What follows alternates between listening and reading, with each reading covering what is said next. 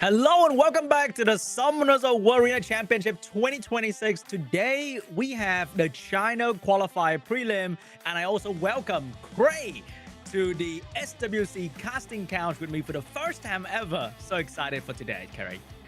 How is everyone doing? So I think this one will be a really interesting qualifier, mainly because we do have the likes of KANGJING. He's the SWC finalist last season. So we'll see whether he's going to be able to make his road back into 2026 Summoners World Championship, right?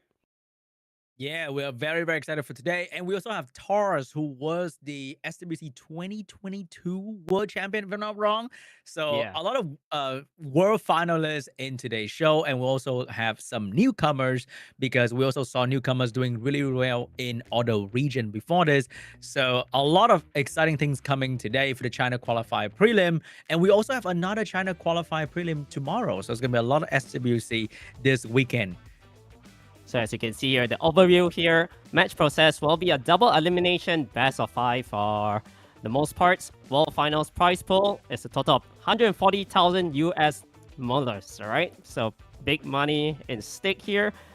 And also, in terms of the China qualifier preliminaries, we're going to be having 4 qualifiers for today and another 4 tomorrow.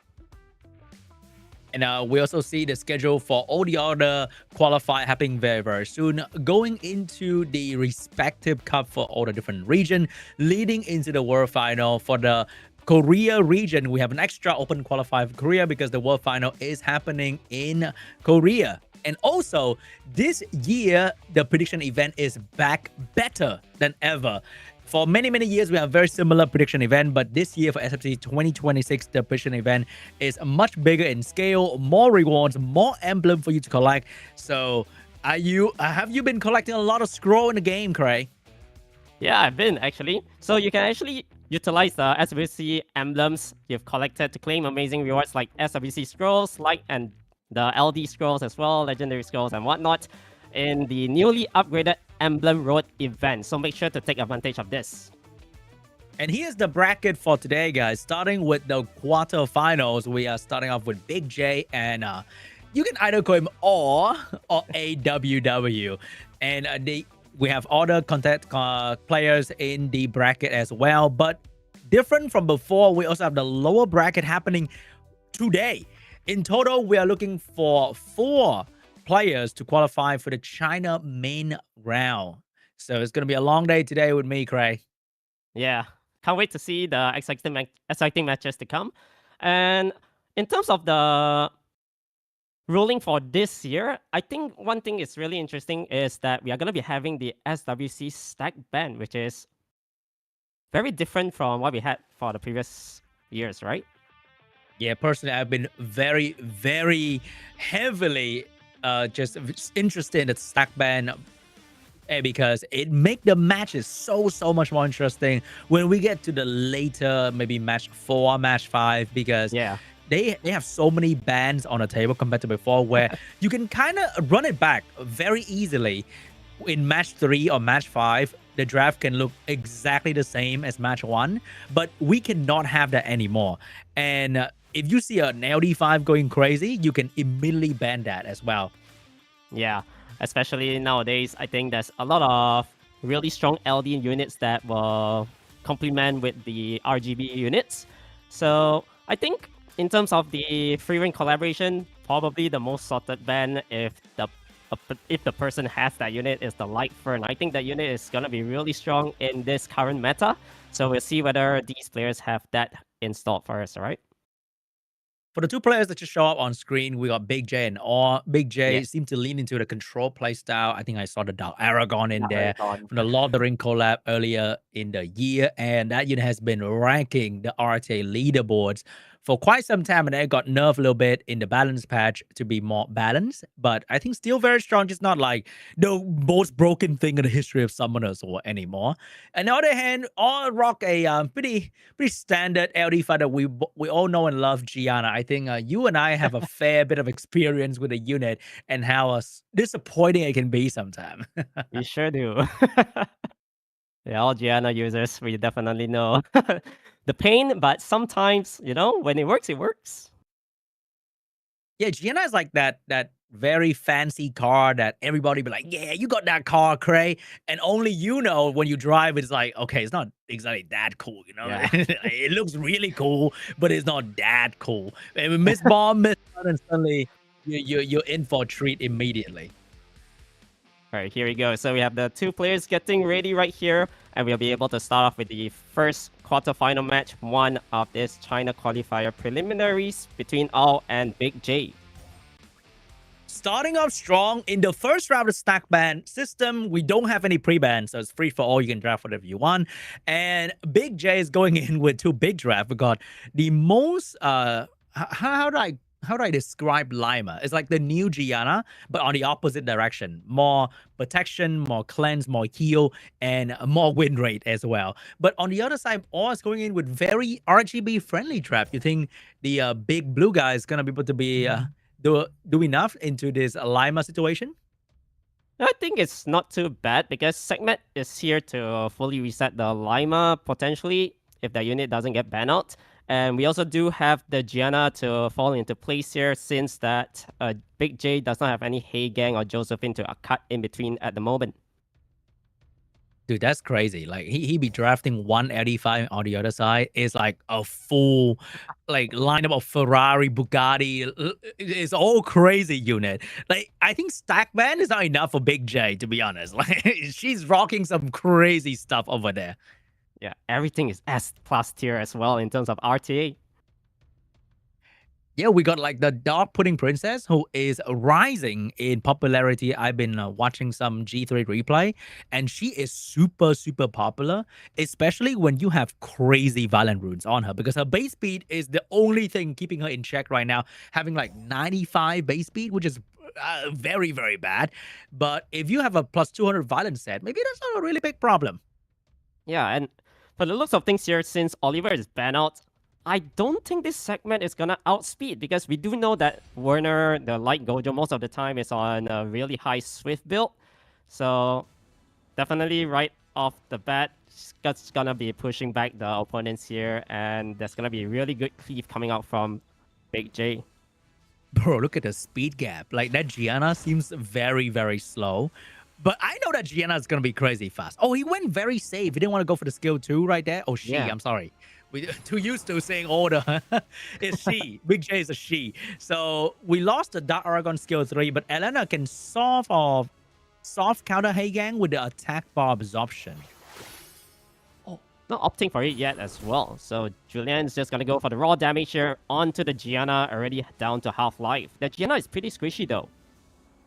But did you see that? That Gianna is actually on a Nemesis Will build. And she gained the attack bar after Julian. Maybe Big J actually know that the Gianna is on the Will Nemesis build. And that's why the Gojo did not go for the skill 2 right there. And that is so scary. I've been rocking the Gianna build for quite some time before this. And it's really fun when you catch people off guard with a double name Will Gianna build. Yeah, nowadays, I think for Gianna, you have to build it on some sort of trap, right? The generic Gianna doesn't really work that well nowadays. Yeah, I think it's either you are very fast on Swift or you're on like that quirky little double Nem whale build.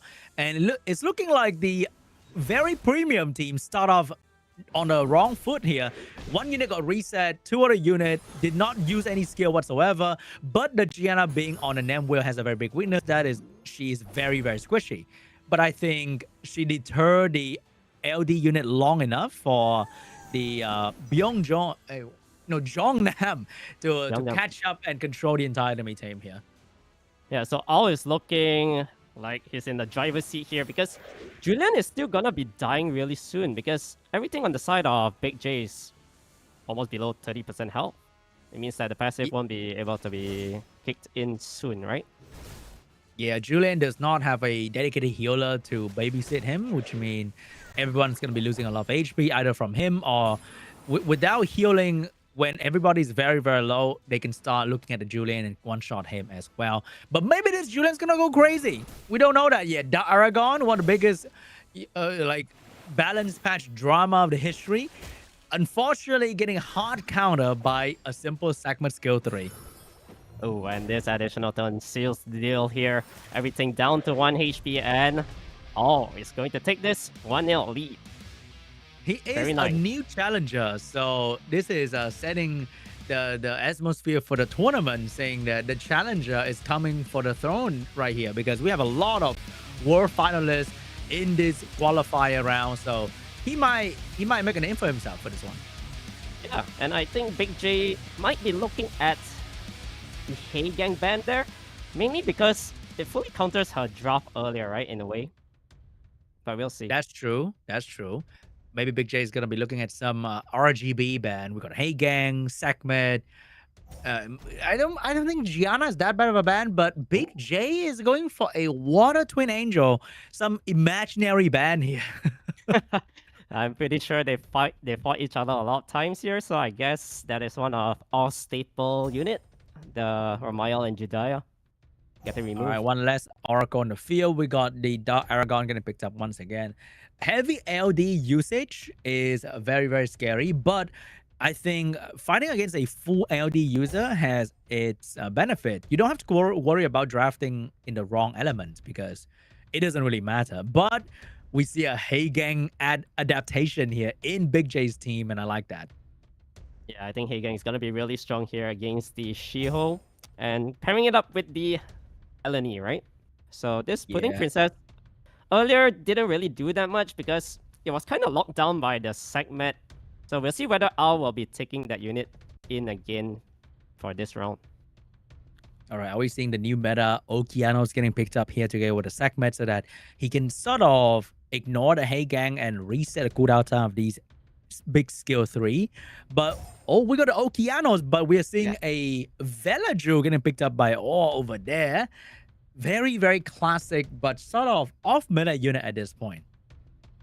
Yeah, I'm not sure whether Veladro here is going to be that great because at the end of the day, there's 2 strippers into the reset pushback, right?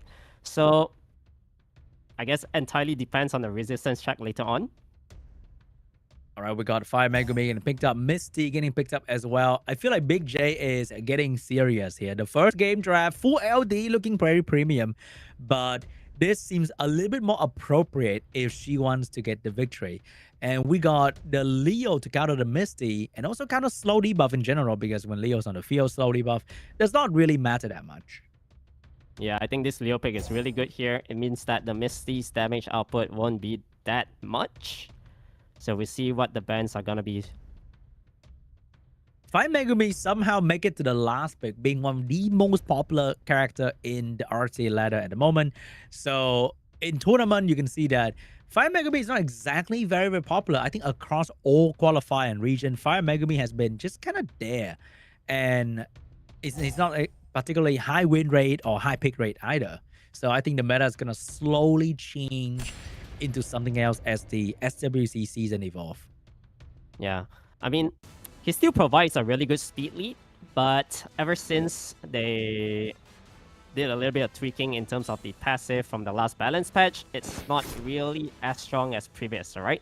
So She-Ho here will have a chance going for the alter ego attack onto the Dark Aragon.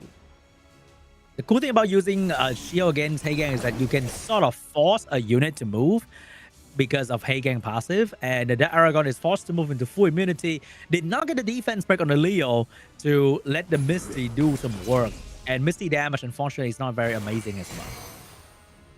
So getting the strip onto this Oliver, big pushback. However, counter damage from this Misty not that much though. Yeah, the Leo is doing a lot of work with the passive. Even with attack buff, he scaled with speed too much that with Leo in the field, Misty feels kind of bad. But maybe at full stack and defense break, it's doing okay, just not mind-blowing damage. So this Leo does have a glancing here. It's going to be tough to get a crit. Oh, couldn't really do much right there. But at least he's keeping the Misty damage at bay. And this Oliver going to do a lot of work against the Dark Aragon, keeping that unit at bay as well. Unfortunately for all, even if you can nerf Misty damage, you are also suffering from the Leo passive yourself. Because I think everybody will have additional damage by speed on the Oki and the She-Ho. So he also lost a lot of damage to the Leo draft. Yeah, that's for sure, right? So he's trying to send that glancing away, but unable to do so. Branding now landed onto the Oliver. Yep. I feel like All is the player that is suffering from the damage loss more than Big J, because Big J team looks kind of healthy, and Oliver is about to go down very, very soon, and Misty can only get stronger. Yeah, I don't see a way for this Misty to die that quick, right? Because on the other hand, All is going to lose his Oliver soon. The other damage output coming out from Okeanos and the shield ain't doing much, you know? Yeah, I tried this exact combo just earlier on my own gameplay, and I realized that the lack of defense break is really annoying. You kill things a little bit too slowly, so the passive heavy team will do numbers on you. So 1-for-1 trade right there, and Missy can't be stunned, so that heavily nerfed the Okeanos and the Shiho effectiveness. Can this Misty do it though? It needs to kill the Leo. I think if he kills the Leo, he win the game. Yeah, that is for sure. But, oh, this additional turn. I think it's going to be a little bit tricky for this Misty now. Because if you touch this Leo now, I think it's going to be under the Torrent range, potentially. Yeah, very, very tough situation here, but he went for it because I don't think there's any other way out. You have to kill the Leo if you want to win.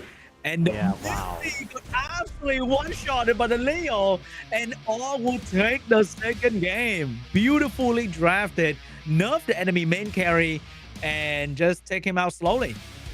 Wow, that damage from Leo though. So much onto that Misty earlier. So yeah, very no big lead now. No matter how well you build your Misty, the 4-star base stat still matter a whole lot, because it's just so much easier to kill compared to killing like a Mei Hao Wang or a Chao, for example. The base HP is just a little bit too low on that unit. All right, guys, stack ban in effect. We have another LD from Big J being banned out, and we have the Shiho ban. Put a lot of respect on the third most popular unit in RTA at the moment. Shiho, very, very strong unit, and strong in both normal ladder and tournament play. Yeah, and All is just gonna open up with the Oliver once again, locking in his 33% speed lead. The pre-ban onto that Dark Aragon, I felt like it's just like a respect ban. He didn't really need to remove it. He was having a lot of fun against it though. He didn't have any issues against the Aragon yet. Yeah, he either forced it to move into full immunity or reset the Dark Aragon skill pretty much immediately. Oh, Big J getting a little bit more serious here with the Okeanos, and over there, we're seeing the wind is on the water Zenitsu being picked up. So they buff him or change him in the last balance patch. If his teammate gets stunned, he gain attack bar. Yeah, and the attack bar that he gains is a lot now. I think this unit, in a way, his passive might be a little bit better than the Dark variant. Nah. The dark one's way better. I feel, because they can sort of make your Water Zenitsu move in an awkward situation where he will move into full immunity because he gained attack bar in between like combos, that kind of thing. And still, he's a water unit. He will glance and win. But the good thing about this is that Big J did not draft any win units, so that Water Zenitsu stock is really, really high. Yeah, it is menacing right now. With the Parjana and fitting in the Angela here as well for some heals. I think the Angela is gonna sustain the team so well. It might be a force stand on it. The lack of defense break, the lack of any real damage coming out from Big J is really showing here, because I'll pick up two very strong bruiser unit. The Water Indra and the Wind Pudding is sort of a sub-meta being built up as well slowly. Is very popular among the heavy bruiser player, being drafted with Sekhmet, Heigang, and that kind of stuff. And this thing is scary. And usually those people, they build... All Angelas are like so tanky. It's impossible to like cleave turn 1, burst it down. They'll always survive, and then once you get the heal off, yeah, you're good to go after that. All right, I think All is in a very good position, Gray. He has a lot of damage. He has defense break. Did he miss that? Yeah, he missed the cool time. You know what? I take it back. I think All is in a very bad position here. He's getting absolutely cooked by this Elena into the Oki, the slow debuff, and the Despair Stun. Oh my god. He is not getting out of this. Yeah, I think if the segment landed that reset, then things could have been entirely different. But you know, segment derping in terms of the S3 there did not get a reset off, and now he's in trouble. Segment's just like Gianna. Very disappointing. Very good when you think about it. Whoa, incredible skill 3, and then suddenly nothing really goes your way. And I think slowly buff is just so devastating for all to crawl his way out of this. There's just too many resets onto the Parjanya already, so he does not have his skill yet. Gojo can potentially stun here. Did not get it. More Oblivion coming out from Atlanta. Oblivion slow, a bit of healing. Man, she is scary. And you can see the Big J does not need a dedicated damage dealer to do really well, because if the enemy is not really moving, then it doesn't matter if you take a while to kill them. They will be killed regardless. Yep. And especially when you're slowed down 30%. Oh man, you know, you ain't moving much. Now Samet needs to land. I guess you gotta go for the reset. Once again, missing it. Man, this segment is not doing it for all. He was supposed to have a 3-0 clean, and suddenly one segment missing. Change everything. But no, hold up. The Water Indra might turn this game around here with that crucial violent proc. We got the AoE provoke missing on one unit, but landing on everything else. And it's really important to actually land it onto the Light Gojo, because he has the S3 plans. It did not get resetted, so gonna be locked down for another 2 more turns. Even the Oliver is struggling to land his reset, so getting really awkward. But Oki gonna shake off the provoke because he can transfer debuff with the skill 1, so he technically transferred the provoke out of his system, and he has skill 3 available, so the segment gonna really do something here. And she did it. Finally, the segment landed the most important reset here, because Parjana does have the combo once again, but getting stunned up now. Yeah, that's really sad for the Water Indra. He was supposed to do the whole AoE provoke once again, but did not have the opportunity. Oliver may have a skill here. Oh my god, the transfer hit on the water unit as well. Oh my god, Cray, what is going on? Wow. What is happening to all? Oh god. Went from all to oh crap. He is not in a good spot here.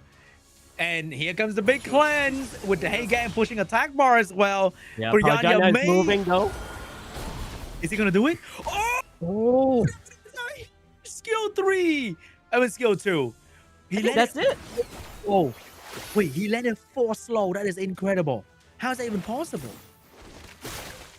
I think it's not even 100% to land your debuff in the first place. He landed 4 provoke and 4 slow. That is insane, Priyanya. Yeah. Literally landed every single debuff from that Parjanya and already bringing down the Okeanos. So there's gonna be another round of Thunderous State. And he proc one more time. Again? Oh. Can the segment and the Oliver actually perform? Oh, wow. They're doing it though. They're doing it. Hold up. What Indra is gonna... the Parjanya. Yeah, what Indra stock's gonna be crazy after this. But I feel like that was extreme situation. I don't think what Indra is supposed to land everything like that. That's too strong. Wow, what a comeback. You know what? 3-0. Incredible. And his last game in this match did not involve a single LD5. Yeah. Wow. That is how you pick your RGB units, ladies and gentlemen. Insane draft. Insane draft. Looking absolutely crazy while doing it as well. But moving on to the semi-final. Or I should say final. Because if he win the next round, he's qualified for the China main round. 3-0. Yeah. 3-0 easy. And he's a new challenger, I believe. So yeah. He kind of reminds me of like Zazas of China now, because he drafted so like almost purely RGB. He got a Gianna in the first round. The Gianna's on a Nem wheel trap. Come on now. It's a trap bear that you're supposed to use it once. Any other LD Net 5, right? Yeah, that Water Indra was beautifully executed. So big 3-0 against Big J. Oh, moving onwards to the semifinals. Who would have thought? Big J will be moving down to the lower rounds that will be happening later today. So there'll be time for her to rethink her strategy and try to get through the China main round in the lower bracket. So our next match will be, I believe, KANGJING, right? Ooh, that's a big one. Oh, that's a big big name. one. He actually had a lot of buzz around him in last year tournament, moving into the world final, and actually gave a lot of people a lot of hard times trying to find him. Yeah, and also this guy recently popped up, right? I think, wow, his account, the runes and stuff is really high level tier. So the beauty of the stack ban nowadays, I feel like, is that you need to have a really deep rune depth compared to last time. So you have to rune more units, things like that. But you look at INVADER. But then, when you took a look at Awe, who managed to pick his Oliver and Sekhmet 3 games in a row. So guys, I think we need to ban stuff that is actually being used and not Water Twin Angel. And like, we need to stop with the imaginary ban, okay? Ban the thing that people are using, because they are going to be very comfortable with their draft, and if you give them that, I think you're asking for a bad time. Yeah, the pre-ban needed to be more on point for the second round, I think. The Romeo Judel just did not make much sense. So we're going to be seeing KANGJING here. His most picked unit is a Van Hunt. Very interesting, though. That was probably from, I think, 2 seasons ago. But they both seem like they enjoy their AoE gameplay. They're going with Dark Monkey King, Dark Aragon, Velasca kind of thing. Velasca is a very popular unit on, I think, ladder, with very fun team that you can draft around, doing crazy damage, cleaving the enemy. But in tournament, people probably will figure it out because you can stun it, you can increase cooldown time, and doing proper control is definitely these player specialty. But let's be real, we know Velasca, for some reason, it's always extra hard to strip him or reset him, for instance. And even if you get a stun, you know what's coming, right? I can smell a Velasca PTSD coming out from Cray. That unit is crazy. Dude, I was doing a stream the other day, and I think in total I fought like almost 15 Velasca, some of them back to back to back to back from different people. It was like, wow. In one night? Yeah, in one night. Like, I'm like, what are we doing here? Did I miss a whole of heroes? Did I miss a login event for this unit? That's crazy. Yeah, it seems like everybody has it. And now KANGJING will open up with the Oliver. We'll see what INVADER has in store for us. The newcomer to the China qualifier preliminaries. Of Oliver to start over there. INVADER, new challenger. Oh, that's scary. I think Nyx is one of those units that is really, really good on paper, but when you play it, it's another coin flip whether it will work for you or not.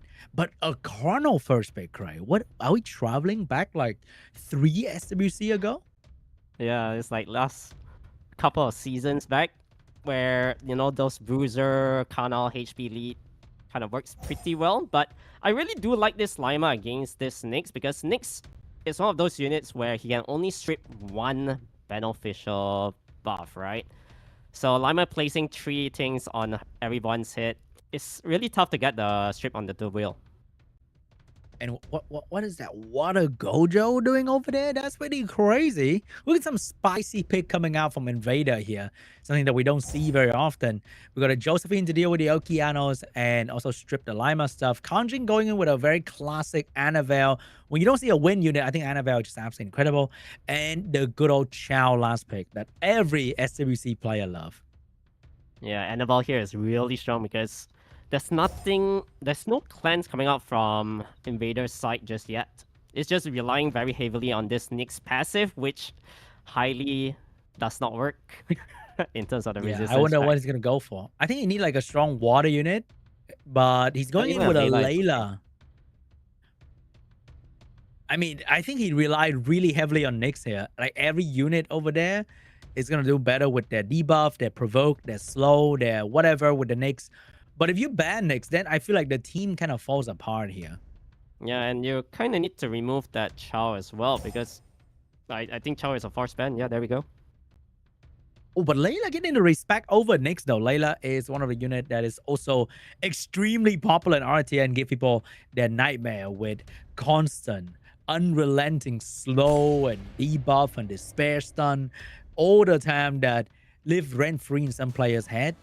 But it's getting more respected than Nyx at this point. Yeah, and here we go. So Lima moving first. Will be able to place the start and end. Now Nyx, this is a really tough strip. Yeah. Oh, actually stripping the 2-wheel on the Oliver and the Lima. That's just cheating. I think that's just cheating. Wow. Okay, I'm just kidding. What?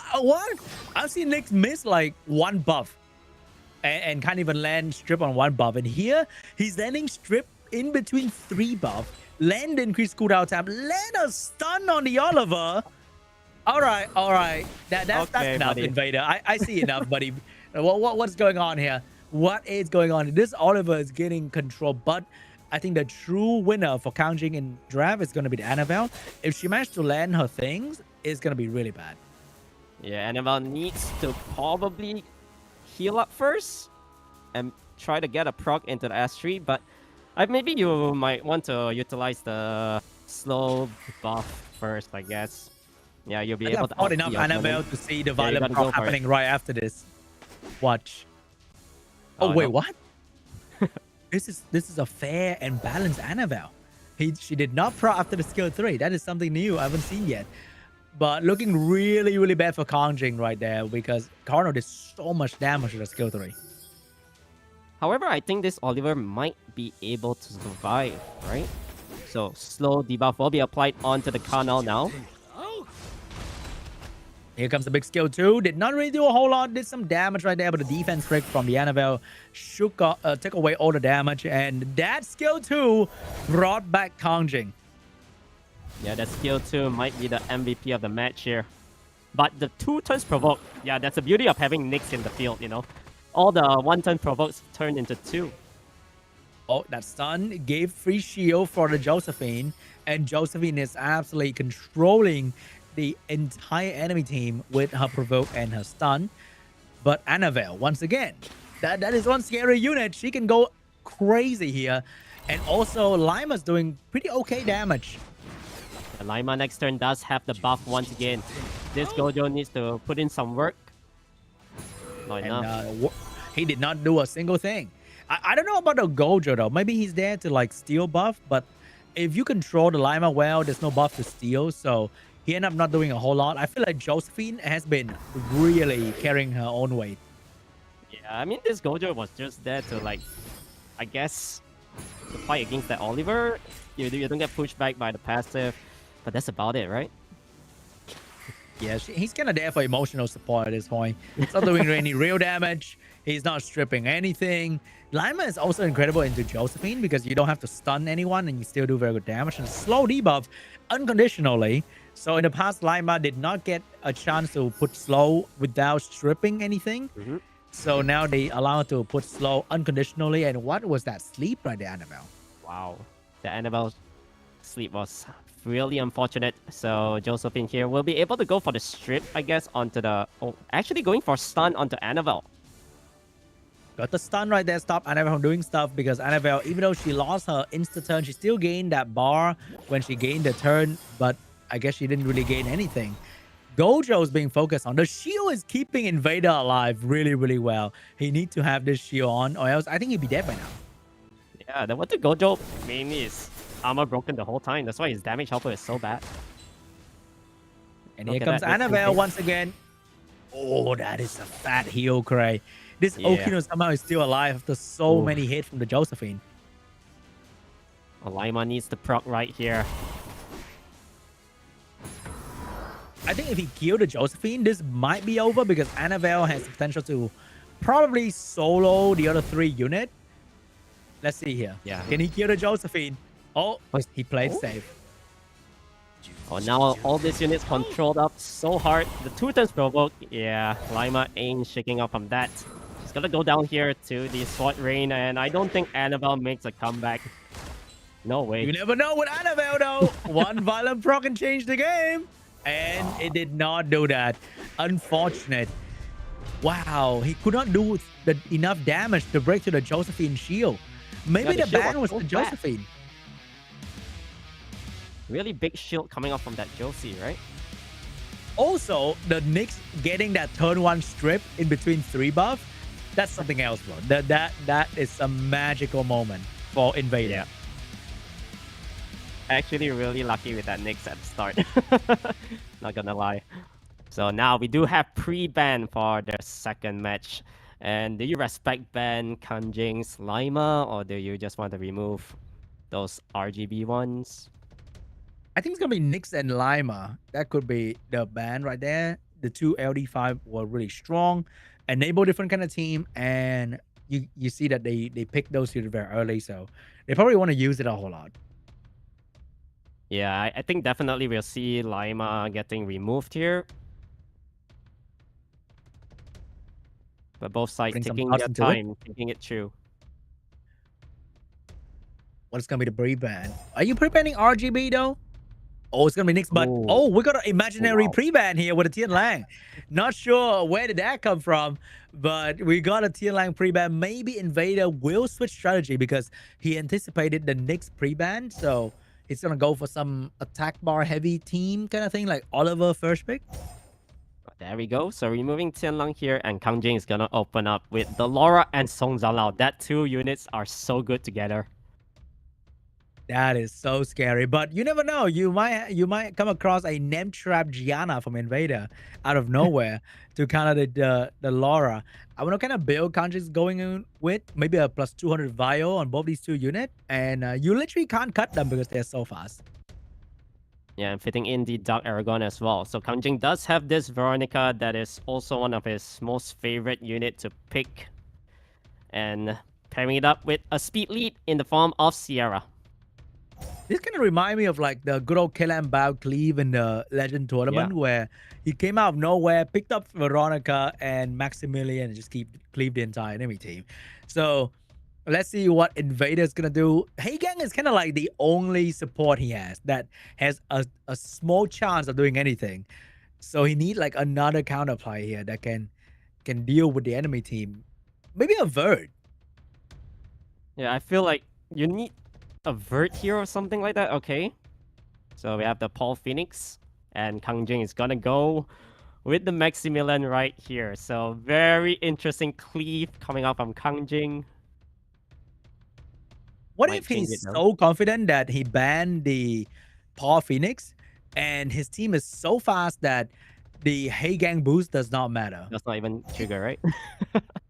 It will trigger, but then 20% does not matter to KANGJING because he has speed lead, and INVADER did not pick any speed lead, so there might be like an easy 40-50 speed gap between KANGJING team and INVADER team. So the 20% boost might not even mean much because Laura has speed buff as well.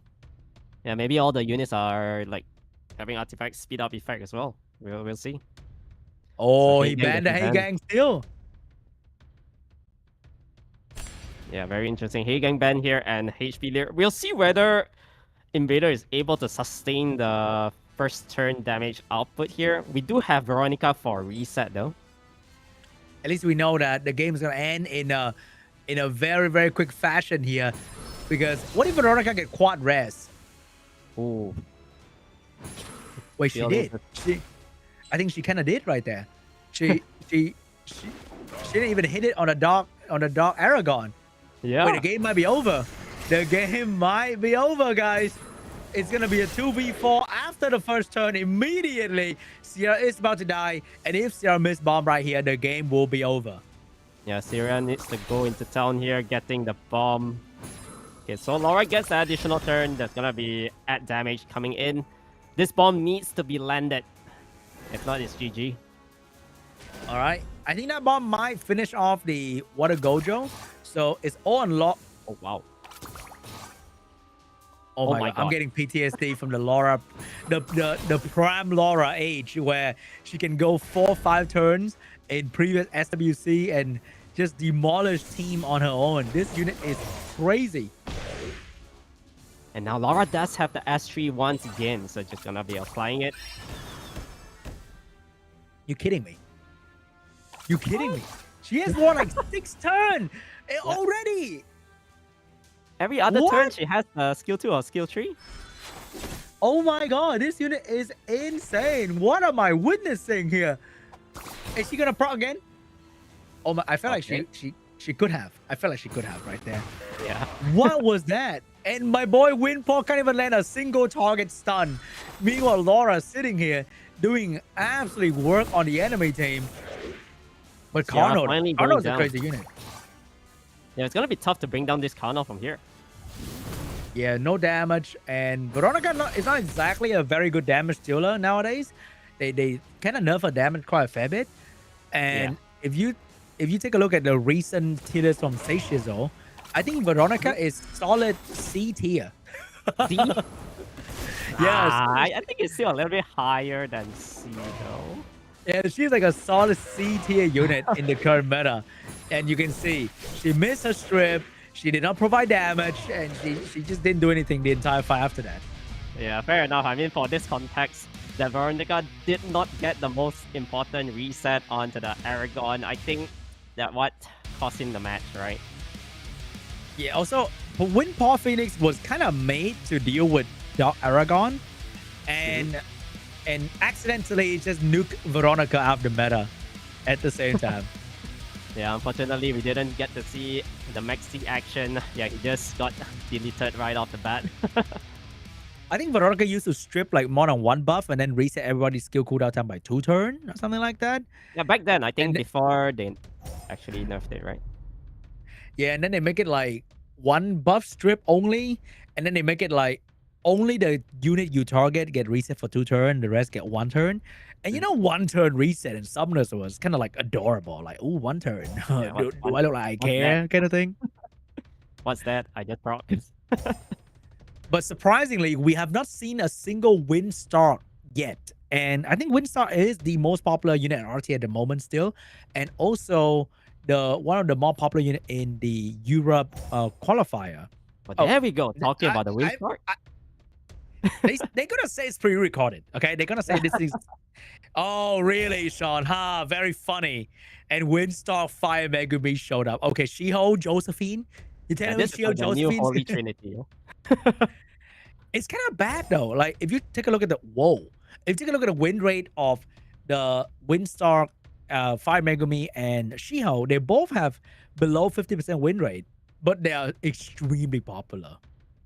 I mean, it's still quite strong against those kind of turn 1 cleave comms because you're able to cut in between with the Fire Megumi, the start. Your Shiho will potentially first turn as well with very good Swift runes. So KANGJING is gonna go with the Seimei, locking it in to deal against the Gurkha, I guess. Annabelle for some heals and cleanse. And Gurkha, the unit that has been, that was the most important unit in SWC 2022 when Taurus became the champion. And then it got kind of nerfed to the ground and then slowly rebuffed back to a usable standard. And maybe in this match it's gonna be to do something right there, because back then the moment Gurkha get 1 turn against your control team, it's over. It's GG. You just lose 1v4 without breaking a single sweat. Nowadays it doesn't happen anymore.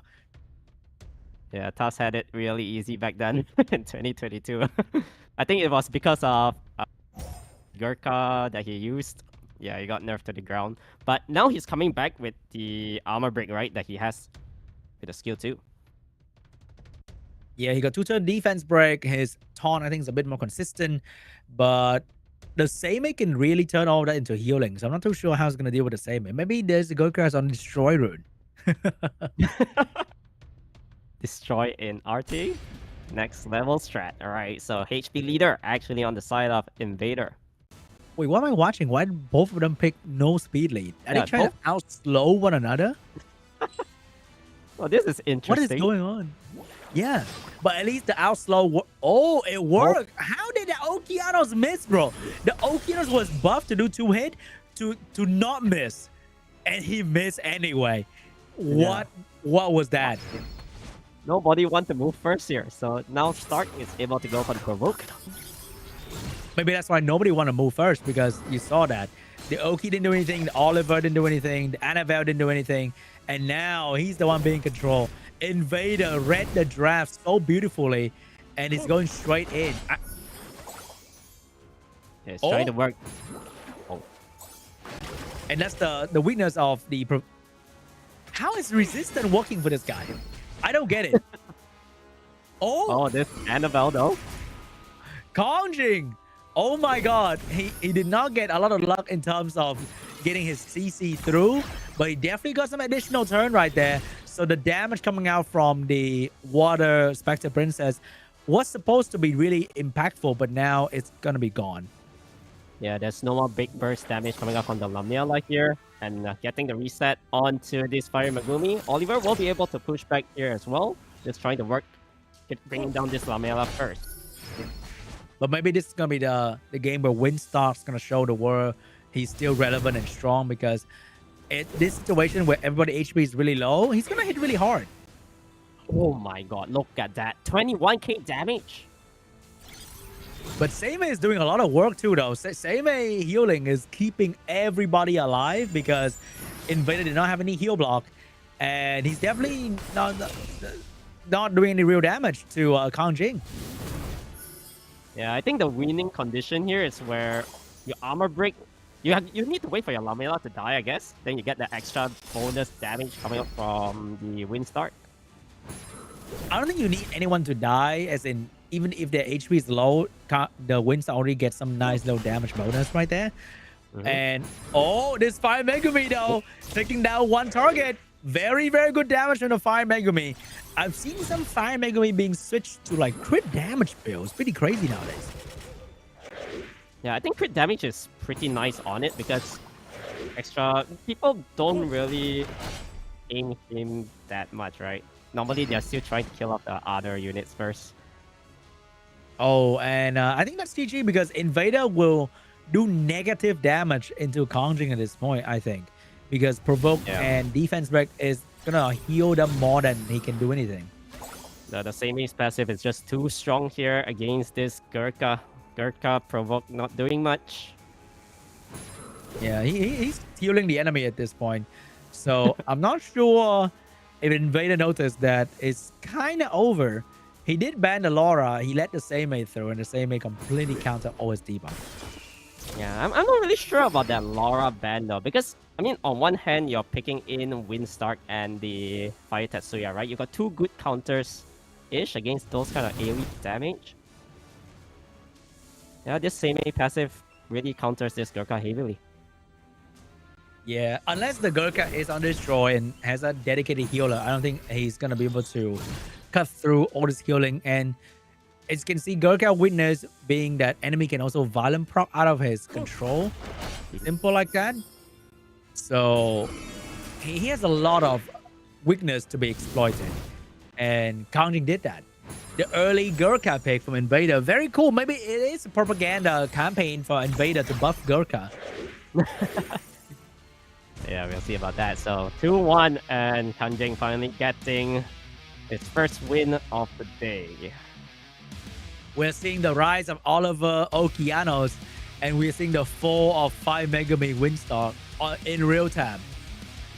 Yeah, I think Oliver Okeanos is still like really strong, right? Oliver Oki, maybe a... What's the water unit that you pick? Gilnum? Yeah, I think a water slot can be a bit more flexible. Like if you need speed, you go Shiho. You don't need speed, then you go like what a Gojo, Jongnam, Annabelle, depending on what the other team is playing. And you can also end with like Chow, that kind of things. Pretty cool. Yeah, and you can kind of slot in whatever LD that has like some defense break in. It's gonna be amazing as well. So here we go. Pre-ban for this round would be the Laura, and there's no more Fire Tetsuya to be picked as well. First pick, Invader. What is it going to be? I feel like it might be stealing though. Nah, it's gonna open with Oliver. It's gonna steal it away from the enemy. Right? Oh, he's gonna open with an LD. Oh, Okeano's gonna be more important than Oliver. So Oh, are we seeing the Mhm. cleave? We are seeing the cleave because there's no more Fire Megumi, so Eretion is going to be really, really strong here. Eretion has been kind of kept in check by Fire Megumi in general because after you skill 3, then Fire Megumi will stun your follow-up. So it's going to suck for most Eretion comp, but in this situation with no Fire Megumi on the field, no Nyx on the field, Eretion seems Mhm. really good. Yeah, I think this Heigang pick has to be in the field here for Invader, going with the cleanse, armor break, Annabelle as well. So does KANGJING continue on? Yeah, I think Veronica here is good for the resets.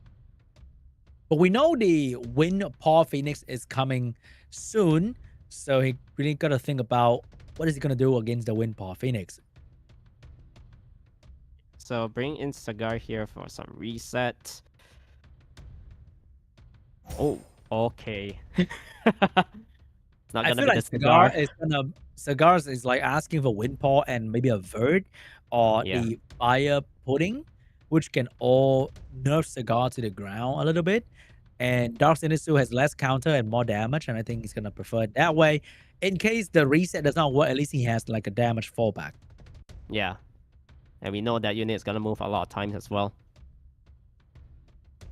All right, Win Paul came out to deal with the increased cooldown time.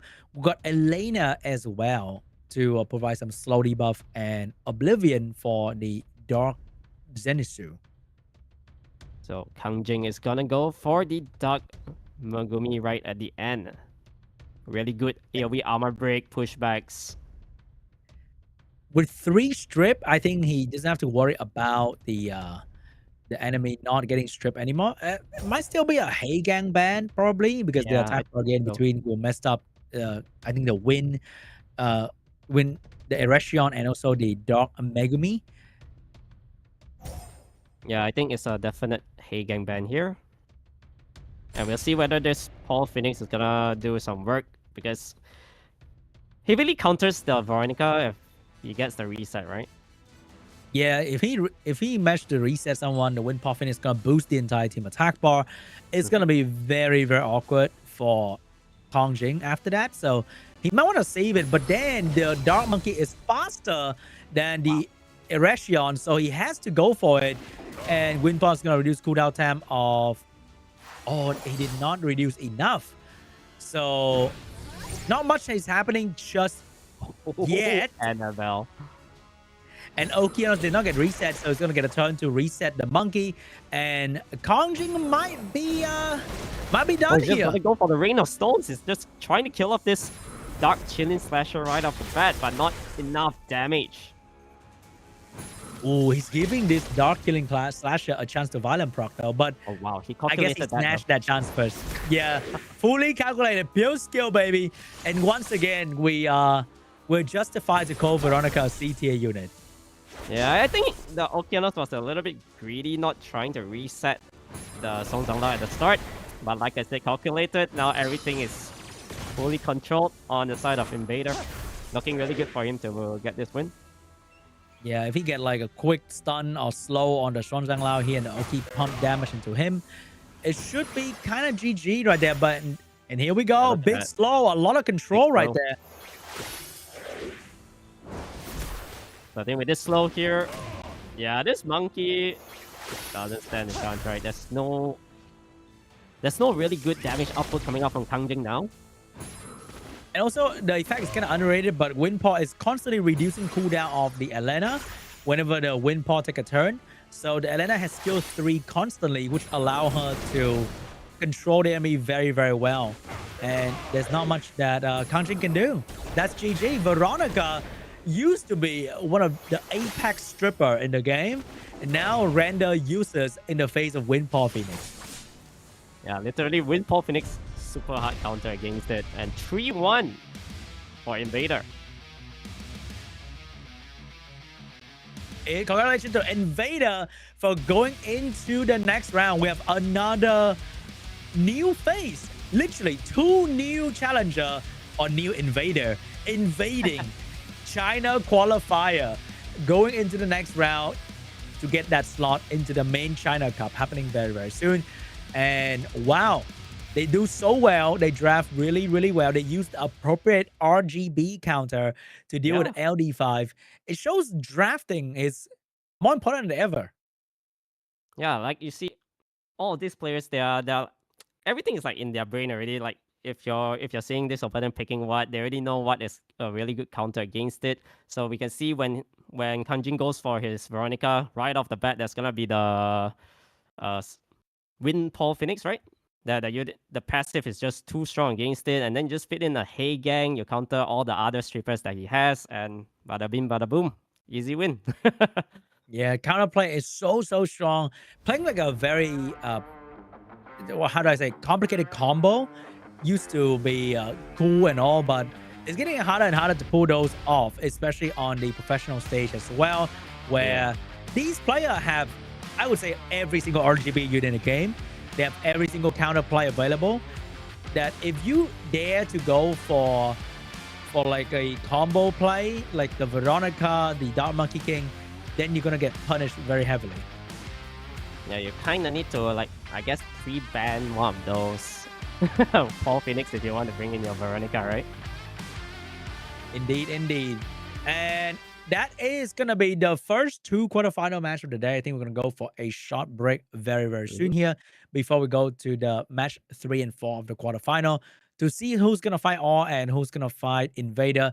You can see from the bracket earlier that All's not fighting Invader. All's going in the first slot of the, the first slot of final match 1, and then Invader's going to go for like the second matchup below right there. So it's not like the usual, like, oh, they just fought and then they're going to fight to get each other very soon. So it's going to be a little bit different to keep a lookout for the bracket to see who's fighting who. And match 3 and 4 is happening very soon after the break and the highlights.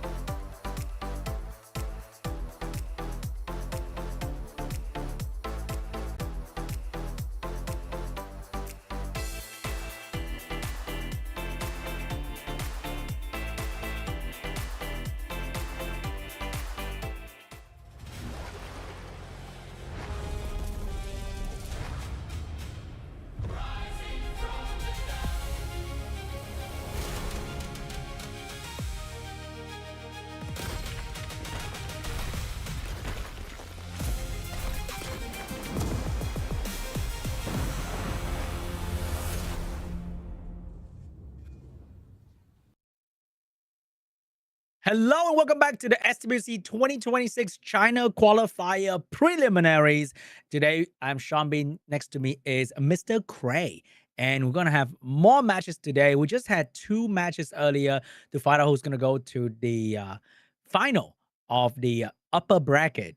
We still got 4 more players to decide who's going to move on to the upper final, Cray. Yeah, so earlier, basically all and INVADER has locked in their slots in the upper finals. However, it's not over yet for Big J and KANGJING, where they'll be able to play all the way from the lower round 1 itself, right? So don't get your hopes crushed yet. I know a lot of people picked Big J and KANGJING in their pick'ems in terms of the predictions. So it's not over yet. Wow, I'm seeing some crazy aggressive playstyle here from AJDD. And over the ass is also going with something that has a lot of AoE damage. I think I'm going to be very excited for these two because the match is going to be explosive, Cray. Yeah, did I see a secret in his most picked coming out from AJ? Hey, man, that looks like a cleaver, and I'd like to see one. Yeah, that's right. I think that unit has the potential to combo with many different kind of things. We also saw like Beelzebub and Dark Zenitsu. It seems like he takes his RTA very, very aggressively. Instead of just relying on the meta, going for a bit of control here and there, he wants to dominate with damage. Yeah, especially like Chilling Slasher benefits so much with the attack buff. So we are going to be seeing us opening up with the Romael and Judia locking in the speed lead. AJ going for the Shiho and the Okeanos. All right, we're seeing some very normal first pick here, Cray. I thought we are going to see some insane opener, but it seems like we have the Oliver, we have the Shiho, we have the Okeanos, what the usual stuff, Cray. Yeah, so far, all the normal stuff only, right? There's no LD pick just yet. Yeah, us gonna go for the double twin angels with the Oliver. Double Twin Angel is something a little bit different though, because Twin Angel was kind of meta for a while, then fell off, and now slowly crawling their way back into the meta. But we have the Windstar being picked with the Haga instead of 5 Megumi as usual.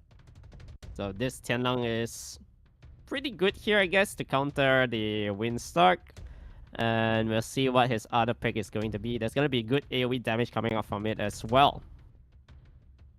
I feel like every new attack bar gain unit, it's just a slight buff to Tianlang. At the end of the day, like Tianlang get buff every new unit release and every balance patch at this point. It's gonna be fitting in the Misty here. And for AJ, what do you want to do, I guess? I mean, if you're planning to ban off that Twin Angel, removing the immunity, right? Kinda. Oh. I think Tianlang is looking really strong now because Oki can gain turn, Shio can gain turn, Windstar can also gain turn.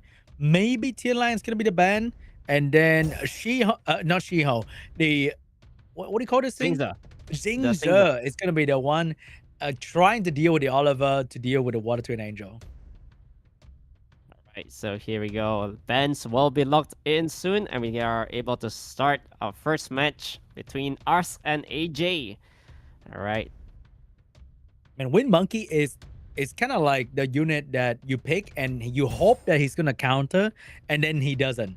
But the potential of this unit is just so high that it scared AJ us quite a fair bit. And as you mentioned, the Fire Twin Angel is getting banned out, no more immunity. Yeah. I think Fire Twin Angel is a really good ban here, but you're obviously letting through this Tianlang, which might be pretty good as well. So Shio will be able to go for the Alter Ego attack. Can he get the stun? Really important. Oh, he did, but it did not matter. The Water Twin Angel is doing that turn between right there to set up for the Misty, who is faster than the Oliver. Wow, this Misty must be really well runed. And I think Okeanos might be dead here. Oh, wait, hold up. Oh, big stuns coming out from this Tianlang. And now Windstar, however, will be able to go for the provoke. Oh, he got the provoke. He got everybody provoked, but that also means he's going to die very quickly. Because Windstar, we know that he can deal very crazy damage. His weakness is that he does not have any damage reduction in his passive. So he's not exactly very good at taking damage if he's the target. Yeah, especially when you're your defense on this unit is not that high as well. So Shiho getting a good stun onto the Tianlang. And scatter shot. Oh, that did not stun anything on the side of AJ. And I think that is one of the biggest problem with the Water Twin Angel because of the lack of consistency. This unit is just not being favored by a lot of different players by the meta because you can go skill 2 and do absolutely nothing like that. Yeah, Okina's getting resetted here, so there's no skills. And Shiho needs to get a stun. Oh, not able to bring down the Romeo and Judaya yet. Yeah, looking pretty tough right there for AJDD. He can't do damage really well. He can't control really well. And the Tianlang completely shut down any chance of Windstar doing anything crazy. I think he just got outdrafted, Cray. Yeah, I think so too. And Tianlang here getting the stun on the Okeanos once again. Alter Ego attack, this one doesn't really matter. I think it's probably a Misty solo from here, right? Even if he loses all the other units, there's no way to bring down this unit. Yeah, I think Mystic can probably solo easily at this point here. The Tianlang works super well into these attack for a gain unit. And there was nothing much that Windstar can do because I think Windstar rely heavily on just gaining attack bar in between. And that's just too rough. Yeah, he just got deleted quite early on as well. Took too much damage. And yeah, I wanted to see more aggressiveness coming out from AJ, right? I mean, considering that like most of his pick units were things like the Beelzebub, the Sigrid. So hopefully we'll be able to see those kind of units picked up later on. Yeah, I think he might want to go back to that because it seems like he's more comfortable with playing damage instead of control from his most picked unit. So if he's comfortable with playing damage, maybe he should lean back into the damage route. So now pre-bans will be locked in. Oh, imaginary Lima. Yeah, another imaginary pre-ban right there. We got the Tianlang pre-ban. So Tianlang did a lot of work against the Stark in the previous game. So maybe without the Tianlang, his Windstar and Shiho draft might work out. Yeah, it might be a little bit better for him if the Tianlang is removed here. So do we see the double Twin Angels picked up once again? It has been working quite well for us.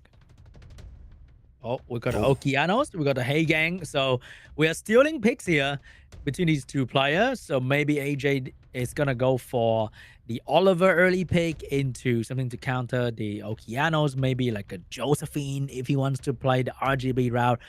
Or he can go crazy with the LD though. Yeah. I think Josephine here is always going to be a really decent pick, especially Hey Gang most of the time is on Despair. All right, this unit also works really well against the Okeanos. All right, here we go. Josephine as well. Fire Monkey. Fire Monkey got buffed in the recent balance patch, giving him another 20% speed in the passive, going from 100% bonus speed to 120% speed. So at max speed, he's going to be a little bit faster from what you were used to before, but I think this unit overall is just very fast in general. So being a bit fast, I'm not sure it's going to make a difference. And over there, As is going for a turn 2 position with the Dark Angel. I hate this unit. Yeah, Dark Angel is going to be so strong here, especially with Annabelle to apply the AoE armor break first into the nuke coming off from Deva Raja, right? Yeah, I think he needs to pick up some cleanser. Maybe there's a lot of slow debuff coming out, and slow debuff can really slow down the Fire Monkey and the Josephine without playing into their strength. And last two picks going to be very, very weird. Like, I think that's a lot of reaction pick, and I'm not sure if that's gonna do well for AJ. I think that's just too much reaction, right? You're going very heavy water lineup here. The Layla looking really good though. Yeah, heavy water into a Layla. Ask is not... Ask can't complain. Yeah, AJ is asking for it. He's asking for it for sure.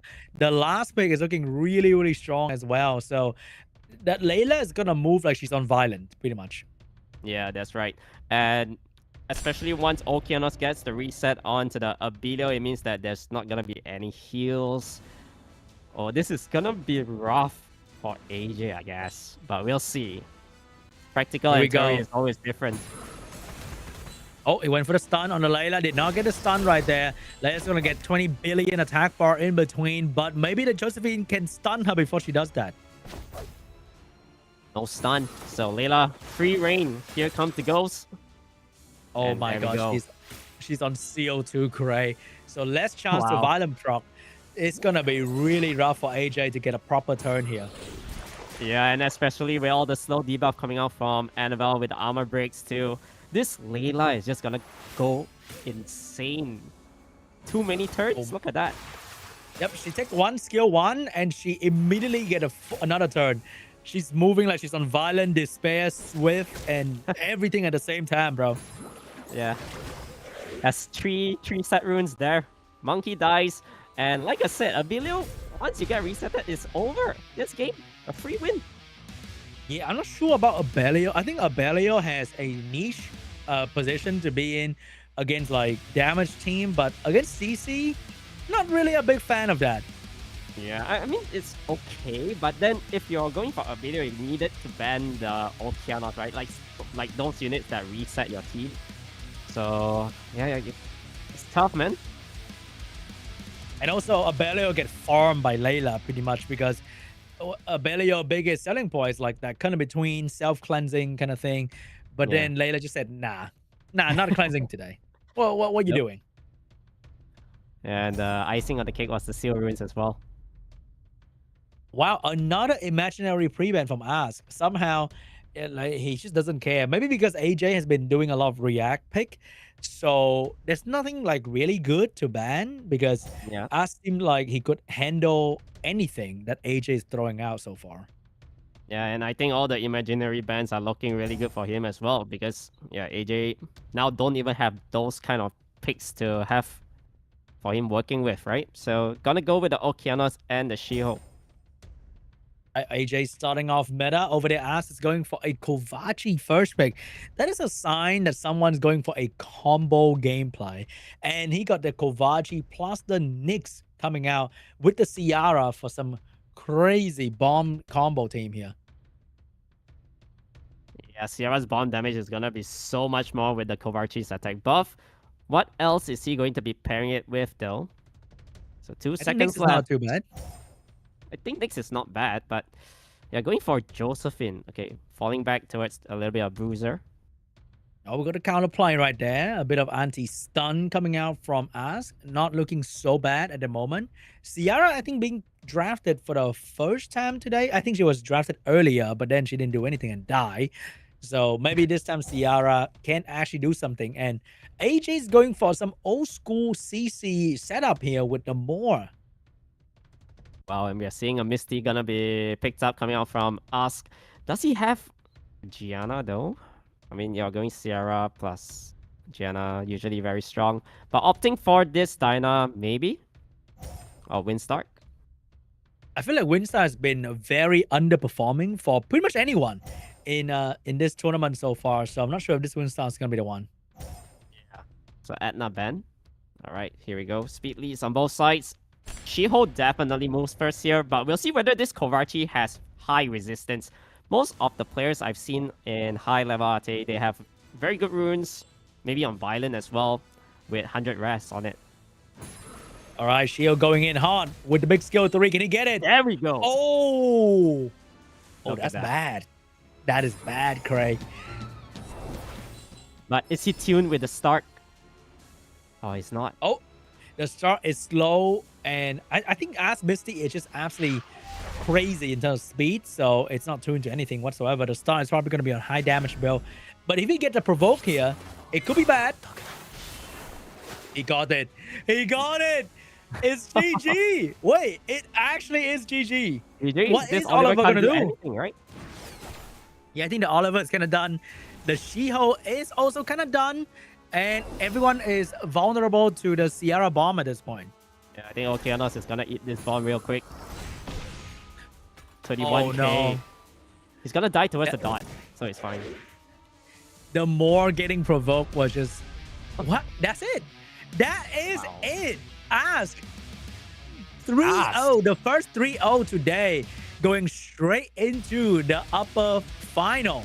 Congratulations to Ask for getting a very, very how do I say? You can't say easy. Was it easy? Can you say easy? I don't think it was easy, but definitely a little bit of a missed draft coming out from AJ, especially the round 2. Round 3 was just outdrafted really heavily as well. All right. Someone who picked full water into a Layla, I'm gonna say that was easy for us. Okay, that was too easy. Yeah. Honestly, yeah, that one was a little bit of a free game that he gave. But yeah, like I said, Kovarchi nowadays, those players up there, the rune quality is so good. And I really like the high resistance on it. You can see the Shiho did not even get the strip until the last hit. So there was no chance for a stun to come in. And I think the shield was probably built on like a semi-damage or tanky build. And he thought he could get away with maybe 50-ish accuracy. And it definitely did Probably. not end well for that She-Hulk. Yeah, the shield did a little bit, like the damage output coming out from the alter ego attack was quite high. But the most important thing is you need to stun the opponent, right, when you're using that skill. I think we didn't see a single LD from AJ. Did we? I don't think we saw a single LD. Any. But he got his Lima and the Beelzebub band though. The imaginary ban actually worked out. Okay, he banned his LD that he was about to pick. They did not pick in the first game, got banned out, and he just kind of stuck with his RGB. Yeah, there's I think maybe his mindset was like, okay, for round 2 I want to pick my Lima, and then when Lima got banned, he don't know what to do after that. No way. AJ made it to the China qualifier and did not have more than 2 LDs. Maybe he was just really into his RGB, but didn't really do well though. So next up, we do have the big name. I think a lot of people are definitely supporting this name here, Tars, and he's gonna be up against Big Uggs as well. Big Uggs and Tars, baby. Yeah. Big Ugg. Tars, I think Tar definitely has some cool LD for us to witness. Like back then, drafting more than 2 LD per draft was already like mind-blowing. But this man right here is rocking a Woyoung in the most pick. What in the world is a Woyoung doing the most pick unit? Wow, look at that. Woyoung Sonya obviously really strong together. And then we got Dark Nezuko for a good pairing, Lance. And on the other hand, Big Ugg, the new challenger for this year's SWC2026 as well. And we can see he has a really good monster box.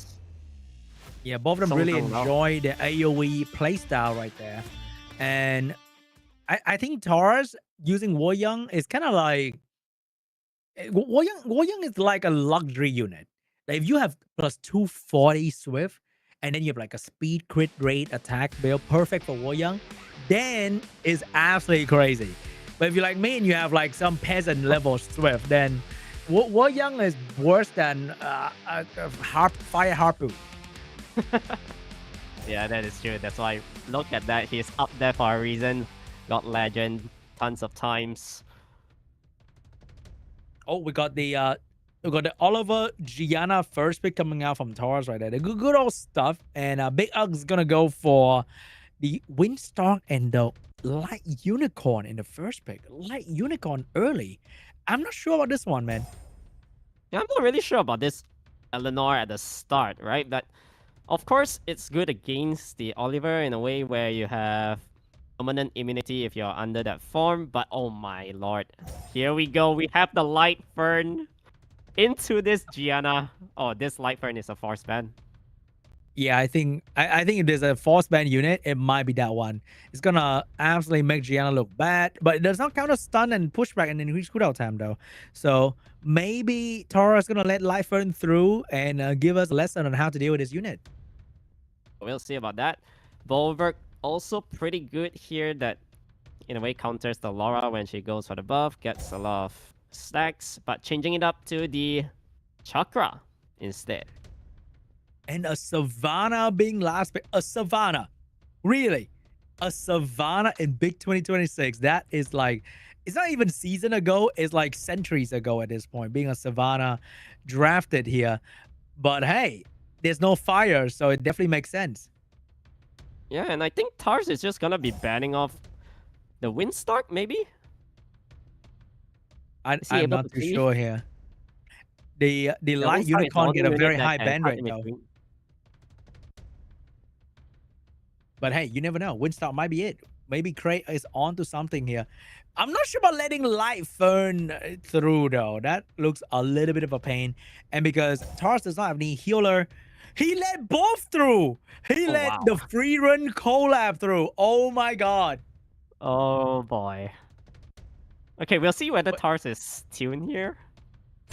So the thing about Light Unicorn is that it brings a little bit of RNG to the table for the enemy. Sometimes is a goddess. Sometimes you don't even know if it exists on the field. That's the problem with 15% passive. And here we go. Let's see if it's gonna work out.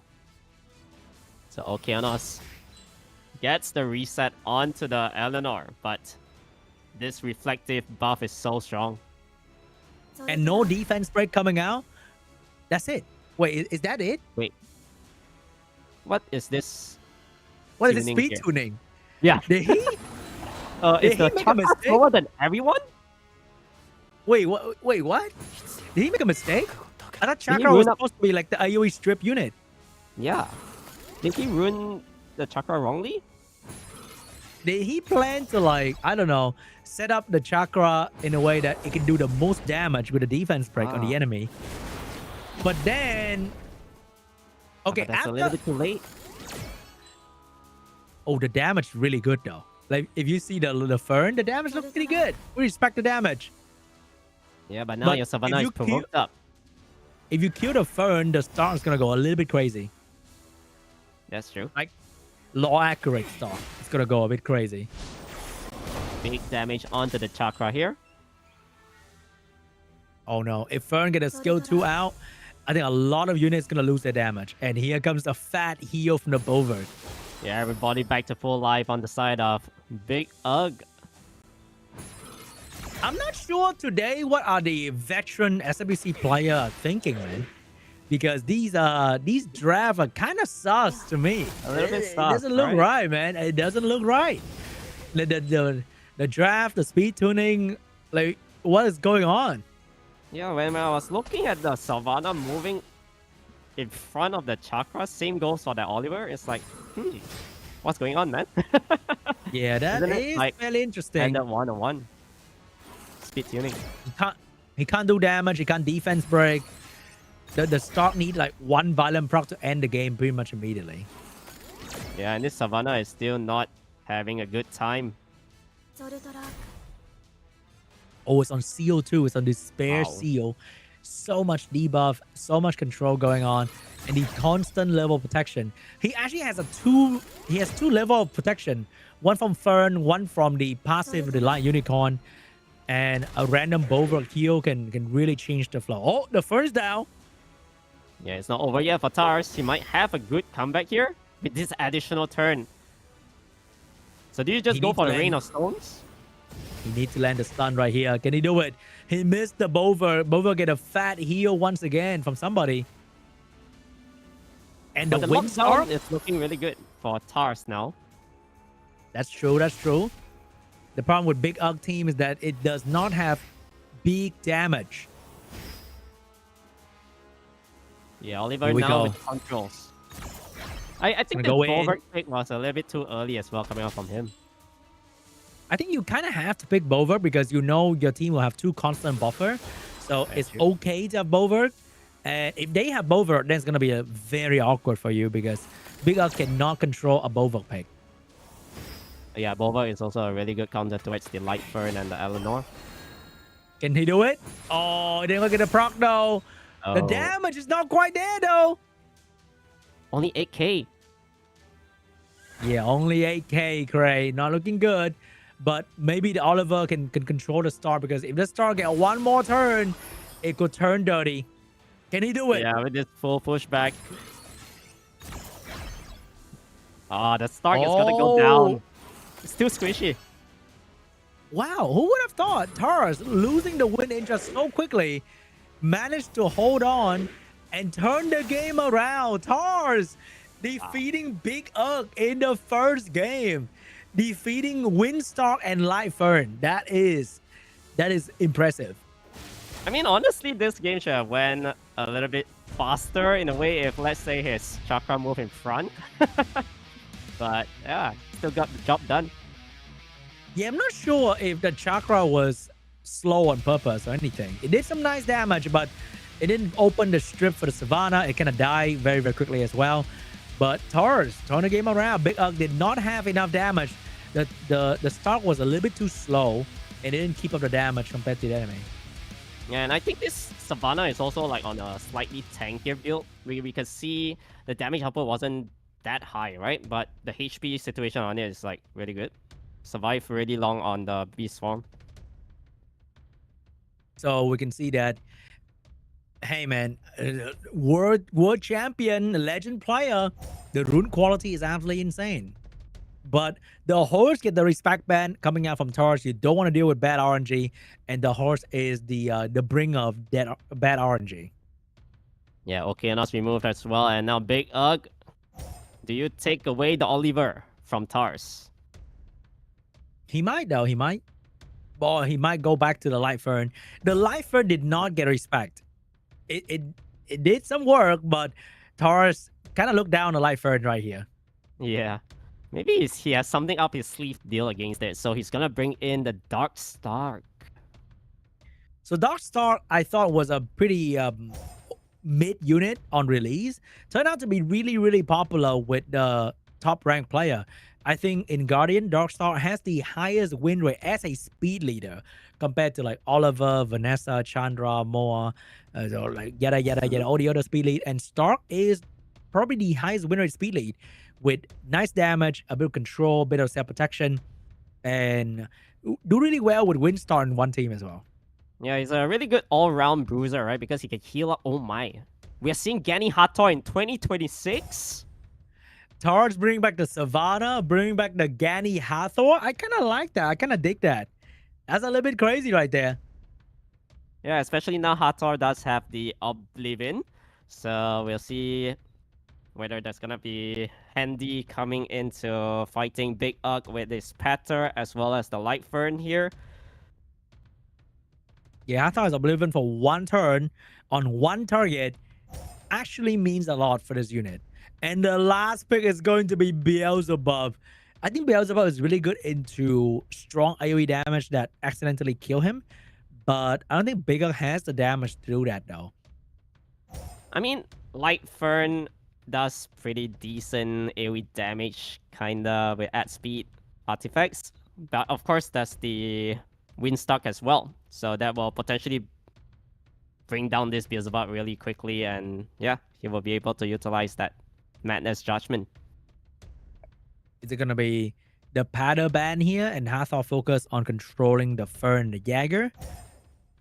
It's going to be the Jäger ban, but Hathor would not make it through. Still, Gani is a very strong unit if you have other unit to reset, and that's going to be the Stark and the Shiho. Yeah, here we go. So Jaeger, yeah, Jaeger's Justice definitely bypasses through Shiho. That's going to be good for him.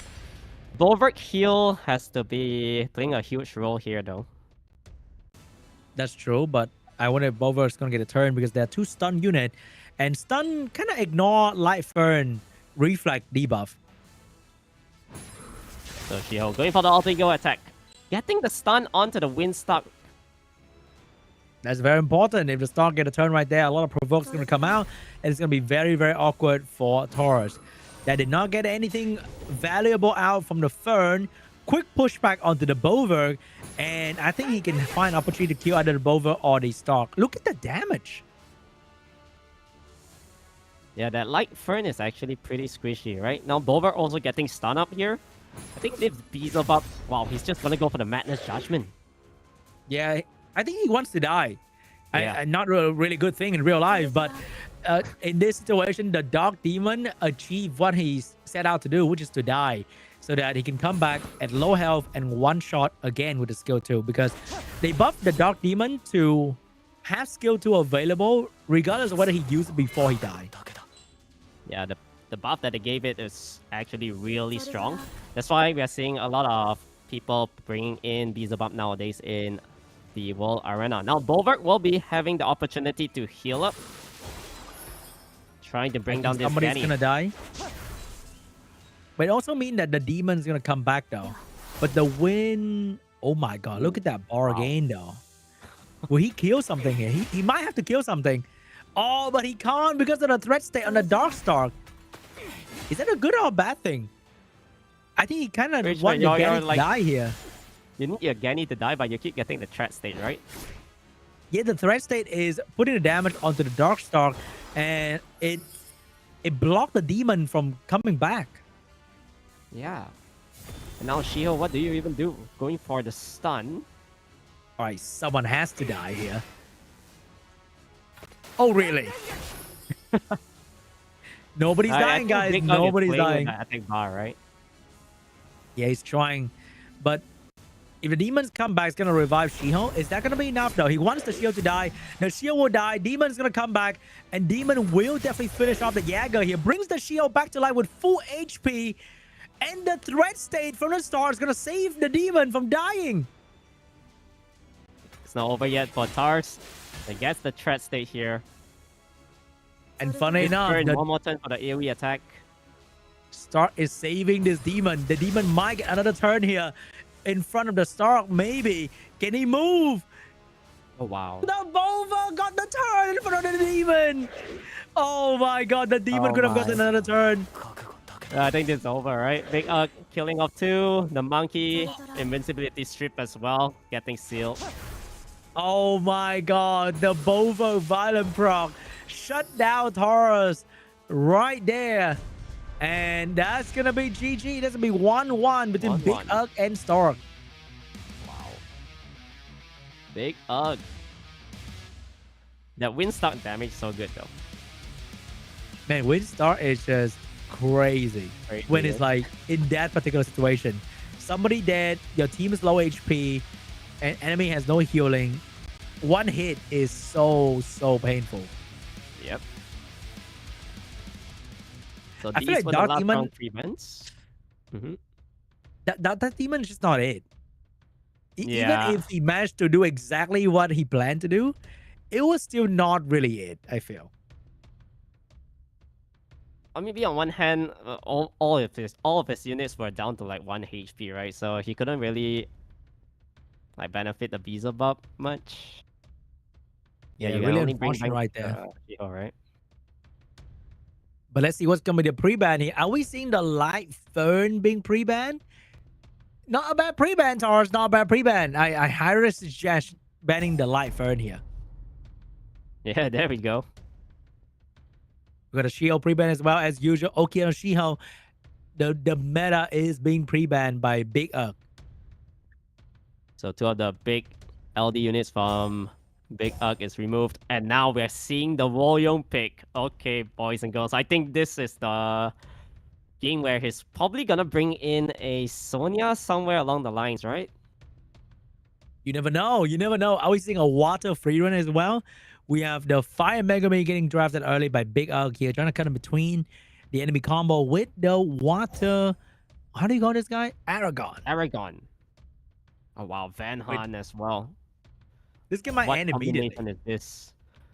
Oh, I see a Erechion last pick here together with Van Han and the Lamila. This is a very solid combo, but he definitely need another strip unit. Yeah, so I guess you can go with Erechion +1, so you lock in 2 speed leads. I think we might be seeing Erechion Dark Megumi, some kind of thing that can strip and set up for the damage right there. We got El Sharion for some reason. El Sharion, I think, is kind of like Shiho if your team is on like Shield Will, so he's like giga fast and can steal buff and push back one of the enemy unit. Yeah, there we go. There's gonna be the Erechion pick, and oh, Gianna, right? So double strippers, and Big Ugg is just gonna rebut it with the patter at the end. Yeah, can't go wrong with Gianna. But what is gonna be the ban though? Is the ban gonna be Gianna? Because if you ban Gianna, you kind of don't have to care about the patter, and you can maybe ban out the Fire Megumi. He locked in the Gianna, and I think it's probably gonna be like Fire Megumi Venhan ban. Yeah, from the looks of things here. I'm not It's really gonna be too sure about this though. El Sharion though. Yeah, I think it's gonna be like Oh, it's going to be El Sharion getting the ban out. And over there, we have the Erechion Gianna 2 strip available to deal with the enemy pattern. But remember, there is the Fire Megami to cut in between and mess up the turn order. Yeah, I think it's going to be looking really scary for Tars here, but we'll see, all right? So I think probably Gianna moves first in this context. All right, here we go. Placing the bomb, and do you go for the strip stun now? I think he's probably going to go for it. He's going to go for the strip stun because imagine if the pattern resisted. That'd be so funny. Yeah. Immunity coming up. He needs to get this Erechion to move, but Hathor has something to say. Oh, that's a big sleep onto the Erechion. It looking pretty bad for Tars combo. They all have immunity. They're probably going to have shield as well. And the Hathor 2-turn sleep is coming his way. A big additional turn from this Water Aragon. Does he just go for the third skill or... Yeah, I think third skill plays safe, right? Yep, and I don't think the damage from Venhan is going to be able to break through the shield here. Nah, there's no way. It broke the shield, but not enough for sure.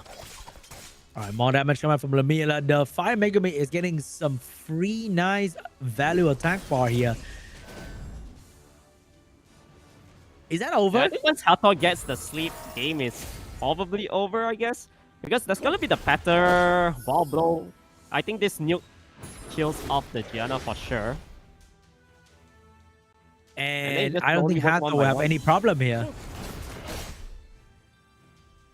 Yeah, the team up armor break is so good. Oh my god, Hathor still got a skill 2 available because the Water Aragon reduced cooldown of the entire team for the skill 3 if I'm not wrong for like 1 turn. Yeah. Yeah, Tars went with like a cleave calm, but the War Young ban was so beautiful that Tars combo got broken apart by single target strip. The Lamela is getting 2-turn sleep every single time. There's gonna be another round of immunity here placed from this batter, and yeah, Tars concede. Wow, big up! Silencing the world champion. That is incredible. Yeah, really, really good job coming out from him though. Big Ugg is mogging Tars right now, leading 2-1, destroying his combo team.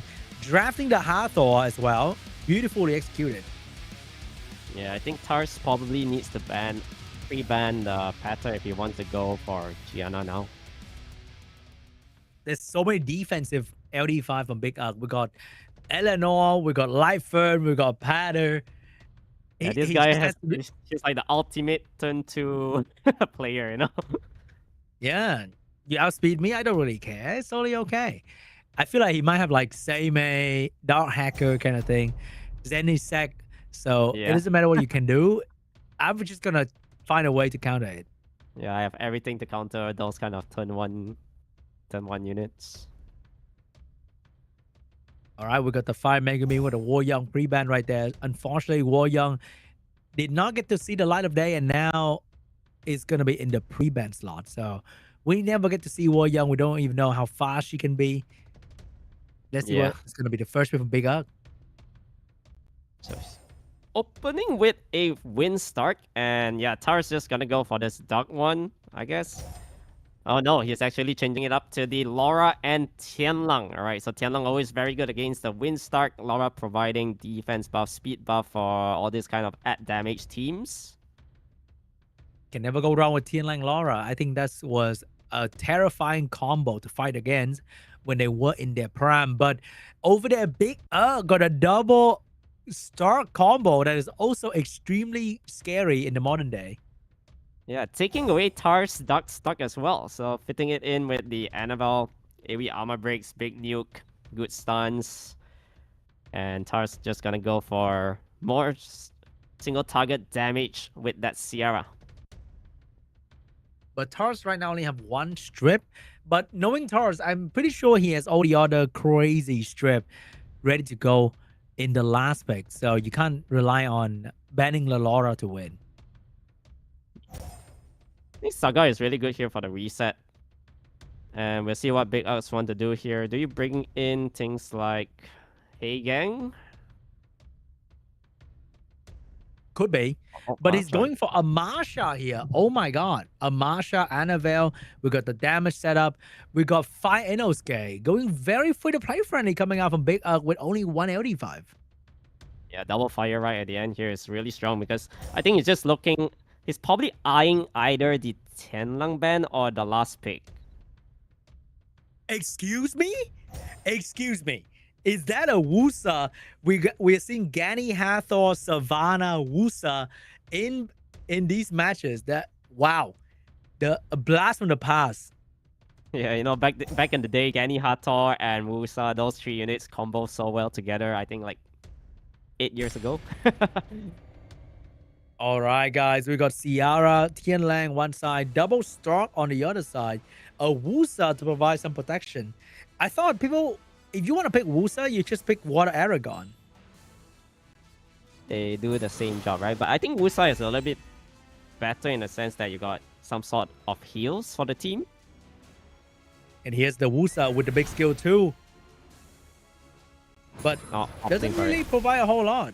Oh, get the quick little reset. Tianlang's going in hard as well. You know what? Big stun onto the Marsha though. Yeah, Big Oak did not really get a big turn one. Get a beautiful strip on most people. But Ciara is here to play. Marsha is gonna get controlled up for a couple of turns. Oh, looking really good for Taurus right there. Huge healing, big damage. But what if the 2 Stark just win from here? I think they need. Oh wow! Wait, hold up. Wait. Where did she get a sleep? Sleep? Yeah, Animal needed a sleep there. Oh, did I see that Windstar miss a crit? Not looking so hot. 2 threat state, stopping the Tianlang from finishing off the Annabelle, but they can't last forever. 1 more bomb is coming out. Going down. So Annabelle finally goes down here. I think this is GG. Unless the Dark Stark gets like really insane stuns here. You never know. You never know. Dark Star skill 2 ready to go. Coming in hot with the skill 2. Is it going to be enough to keep them at bay? Oh, missing the most important stun. And no proc for the Windstar. Even though he has all skill available, he can do damage now, but unfortunately, he needs a proper turn. Yeah, Dragon Dance, the Marsha is gonna die soon as well. It's Dark Stark against the wall. I don't think it cuts it, although he is, on paper, has very good bruiser, heals, things like that. But I don't think he's cut out for this, man. 1v3. Unless the Marsha one-shot a Tianlang right there, maybe we got a small shot. But hold up. Can he heal back enough? Wait a minute. The heal is so little, though. I don't think he's going to be able to do it. Because Cigar damage is not too bad. That's true. Unless he get a proc right here. He did not. Oh, no. Cigar damage. Wusa skill 2. Yeah, the Wusa skill 2 is up. GG. I'm not too sure about the double Stark, though. But Taurus showing why he's the world champion. Bro has so many teams in his box. I think Taurus, in a way, played mind games with him, you know? He flashed that Dark Stark at the start. Like, trying to tell your opponent, like, you want to pick it in your team. And then Big Up fell for the trap, I guess. Taking it away. Man, I want to be able to trap the enemy that way, too. You know, flashing my Dark Stark. That sounds kind of cool. Right. Want to see me flash, Craig? Oh, wait, what? Wait, not now? Whoa. Whoa. What is going to be the pre-ban here? Is it going to be the Tianlang or Laura or Dark Stark? Oh, there it is. There is that Tianlang and the Windstar being respected. Windstar pre-ban. What is it going to be for the first pick here for Taurus? It's going to be the good old Oliver once again. This is actually our first best of 5 all the way to the end, right? Yeah, we can see the stack ban being in full effect here. Yeah. What is it going to be, Craig? What is it going to be? Is it going to be Oliver? Oh, I like that. Oh. Yeah, I think Gianna here is going to be really solid with the Oliver. All right. So locking in the speed lead. pretty classic right there. I think I might smell like a Fire Monkey King coming out at some point here. Oh, we got the Fire Bayek, one of my favorite unit. A jack of all trade and a master of none. Unfortunately, yeah, as I said that, he just like, nah, I don't like this unit anymore. Yeah, Segment is a better pick for sure.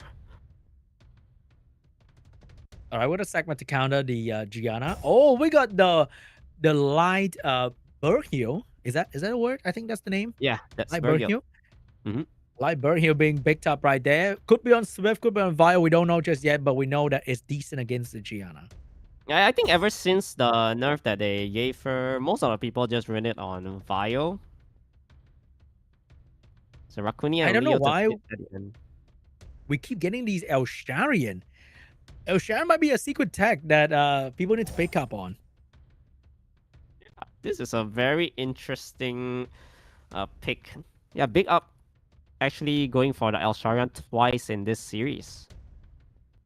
So Elsharian got banned in the previous game, I believe, and maybe this game he's gonna be played. Oh, I'm not sure about that though. The Dark Demon did not really do well earlier, even though it might seem like a good idea. The demon is getting picked up. I'm not really sure about this demon, but might work, I guess. I think for Big Ugg, he kind of needs to ban off the Leo here. Play with your speed, right? Because there's no speed leaders on the side of Tars. Yeah, but yet what again, is gonna be Rakuni's the bomb ban? is... I mean, Rakuni is always going to cleanse the Gianna's bomb and whatnot. I love the fact that the pre-ban has so many normal RGB unit that everybody has this access to these units, so they are forced to draft just kind of out of pocket. Yeah, like really weird draft here, right? All right, we're gonna attack lead against speed lead because Taurus really want the segment to go first, and if you don't go speed lead and the enemy goes speed lead, there might be a risk that you don't go. And segment is gonna go first. Shield wheel on the entire enemy team. Wow. Leo getting a double turn. It's a rare Leo game in SWC. Yeah, and Segment now going for the strip. Oh, resistance on the Dark Aragon, but there's gonna be another chance in life.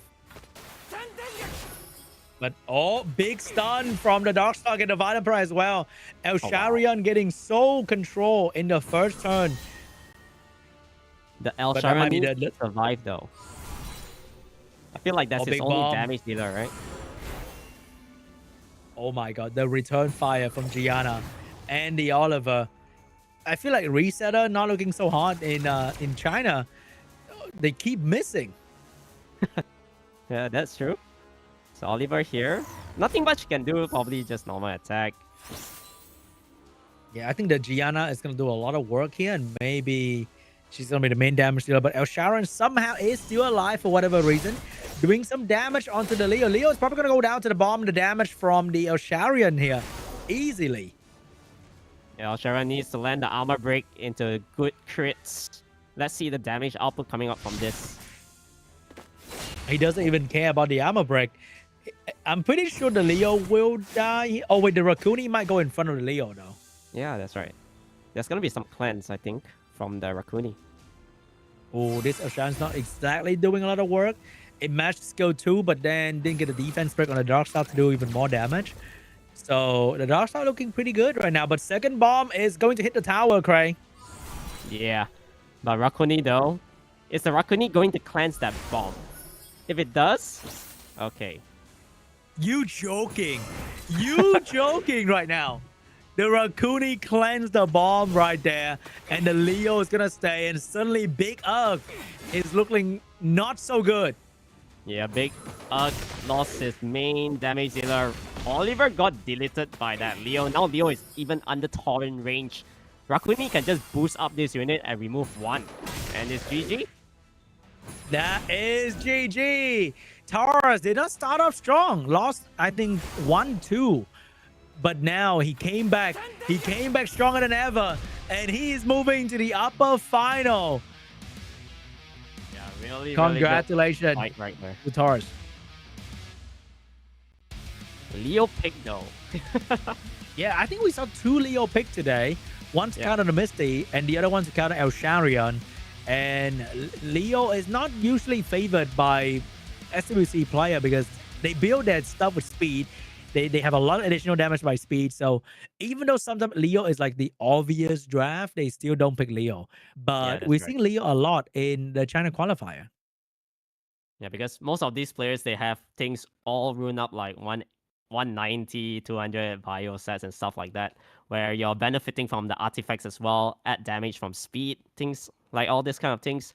So bring in a Leo, unless you have like a fixated team revolving around that, but most of the time you're losing stats, right? You're losing damage for most of your team, most of your units.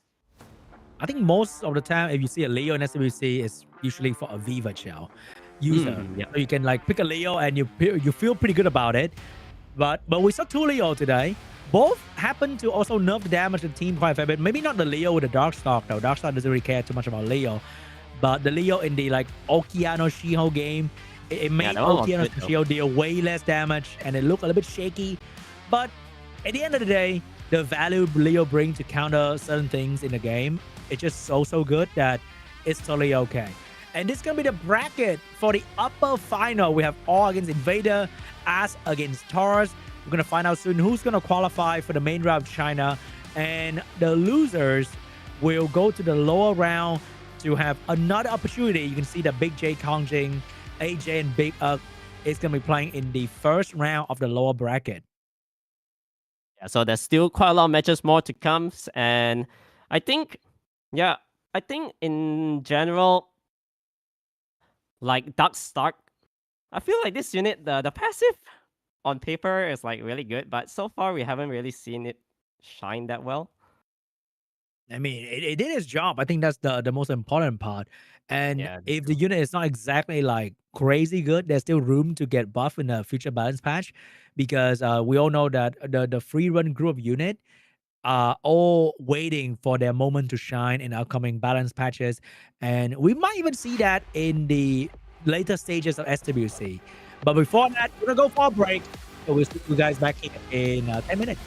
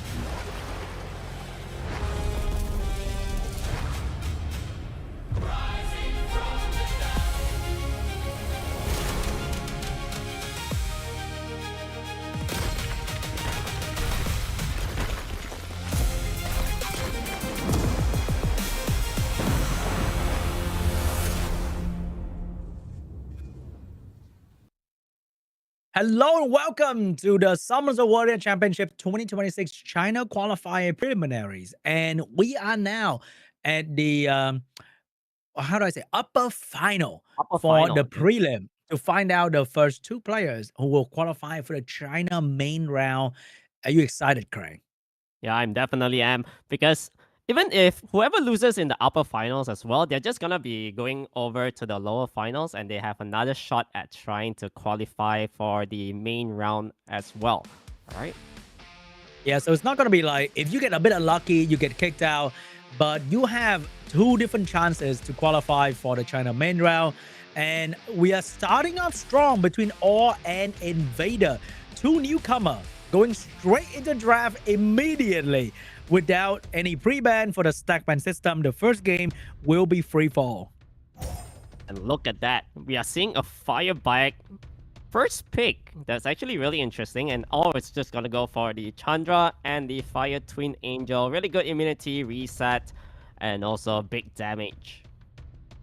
Dude, Fire Barrack first pick is crazy. So this unit right now has about 1% pick rate in across all ranks. So very, very niche counterplay unit that people use when faced with a lot of wind and fire. But being first pick, mind-blowing. And the next one is going to be Windstalk and KANGJING as well. Yeah, so I think this Fire Bike is going to be pairing pretty well with that Windstalk, considering that unit always takes so much damage. At least you got some sort of heals or protection coming up from it. Oh, over there we got the Irene, we got the Fire Twin Angel. This was like the ladder meta for a little while when the Twin Angel were at their peak power, but kind of fell off a little bit. Funny enough, we're seeing it here. No Oliver, no Shiho, no Okeanos, no LD5. None of the stuff that you see all the time in Summoners. But we're seeing some... Oh, speaking of Shiho, there's the Shiho right there. Yep. Yeah, Shiho and the Werner, Gojo is going to be really strong against all Straff so far. He's going to be picking in a Shizuka at the end though. So Shizuka, obviously, I think this one, it means that you're not banning out that Shiho so that you can benefit from the 2 turns invincibility buff. Yep, that Shizuka is going to be a very solid pick, but she doesn't have damage, so all is going to switch to a Bover to fully abuse the Water Gojo passive that gave him defense buff every single turn right there. Yeah, it's going to be giving the Bover tons of stacks. And from the looks of things here, if you're INVADER, right? I think Irene is looking really scary. Same goes for that Fire Twin. But it's just gonna be banning off that Bulwark. All right, Irene and Fire Twin is indeed very, very scary because Irene can just kind of ignore all passive, do very, very good damage to you, direct your damage to somebody else so that the Chandra can also abuse the counter attack. So looking really good for all at the moment. But that is all assuming they will land this stuff. And this Summoners War, baby, you don't assume anything. Yeah, anything can happen here. So Segmat, can she land the strip reset? So far, okay. Finally, this segment is working.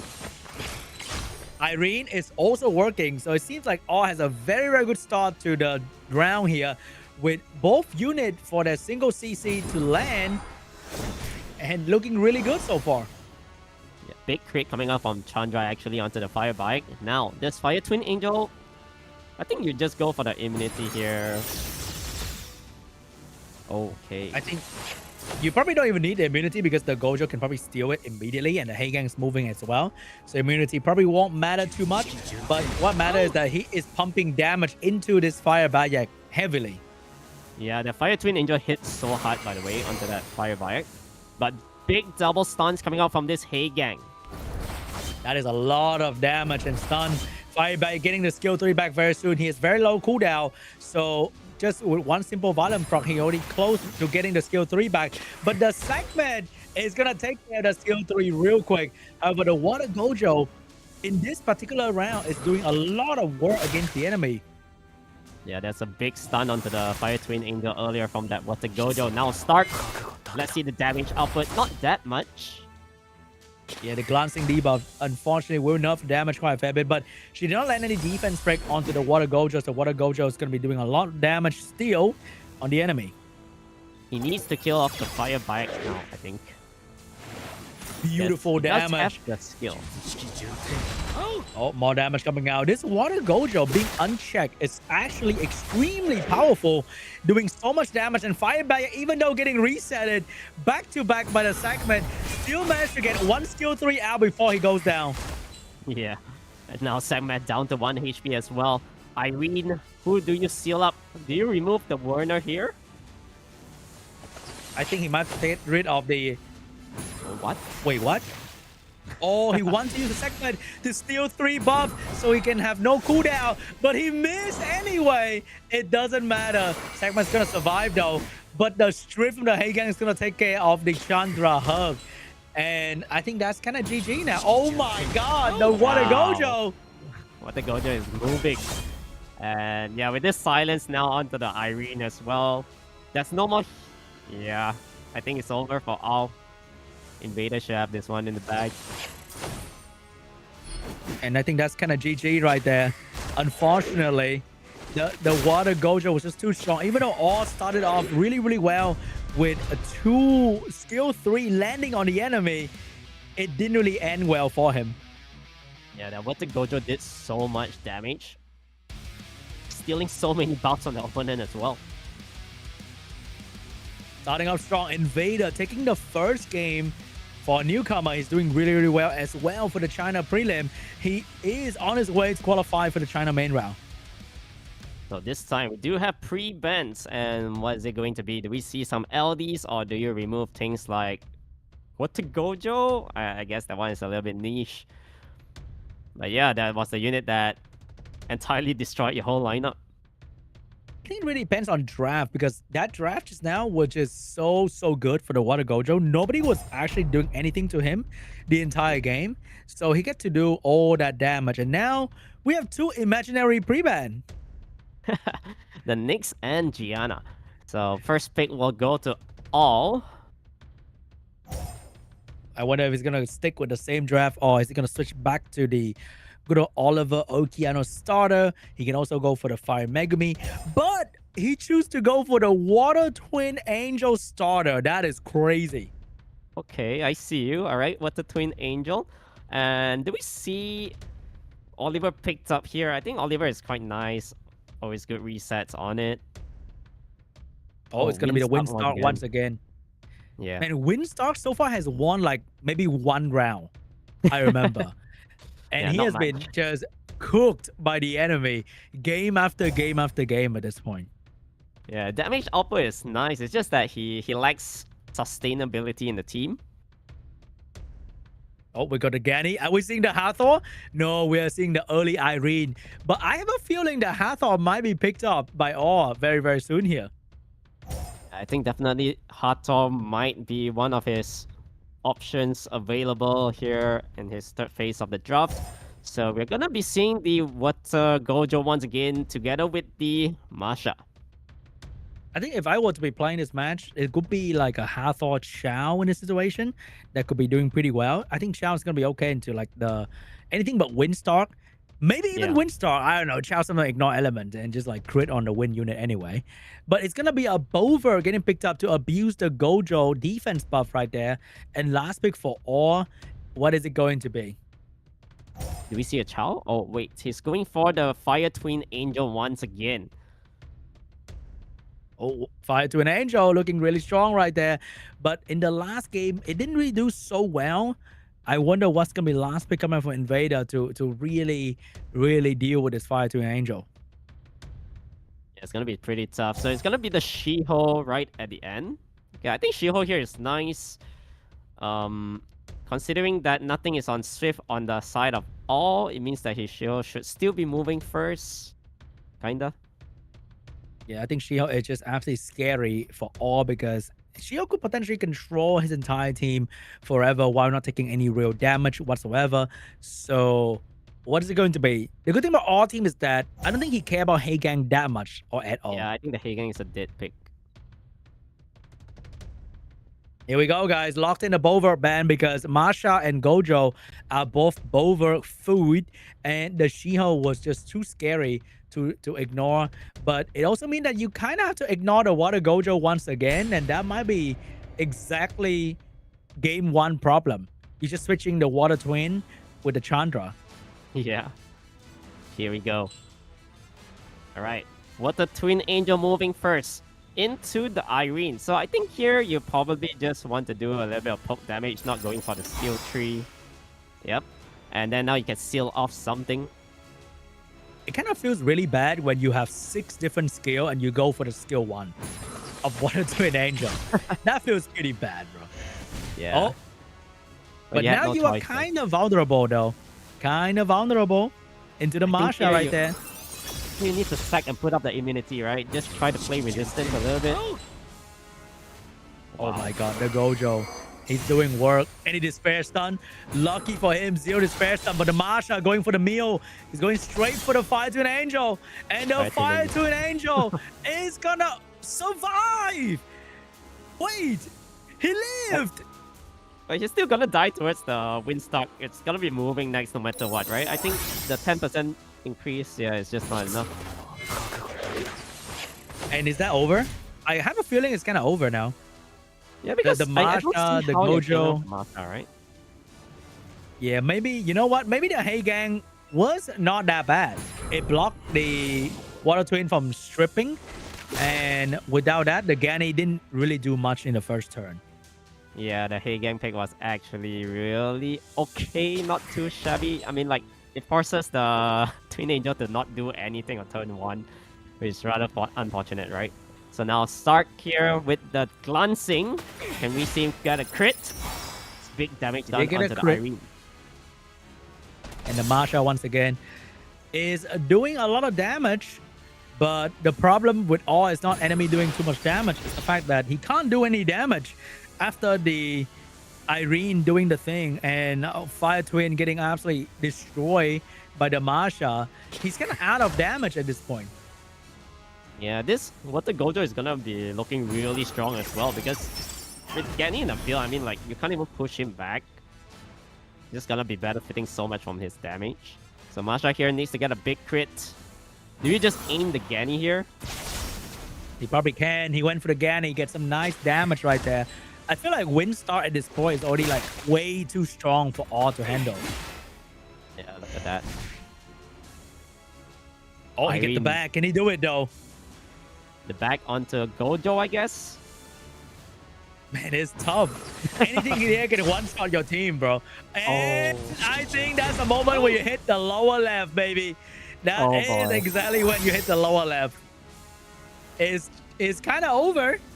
We don't want to say it, but I think it's kind of over. Yeah, Windstar does have the S2 next turn, I believe. Oh my god. It feels bad that when you use Irene, she has like 1 job.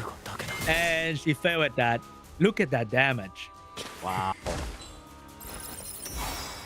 So yeah, now no choice but to hit the Gani here, but this Stark is gonna finish off somebody soon, alright?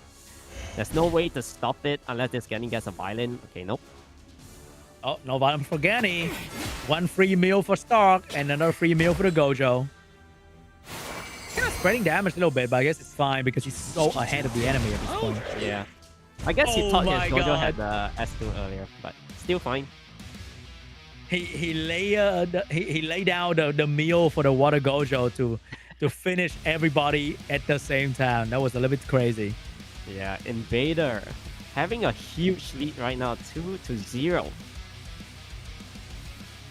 Man, he's doing really well. He might be ending the first match here in the upper final 3-0 if he keep up the performance. And I think all has to be banning out the Heigang at this point. Yeah, the Heigang, the Gojo, or the Shiho, man. You gotta ban one of that. You cannot be banning imaginary LD at this point. Yeah, I think the next was a little bit a redundant ban. So yeah, this time removing the Heigang, and Oliver is gonna be gone from the picture as well. First pick goes to INVADER this time. Do we see him opening up with a fire bike again? That is insane though.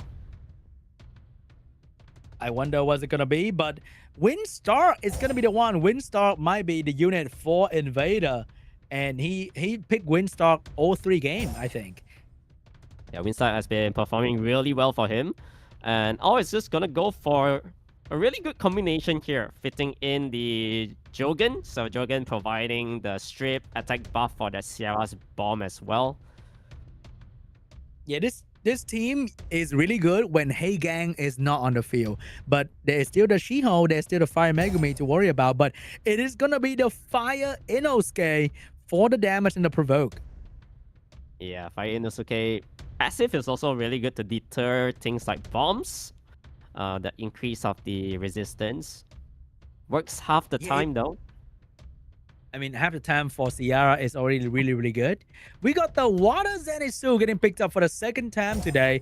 It was picked up earlier, didn't do anything whatsoever, got carried by the Water Indra. Maybe this time Water Zenitsu is gonna show up and do something. I think it's a little bit too early to bring in this Water Zenitsu, right? I mean, there's only stuns coming out from the Shiho, a little bit from the Stark. Oh, yeah, with the more getting picked up. Benefit from the passive. Oh wait, is he not doing that? Is he going back to something classic? We got the classic Josephine and Elena. Can't go wrong with Elena right there for the last pick as well. There's no more HeyGang on the field, so Helena is very scary. I think all can actually just ban out the Jogan, right? Yeah. Oh, but the Jogan Shizuka here, right? is scary. Could be a Jogan ban. Could be a Jogan ban, and then that's gonna nerf Sierra quite a fair bit. And I don't know if Water Zenitsu is going to be able to do a whole lot here. I might be wrong, though. I want to be wrong. I want to see Water Zenitsu shine and glow up in this match. Yeah. So now, I think in terms of the ban here, do you remove the Shiho if you're hoping your Jogan gets through, right? Oh, I think it has to be Elena right there. Elena is too strong into no HeyGang, no clans, no... I mean, there is a clans, but probably going to get control here. Yeah. The strip into the slow debuff is just too strong.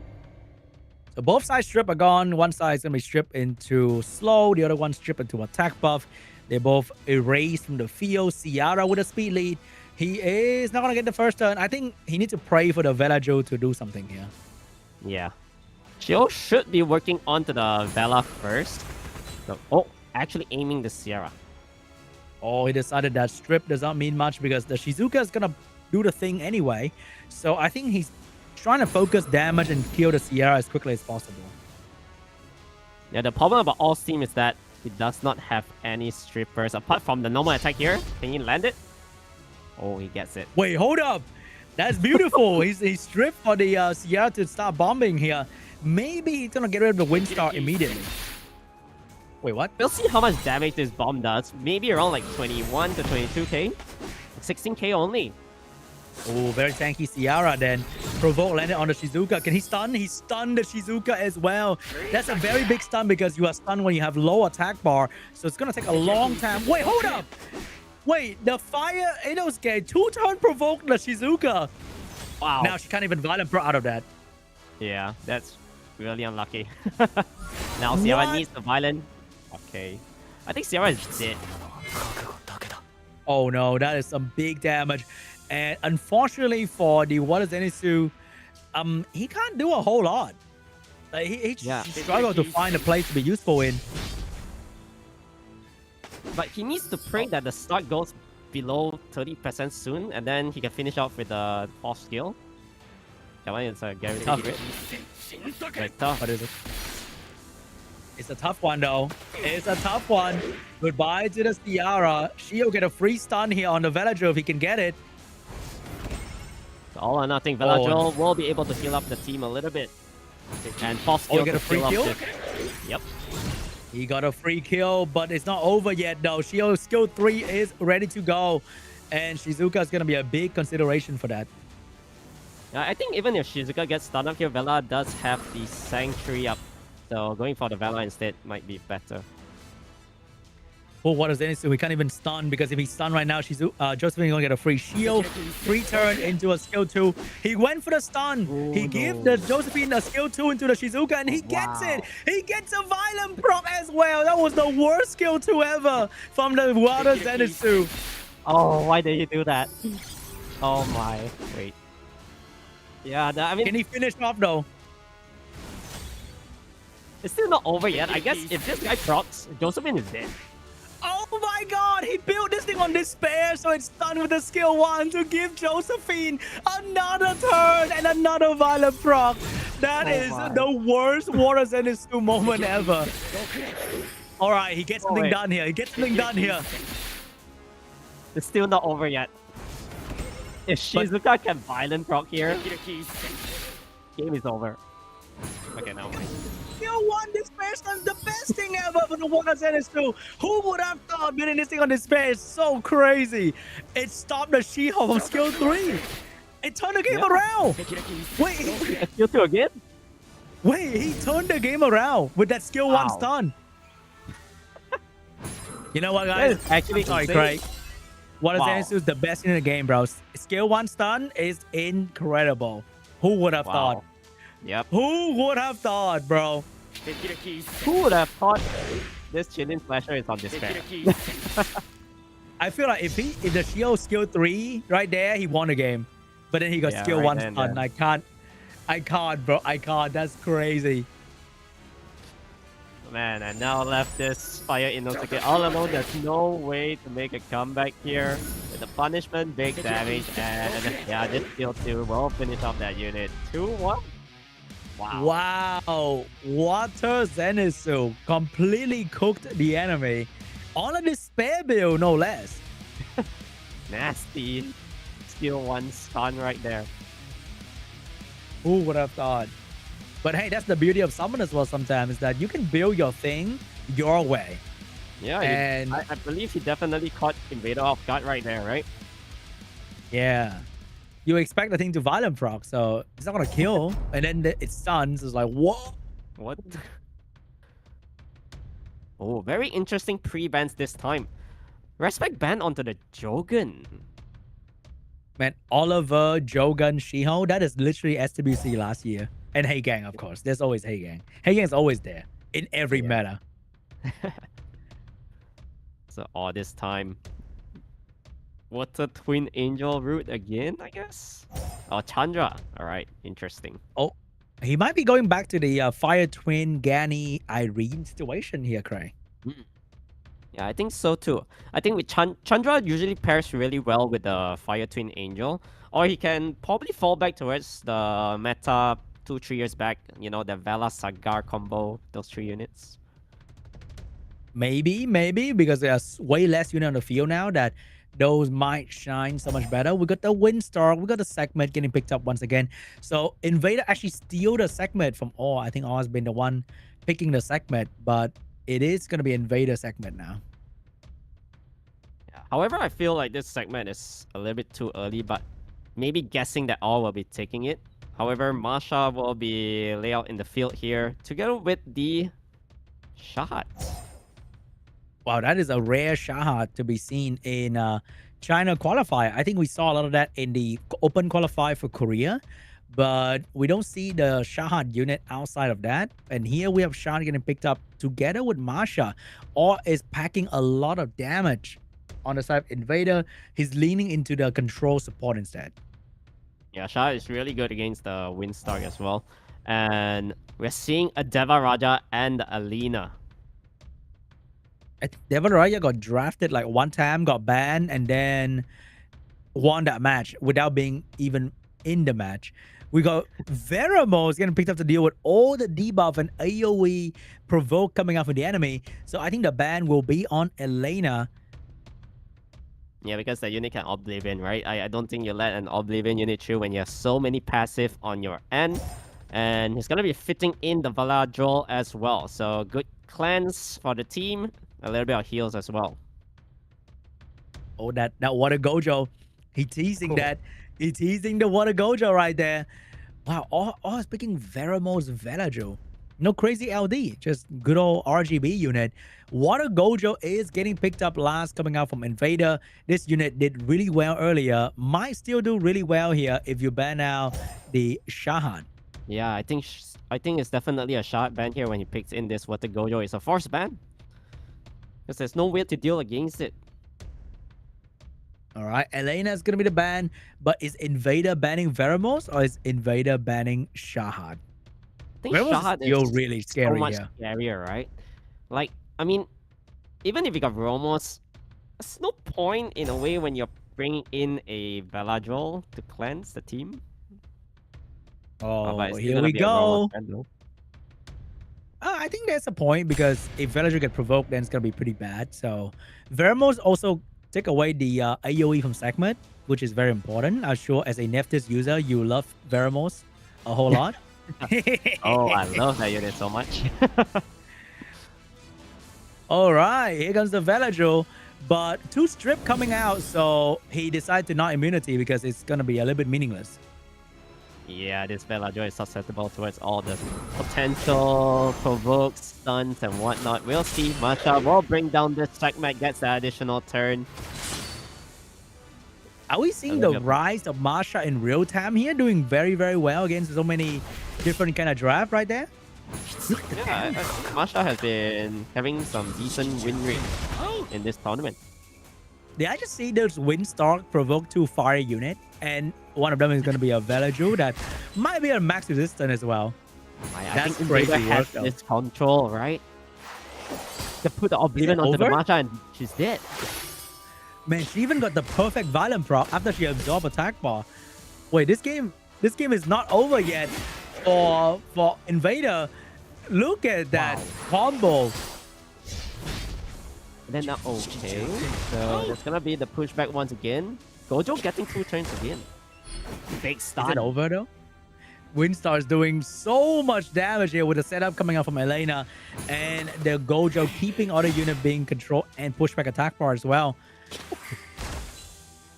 The damage from that start to the Bella. 2 turns again. Losing only 1 unit. I mean, losing 1 unit immediately in the first turn did not phase Invader. He's unfazed. He is absolutely cooking the entire enemy team with 3 units. Yeah, he didn't need the segment, honestly, at this point. So, Oblivion onto the shard, this unit is not even gonna do damage. And GG. GG! Invader absolutely dominated the enemy. 3 wins with Water Gojo in there. Elena doing a very good job as well. Also, locking in the Windstalk very early, which is something that we haven't seen a whole lot from all the players. Still believing in Windstalk after nerf, and he is paid handsomely. Invader is going to be the first player to qualify for the China main round.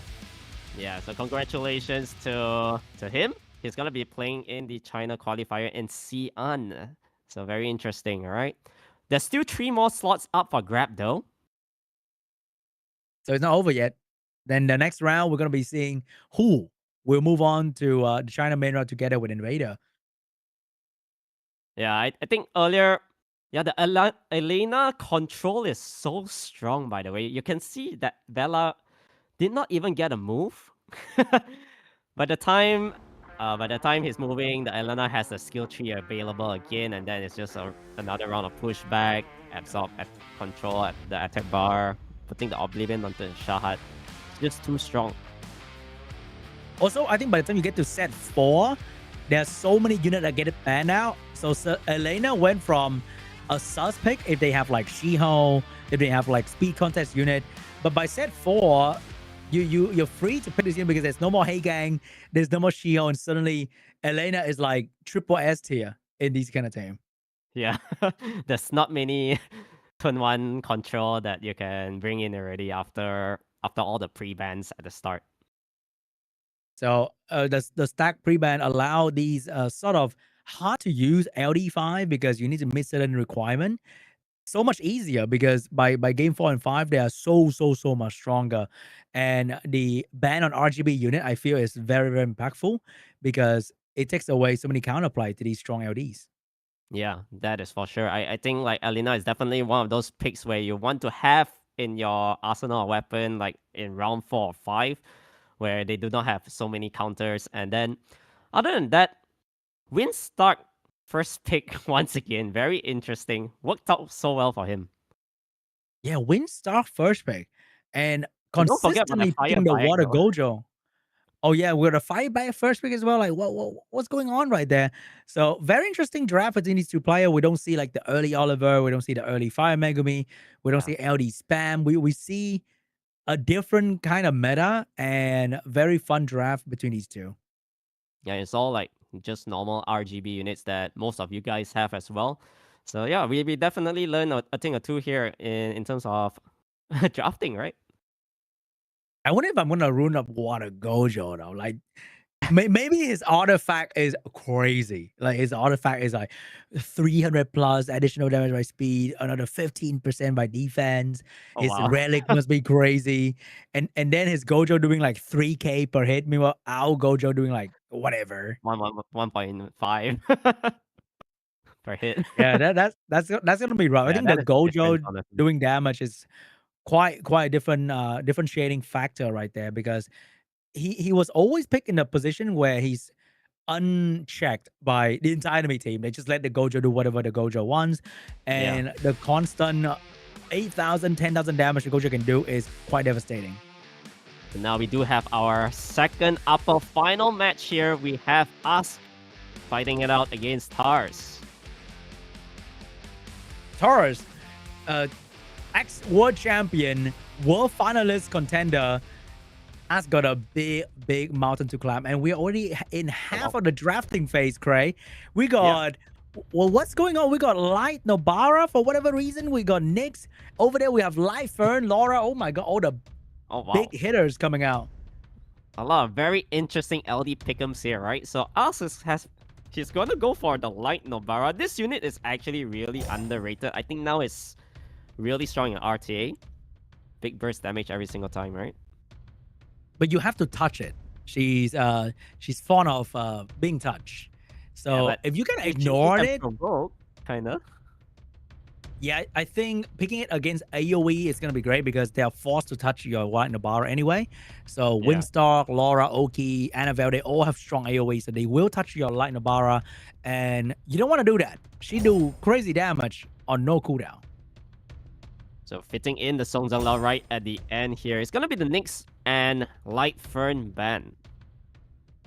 Oh, we got the next ban. Light Fern has to be banned right there if you want to land some debuff with the Chrono and the Dark Monkey King. But I'm not sure about the situation right there. How's he gonna be able to survive the control from Taurus? Yeah, it's gonna be really tough because like here you get full stripped and then there's provokes, there's AoE armor break coming in. Okeanos with his big stuns as well. Oh, he missed every single slow on the Dark Star, which can be very important. Okeanos with a skill 3 damage. Oh my god, that is disgusting. Wow. Holy cleave right there. Yeah, he get full attack bar, reset the Dark Monkey, block the Violent proc, and GG. I think Ash kind of asked for it right there. Yeah, I mean, if you don't bring in a Hey Gang or those kind of units which can cut in between, yeah, you're asking for it. He is asking for it. So going to match 2, Taurus completely cleaved the enemy in one fell swoop. Okeanos showing why he's the GOAT. Yep. It's just too hard to handle all this kind of big AoE when you don't have those kind of things to deter it, right? So definitely you needed some sort of Hey Gang somewhere along the lines, maybe a Fire Megumi to cut in between for a stun. So this time we're seeing a Laura pre-ban, same goes for this Kovarchi. Oh, Laura getting pre-ban. Oh, Water Twin Angel is getting way more popular than I thought it would be. Not the Fire Megumi, not the Oliver. It's going to be Water Twin Angel, but over there, Taurus going in with a double star. This combo didn't do well in the previous draft, but maybe this time as Taurus is going to be different. Yeah, I think maybe a little bit too early for the Windstalk, but we'll see, right? So on the side of Ask, he's picking in this Ramayan Judah. Usually he pairs it with Okeanos, alright? So we're seeing the Okeanos there. Light Nobara once again, though. Did Light Nobara do anything? I don't know. She just kind of died, but he stole the Okeanos, and we're seeing Dark Nezuko getting picked up for the second time. And we have a Gianna getting picked up from Taurus. Very unique team that he's bringing in for this round here, and I like that. Yeah, I like the fact that he's gonna go for the Dark Nezuko here because he knows that Us has that unit earlier. He was deciding whether to pick it up or not. So this time he's gonna go for the Hey Gang. All right, Hey Gang always very good against Gianna. Same goes for Layla too. Oh, but if you ban out Hagan, you pick up a very fast Swift stripper. That could be a different story. I think you need like a Shiho or Ethna here for us. And it's going to be a Shiho to ensure that the last pick will not be too devastating for him. So Tara's going to have a bit of a problem. Do you want to deal with Hagan or do you want to deal with Shiho? Probably he'll want to do... You don't want to do anything with the Hey Gang, I guess, because especially your Gianna user, right? You got the Dark Nezuko to cleanse the stun from Shio. I think that's fine. So gonna go for the Annabelle here for some heals. Big AoE armor breaks. Yeah, I think also the Stark being able to strip and to provoke, having to deal with the Shio from the Water Twin is going to be a problem. But he banned the Okeanos. He let the Hagang stay. He let the Shiho stay. He's going to ban out the old man Okeanos. Okay. We'll see whether Hagang is able to benefit from this, alright? So Shiho will be able to get the stun onto Gianna. Big one right there. Now, who do you work on though? I think it's probably going to be an early Gianna kill. Because you can't really... Oh, he's going to go straight for the Dark Nezuko here. Get the strip, but did not get the defense break. I think Stark is just going to go for a normal attack here. Oh, wow. Wait, what? He's messing up the turn order. He's forcing the Hagang to go in front of the Dark Nezuko so that Nezuko can actually strip. But what if Nezuko get provoked though? Provoked though? I don't see why you want to do that, right? Oh, he got like a one turn right there. And no skill 3 available yet for the light Nobara. But the beautiful Violent Proc allowed us to stun the Nobara, but get destroyed by the Shiho stun immediately as well. The Shiho all or nothing quad stun. Imagine. And zero. None of them get a Violent Proc out of stun, which is very surprising. I thought someone's going to take a turn, but nobody did. And now the Windstar is going to get the threat state, but that's going to be stripped immediately as well. He needs this Dark Nezuko to get a turn to skill 3. Can he get it though? Is this going to kill? I don't think so. Oh, no. Oh, I don't know about that, but I think it's going to be okay. Yeah. The damage from the Light Novara was not enough because of the taunt. I mean, the threat state reduces 15% damage, right? So yeah, the Stark's still alive. Water Twin out of bullet right here. Windstar looking for a meal. He's going in. The Darkstar is going in as well. They want to kill the enemy Shiho. Get the damage, get the stun. Here comes the bomb. No shield available. Wait, hold up. Is it over? Yeah, I think this one is over. Once the immunity is placed here, yeah, Dark Nezuko can stun. 2-0. 2-0 easy for Tars. I don't know what Ass is doing with the Light Nobara though. He seems to have like a plan, but it's not exactly working out so well for the Light Nobara strategy. Yeah, the Nobara has not been doing that much, right? Especially, like, you bring in Nobara to deal against the Starks. Starks benefit a lot from the threat state. So 15% from all those big burst damage is a lot. A lot of reduction. Yeah, I think he gotta drop this with Light Nobara and go back to something more normal. Yeah, I guess so, man. So it's gonna be the Light Fern and Nyx pre-ban this time. So far, all LD Nat 5s removed. Oh, that's a lot of LD5 ban. And they're all really strong. I want all of them. Yeah, me too, man. Wait, you have Nyx, don't you? Only 1 out of the 4. Okay, buddy. All right, back with the Dark Star and the Light Nobara again. Something about this Light Nobara is very enticing for us to go for, even though he didn't succeed.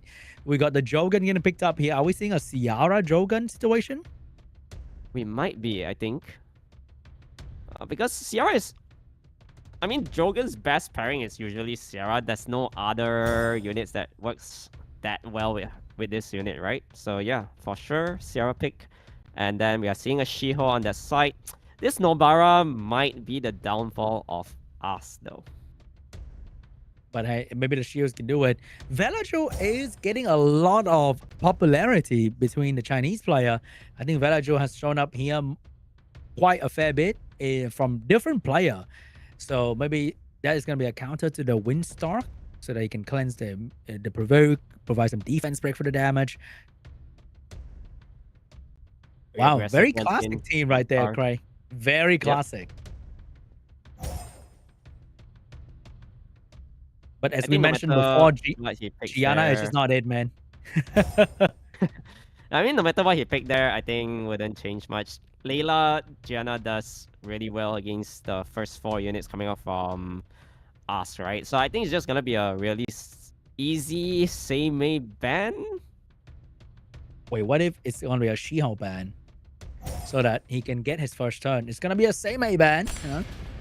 And Windstorm's gonna be the only damage dealer, which might be a bad idea because Nobara can try to focus that unit down. Yeah, because, I mean, even if Shio gets first turn, right? Yeah, you stun 1 unit, the Nezuko is gonna pair up, things like that. You're not stopping Tar's team entirely. Oh, but how can you gonna stop the Villager though? Oh, you know what? You stop the Villager with a wind unit, of course. Why not, right? Why not? And suddenly, I think Ask is under a lot of pressure right now.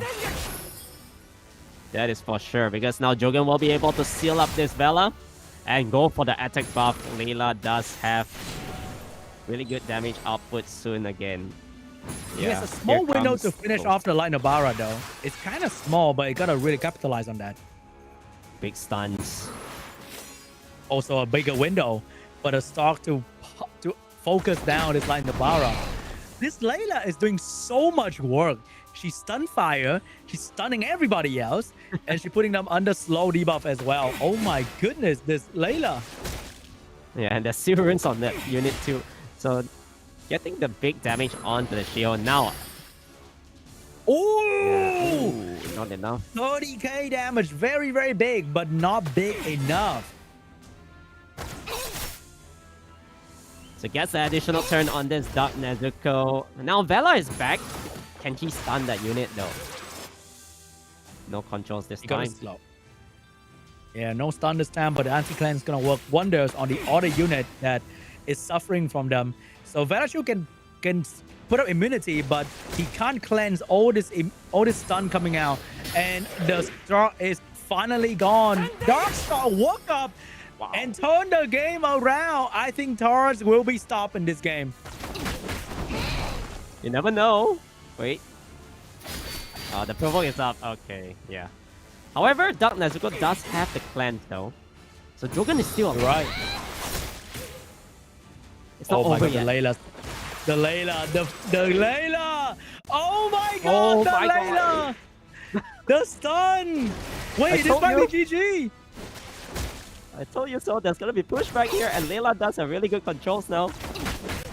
Oh my god, Layla is absolutely soul crushing to fight against, and somehow, without a Windstar, Taras will get this game 3-0, Cray! Wow, that Layla was amazing. MVP of the match for sure. Wow, completely control the entire enemy team, stun, slow, stun even fire, and was the one to finish the game as well. Yeah. So I guess that's why Villager is just not it. Yeah. Villager is just not the unit, man. Yeah, and I'm pretty sure this Vela does have like 100 res as well, you know? Does that matter? Does that ever matter? Yeah, I mean, that has never mattered in the history of res. 25%, it bypasses everything, right? So, yeah, really good stun. Very important stun at the right timing. And then from there, he just steamroll all the way. Yeah, getting that stun into the Jogan seal creates such a big window for the Layla to keep doing the thing, for the Stark to do damage. And I thought the Stark died and that's going to be it. But oh my god, Layla was like, nah, I would win. Nah, but I was looking at the Dark Nezuko. She had that third skill cleanse. I was like, okay, he might have a chance. He's cooking up something. Yeah, I think the Dark Stark from the other side need to do a bit more damage. Unfortunately, the damage was not really it. And that is going to be INVADER together with Taurus getting qualified for the China main round. The rest of the group today will be playing in the lower bracket that is happening But right now, after I think we're gonna have After a another short short break, break here, but they are going to play today to decide who's gonna be the next two to qualify for the China main round. And also, everybody is waiting for this. Okay, we are going to be having the first coupon code of the day, right? I believe so. Maybe So yeah, make sure it's gonna to magically appear on screen very soon. Yeah, don't so worry just about it, make guys. sure to collect it. And if you're on iOS device, it should be pinned in the chat of the live stream as well. So you're gonna click on the link and it will prompt you to open Summoners War. You're gonna get the items in your inbox. And I think that's gonna be the first code of the day very soon here. What do you think about the match so far, Cray? So far, I think in general, the drafting has been really good. Like I really like to see new units coming into the picture, right? So like for example, we just had the frequent collaboration units that popped into the game. Windstark has been performing superbly well. Light Fern also one of those really one of the units you have to force ban. All right, so here we go. We got the first code. Yeah, definitely. We also see the rise of some of the slightly not so popular unit. We see comeback of like Jogun. We saw Savannah, a bit of Genny Hathor, Irene, Fire Twins. A lot of RGB unit have been used in today's China qualifier. We didn't see a lot of Chow though. I thought we were gonna see more Chow, but instead of Chow, we see a lot of Water Gojo. Yeah, I think Chow has been overlooked. I guess there were some instances where it was a really nice Chow pick, but then they opted for Water Gojo instead. So yeah, maybe Water Gojo is the way to go. All right, guys, we'll see you guys after the break very soon.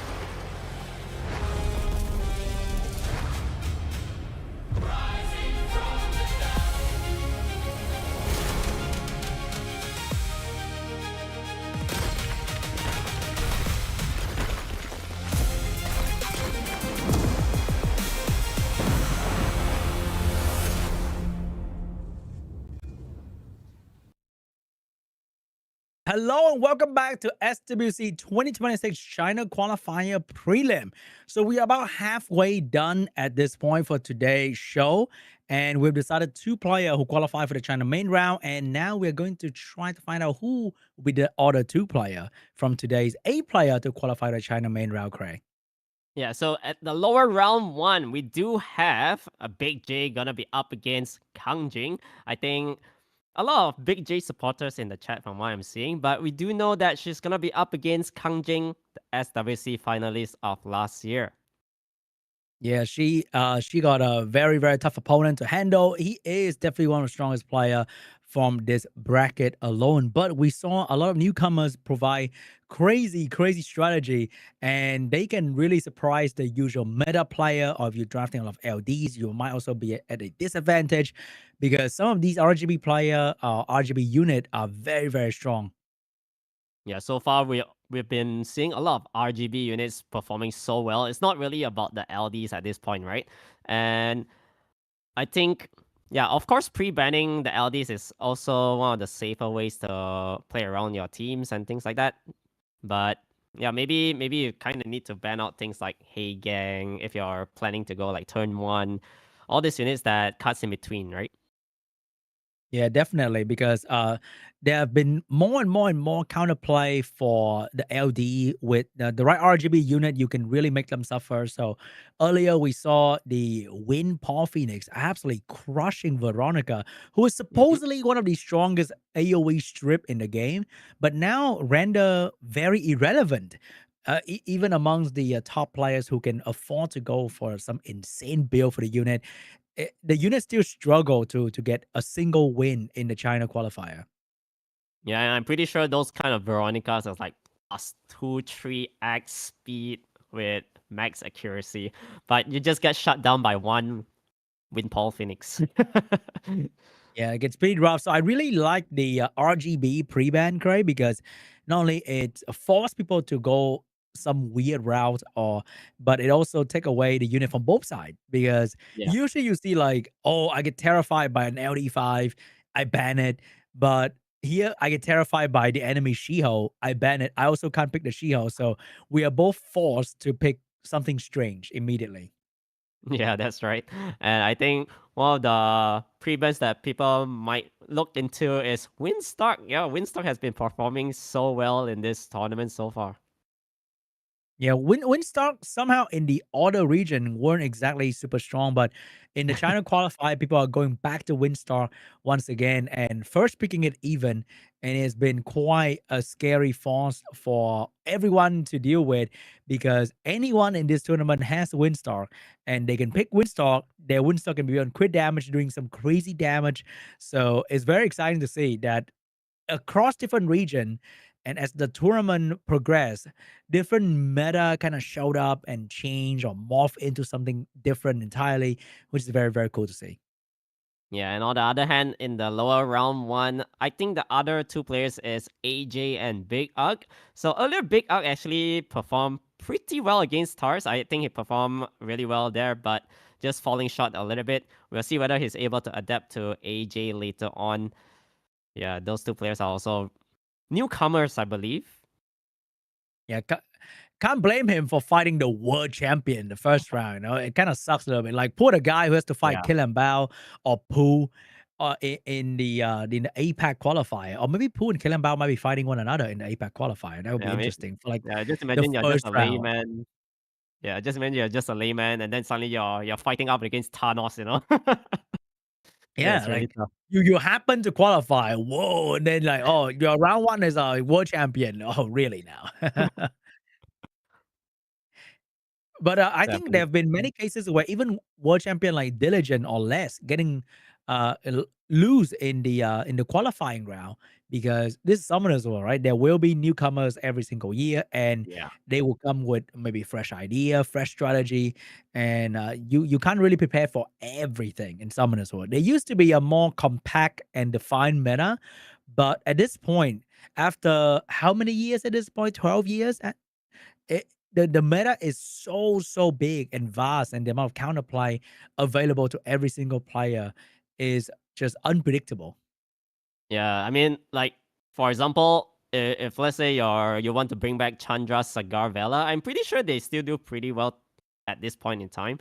And then we are seeing the likes of Wusa, Gani, and Hatop back as well. A lot of all the snippets from back then in the past, which is like really meta, coming back into the field as well. But one thing I noticed was that Velaju was being drafted a couple times and didn't really do anything.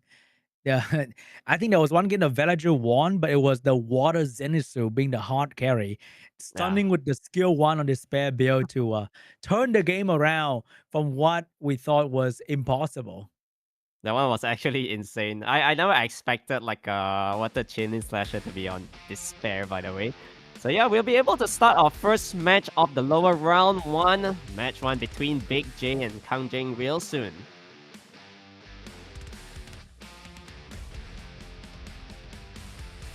Oh, we're going straight into the draft, Craig. We're starting off pretty standard here with Oliver, Okeanos, and over there we got the Lima early pick together with Shiho, Fire Megumi. Oh my, is this a ladder RTA game? Yeah, KANGJING really loves the Lima. First picking it every single time for the first round, right? And then we'll see what Big J want to do here. I think you need some really good AoE strips. Something like a Hey Gang here makes a lot of sense. Okay, but now I'm going for premium. He did go for an AoE strip, and that's going to be the Light Gojo together with the Dark Aragon. This situation right now looking really good for Big J with an opener, with follow-up unit. But that is exactly what you don't want to do, because look at the interruption that KANGJING can bring to the table. We got Ragdoll, we got 5 Megumi to cut in between. We got Shiho to threaten your Light Gojo. And then there's that little Douglas last pick, cheeky Douglas to maybe 1v4 your entire team. Yeah, Douglas is so strong here. I think it has to be banned out. I don't think there's a way for Big J to deal against it. So maybe it's going to be a Julianne ban into a... I don't know, man. You have to deal with Ragdoll, 5 Megumi as a AoE player. That sounds like a nightmare. Yeah, if you ban out the Julian, you on Big J, you gotta remove that Douglas. If not, there's no way. There's no way to kill off that unit. All right, that's going to be the Julian ban. It's going to be a Lima ban. Douglas get to stay. Remember, guys, Douglas can have a bajillion attack, but the maximum chance for him to create a glancing hit on a non-win unit is still 50%. Oh, I don't know about this. I feel like Big J might be able to bring down 3 units, but the Douglas is just going to be too strong here. Oh, it's going to take him a while to bring down that 3 unit too, because it's Fire Megumi. He's not going to be nice and quiet and stay there for the Oliver to start spamming skill. So, he missed the Shiho as well. Not looking good at all. That is really unfortunate. Missing the immunity strip on that unit. Now, Oliver can only start working onto the Fire Megumi, but not much damage, obviously, because of elemental disadvantage. I think the moment Dark Aragon go down, the Douglas will probably solo this draft quite comfortably. Yeah, that's true, because Aragon is the only thing here that might be able to kill off the Douglas if the pairing armor break lands and stuff like that, but yeah, I don't see a way for that to happen now. Solo on health. Yeah, Big J is trying so hard, but with Ragdoll on the field, it's not going to be very easy to outlap the enemy in terms of attack bar. So the Shiho is moving, the Shiho is doing damage. Douglas will get turned at some point, and taking out Ragdoll is also not a very simple task when you have 0 defense rate like this. Yeah, and the Diagon is so low on health right now. Oliver, who do you even want to reset? You gotta go for the monkey, right? Oh. Is it over? Oh my. It's over. I feel it's over. Like, Douglas just win from here, but you never know, right? If he kill the Gojo as well, I think it's truly over. Yeah, there's a big stun onto the Gojo. Okeanos, no skills just yet. However, with this additional turn, we'll be able to reset the Shiho, I believe. I feel like you gotta go for it. I think the lack of damage really hurt this situation here, but oh my god! Ragdoll taking a turn, Douglas getting a turn. That's no way. And now it's truly over. I think Okeanos might have a chance to kill the Douglas with like extreme luck, but there's about 0 chance Oliver can do that though. Yeah, I mean, if let's say Big J can sustain all the way to attack increase 50%, I don't see how this Douglas is gonna go down. But even then, Douglas' attack will also be up 50%, and one hit is gonna heal him full HP immediately. Yeah. So Oliver trying his best here, bringing down the Fire Megumi. One more turn for the Rain of Stones. That is going to see whether there's an opportunity or window of opportunity for her to kill off this unit, but nope. Okeanos goes down. And that's GG. KANGJING with the Douglas last pick, taking game 1 away from Big J. Yeah, very good drafting. Very good counter draft right at the end with the Ragdoll and the Douglas. It shows that you really need a high base speed unit in your first 3. If not, you're very vulnerable to just getting control in the first turn. And they can still pick more anti-follow-up, like the Ragdoll, the Fire Megumi. So it's really, really hard for Big J to pull up the combo. Yeah, the She-Ho pick was countering turn 1. So this time it's gonna be the Laura and Dark Aragon removed from the entirety of this series. All right. Right, without Laura, less strip. Without the Aragon, less follow-up. So got Lima steal away from Big J in the first turn, and KANGJING is sticking with the good old trusty She-Ho with the Oliver. Yeah, She-Ho Oliver always very strong against the Lima here. Gets the stun into a potential reset. So I think he's just gonna lock this one in. Very good opener as well.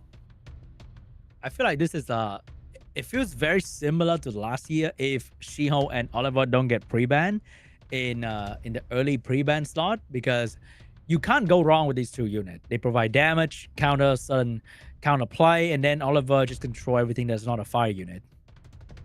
So bring in the Fire Megumi here. Makes a lot of sense. Do you go for Josephine? Yeah, I think Josephine is a nice pick. There we go. We see a Chao. Look at that. Look at that RGB drafting right there. So Juno's gonna counter the Lima softly, and then Chao's gonna be able to deal with the first 3 unit very, very well altogether.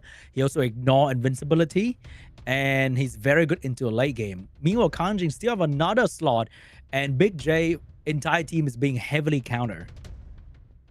Yeah, 10 seconds left for her to decide what she wants to do here. Going forward, the Julian. Big damage output, always a very good single target damage dealer, and fitting in the Mei Ho Wang as well. Oh, I smell either a Layla or an Annabelle here coming from KANGJING, but because the man has so many LD, he might have a special LD for that, and that is going to be the same A. So this Lima is being fully countered by everything from the side of KANGJING at this point. So I think it's probably going to be one of the last 2 pick ban, but oh! Picked up something even more interesting with the Dark Demon.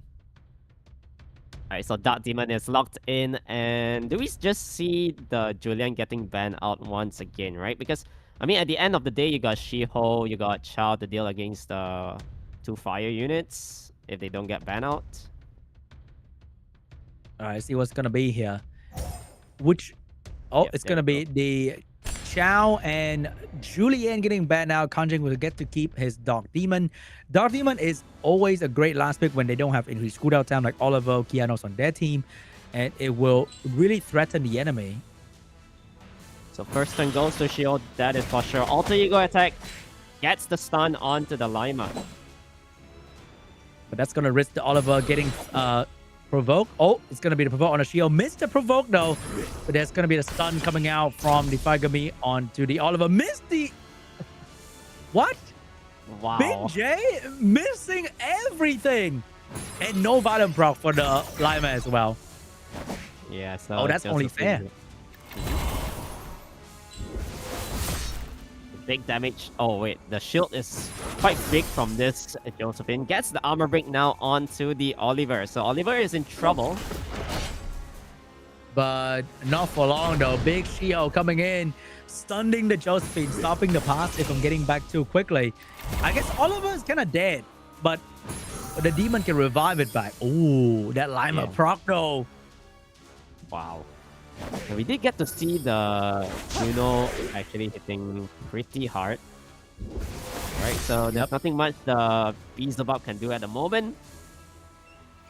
And you can easily stun the Beelzebub as well to stop it from reviving the teammates. But big strip from the... Oh my god. Wow. The Juno got almost everybody, but he got the important one, especially like Lima and stuff. Yeah, the Juno has accuracy in it. But this Fire Megumi, look at the damage output. I think it's on some sort of high damage. But not high enough to kill the demon, which is great for the demon. It's just gonna get CC, but not dead. And that's the best to deal with a demon. Yeah, that's true.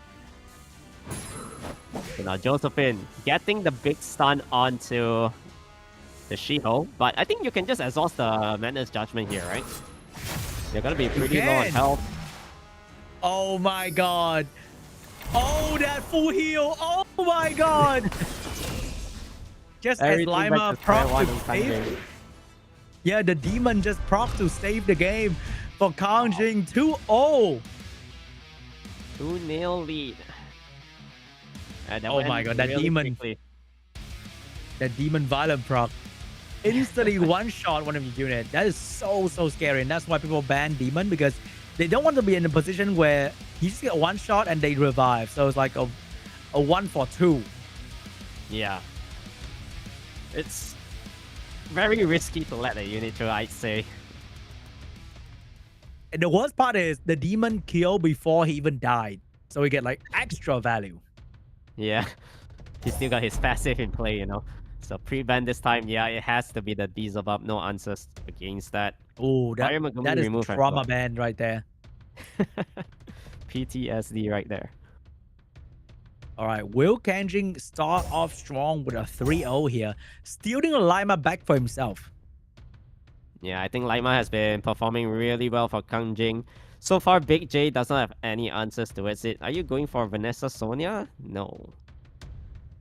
Can't go wrong with Oliver She-Ho, because Oliver Okeanos, I think, share similar counter, but Oliver She-Ho at least can cover their backs.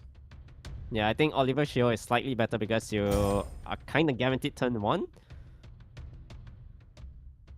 But he went for Oliver Sakmet, which is very vulnerable to Windpaw Phoenix if KANGJING decide to use that unit, because it's going to be a whole lot of attack power for KANGJING team if he get resetted. Yeah, so Vanessa and She-Ho will be probably picked up here. Oh, going for the Eretion instead. He's going with Eretion? Wait, what? He's not using like a usual AoE spam comp. And Eretion, I think, is not exactly like a good generic pick anymore. But he went with Eretion. Wow. What? We're seeing a Dark Gandalf pick from Big J. All right, the only thing I know about Dark Gandalf is from one time someone told me that it is the best stun AoE unit in the game, because the skill 3 has 2 stun opportunity and they both work at 100% activation rate.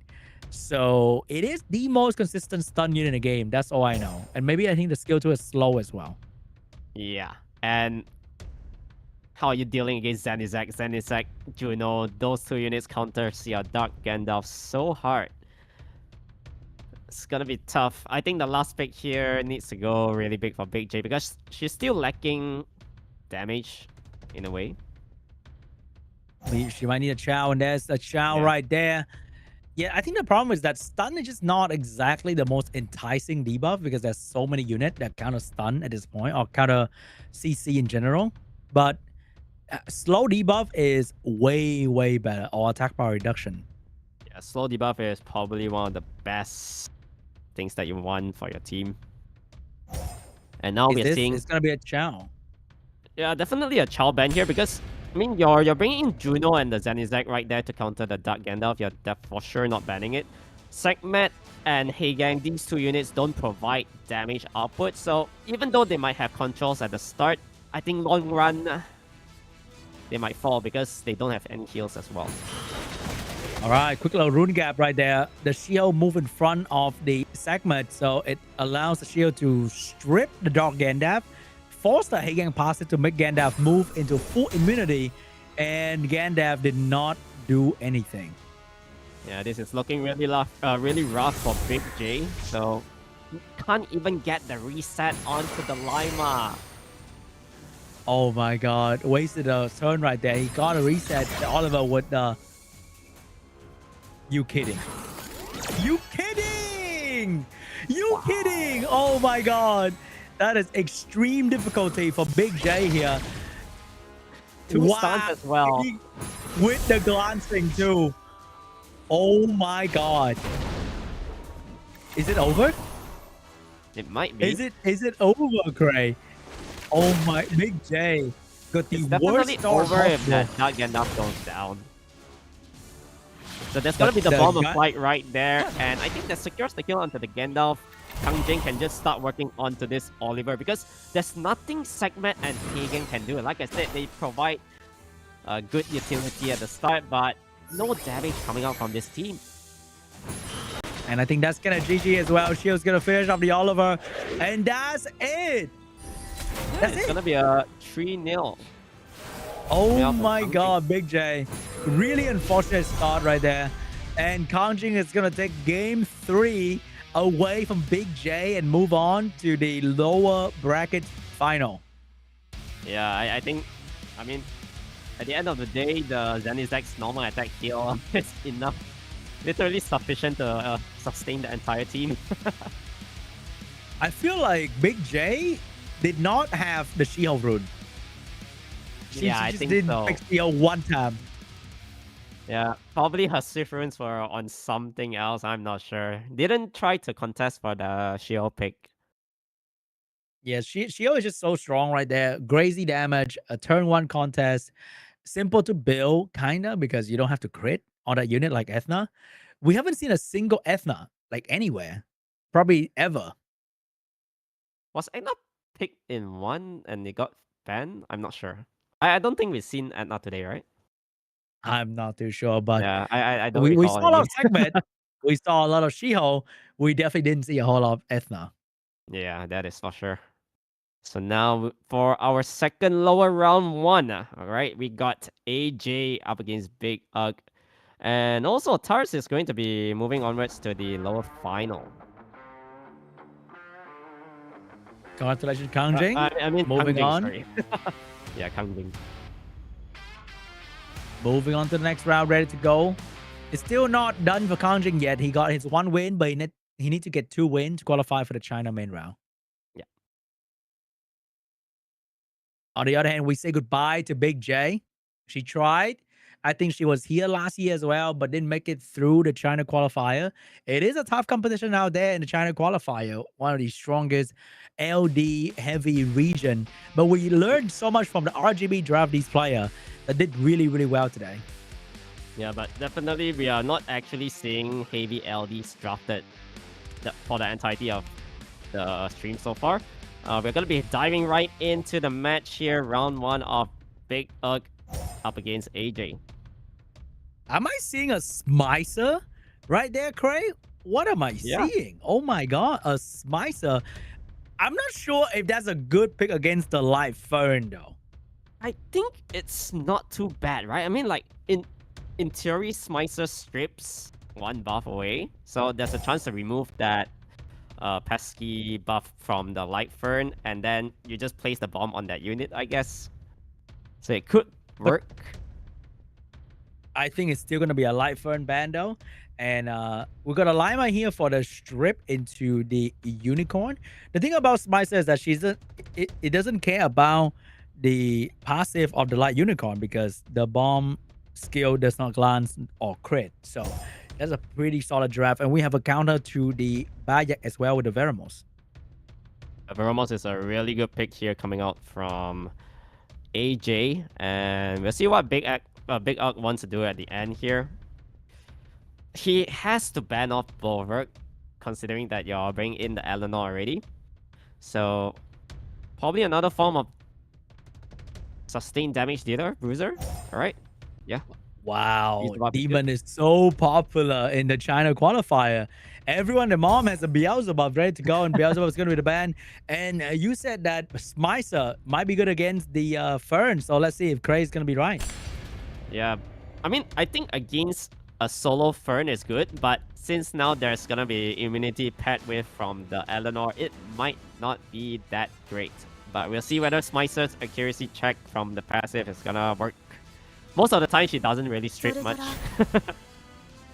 I think Veramos is also extremely good into the Fern if he does not get a despair stun. So that's gonna be interesting to see more counter showing up for the Light Fern, because you can't ban the Fern in the first game, so you gotta find a way to deal with it. Yeah.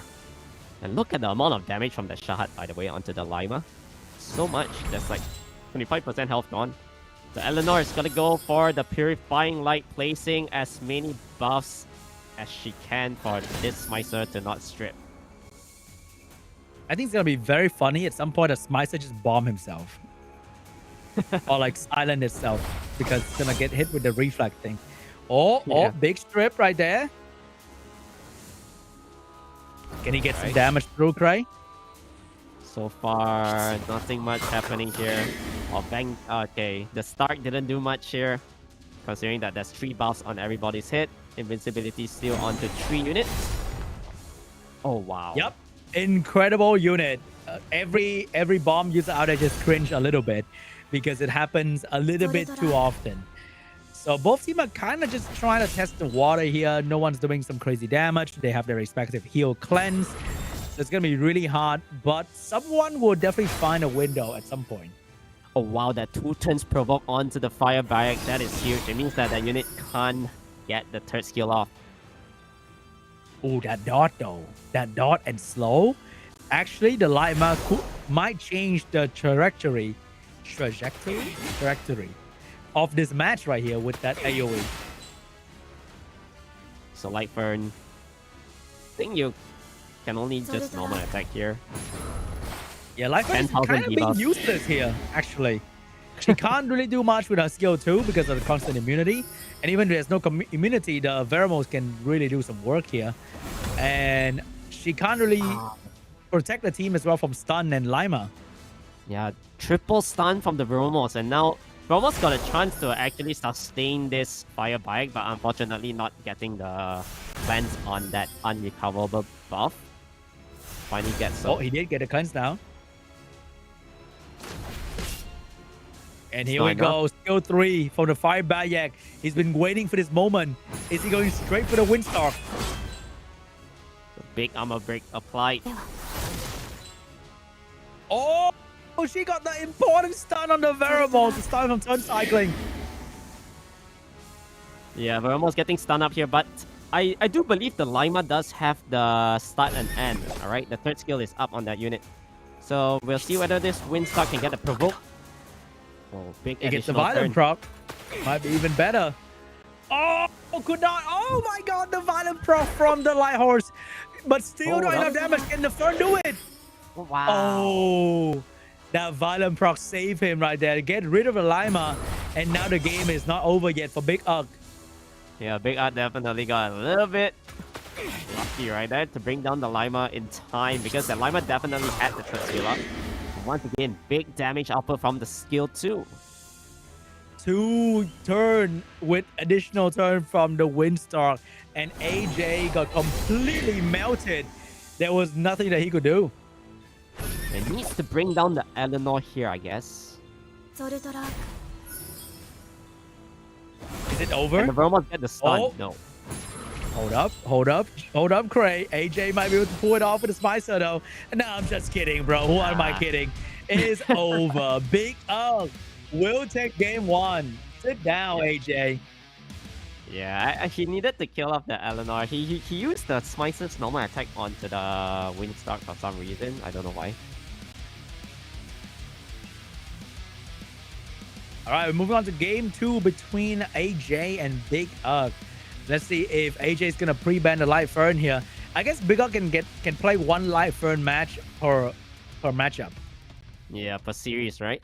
So I think definitely here the pre-ban will be the Light Fern. I don't think it's the Pony. The Pony is still kind of doable. You can bring in things like Bulwark to counter, yeah.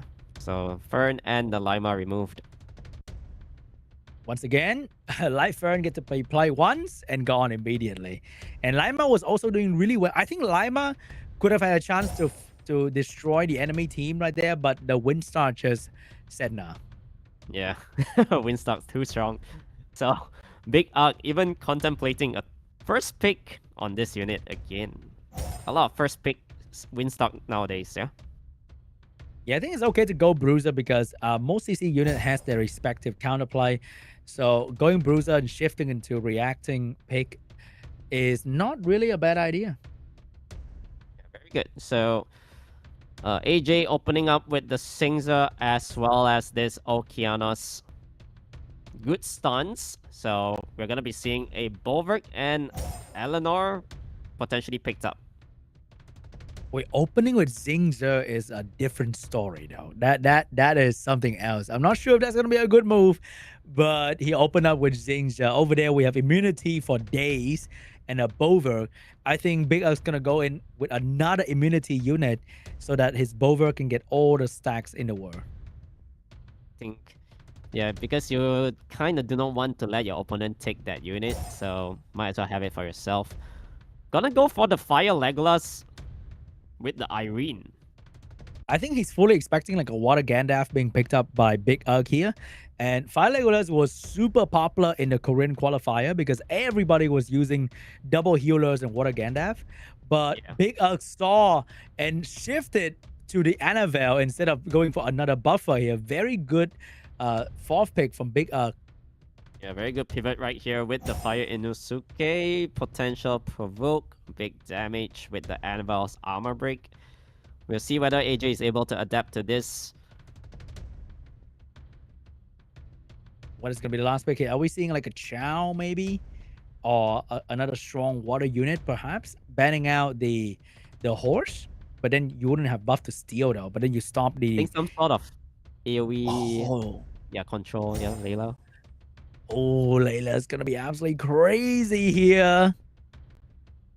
Okay, if you're bringing in the Layla, it means that your ban is probably onto the Fire Inosuke. Layla is always the good horse ban, though. Well. You think it's the horse? Really? Really? My Eleanor would stay on the ground forever. Like, she'd be perma stun, bro. Oh, yeah, Eleanor's gonna be banned. Yeah, that's why I mean, for me, if I'm playing in this, I'll always ban the Fire Inosuke because when I use Eleanor, it does not resist anything. It just eats all the debuff. So we'll see whether this Layla is able to do that. Man, the ban is looking really good for AJ here because he lost his buff stealer, but he doesn't have any buff to steal anymore. So it's looking pretty good. He went for defense lead instead of speed lead. We're seeing Chinese players switching off the speed lead and just go for the order lead instead quite often. Yeah, maybe he wants the Annabelle to go first. So now, placing the seal onto the Windstark, and Lila will be able to do some controls here. Wow, we got a perfect silence on the Annabelle, so she can't do her thing. Yeah, but how are you stopping this Fire Inosuke? You gotta reset this unit first, right? Technically, you can still debuff Fire Inosuke with Layla, so I think there is the chance for it to happen. Like a small chance. Oh, or maybe not. Or maybe not. But she's going to put defense on herself too, so that's going to be a very sussy move coming out from Annabelle right there because of the reflect on the Layla. Oh my god. But you can't stop this Fire Inosuke from moving soon, right? And also the Windstark is back. Yeah, Windstar's back is going to be pretty rough. You can kill the Annabelle, but then Windstar is in a position where he can clear your entire team. Yeah, it's not looking really good for AJ right now. Okeanos is definitely in trouble. His HP not looking that good. Things are just trying to work onto the Annabelle. Some solid damage right there. Also healing available from Bover on the Irene. Free healing. Look at that. And here it goes. That is some nasty damage right there. And it's not over yet. Now we get another free turn for the attack for again. Oh, did he not crit? Yeah, I think there was no crit on it. The glancing debuff stopped him from doing that, unfortunately. The Layla is really trying her best though, but Fire No Scare is going to be quite a problem. Yeah, these things are getting the additional turn here. Probably you want to kill off the start, alright? I think he's going to save it. Oh, he's not going to save it. He used it anyway. Finish up the Okeanos, take down Irene, and to win unit against a fire unit that has a bonus chance to resist debuff. This might be really bad for AJ. Yeah, I don't see a way for AJ to bring down the Fire Inosuke now because that unit self-heals every turn. You got 2 win units that doesn't really perform that well against it. It feels like he's fighting a Douglas at this point. Yeah. With these 2 win unit. It's just like a skinny Douglas. Literally it is. Skinny and naked. That's more damage. Yeah, he can't because the win unit does not have any healing. And this guy self-heal quite a fair bit with the passive. Yeah, Layla, even you get this glancing here, can you land the armor break? Maybe armor break and then you violent proc into a crit? Hold up. Are you prophesying? Oh my god. What is happening? Oh, if I'm the Inosuke guy, I'll be fuming right now. There's a chance for him to actually win. Hold up. Wait a minute. Wait a minute. He didn't get the slow debuff. He needs to get this killed off. Oh, he didn't get the kill. If the monkey pull up another combo like that again, wait a minute. Wait a minute. Oh, he didn't get a defense break though. Okay. That was a very rare moment. Man, I think he had a chance right there. Yeah, definitely for sure. And I think also if the Layla landed the slow debuff onto the Fire Inosuke, that Kingdom would have been moving, you know, with the armor break inside. But the chance of these win units to land a debuff on Fire Inosuke is extremely small. So he got a small window, but it was not big enough, and Bigger shut down the window immediately. Yeah, I mean, literally that window was really small, but almost made it work, you know. So 2-0. So Big going into game 3 with AJ. Are we witnessing another 3-0 in the lower bracket here? Yeah, everything has been pretty one-sided in the lower round ones. So these were the last round pre-bans. Do you remove Beelzebub? I don't know, maybe. But when you see the they previous a game, 4th ban, right? Oh, okay. yeah, we see the consistent pick of the light unicorn, but there is the imaginary Leo pre-ban for some reason. It seems like Big Ugg is going in with some speed lead Sonya type team. Oh my! What is that?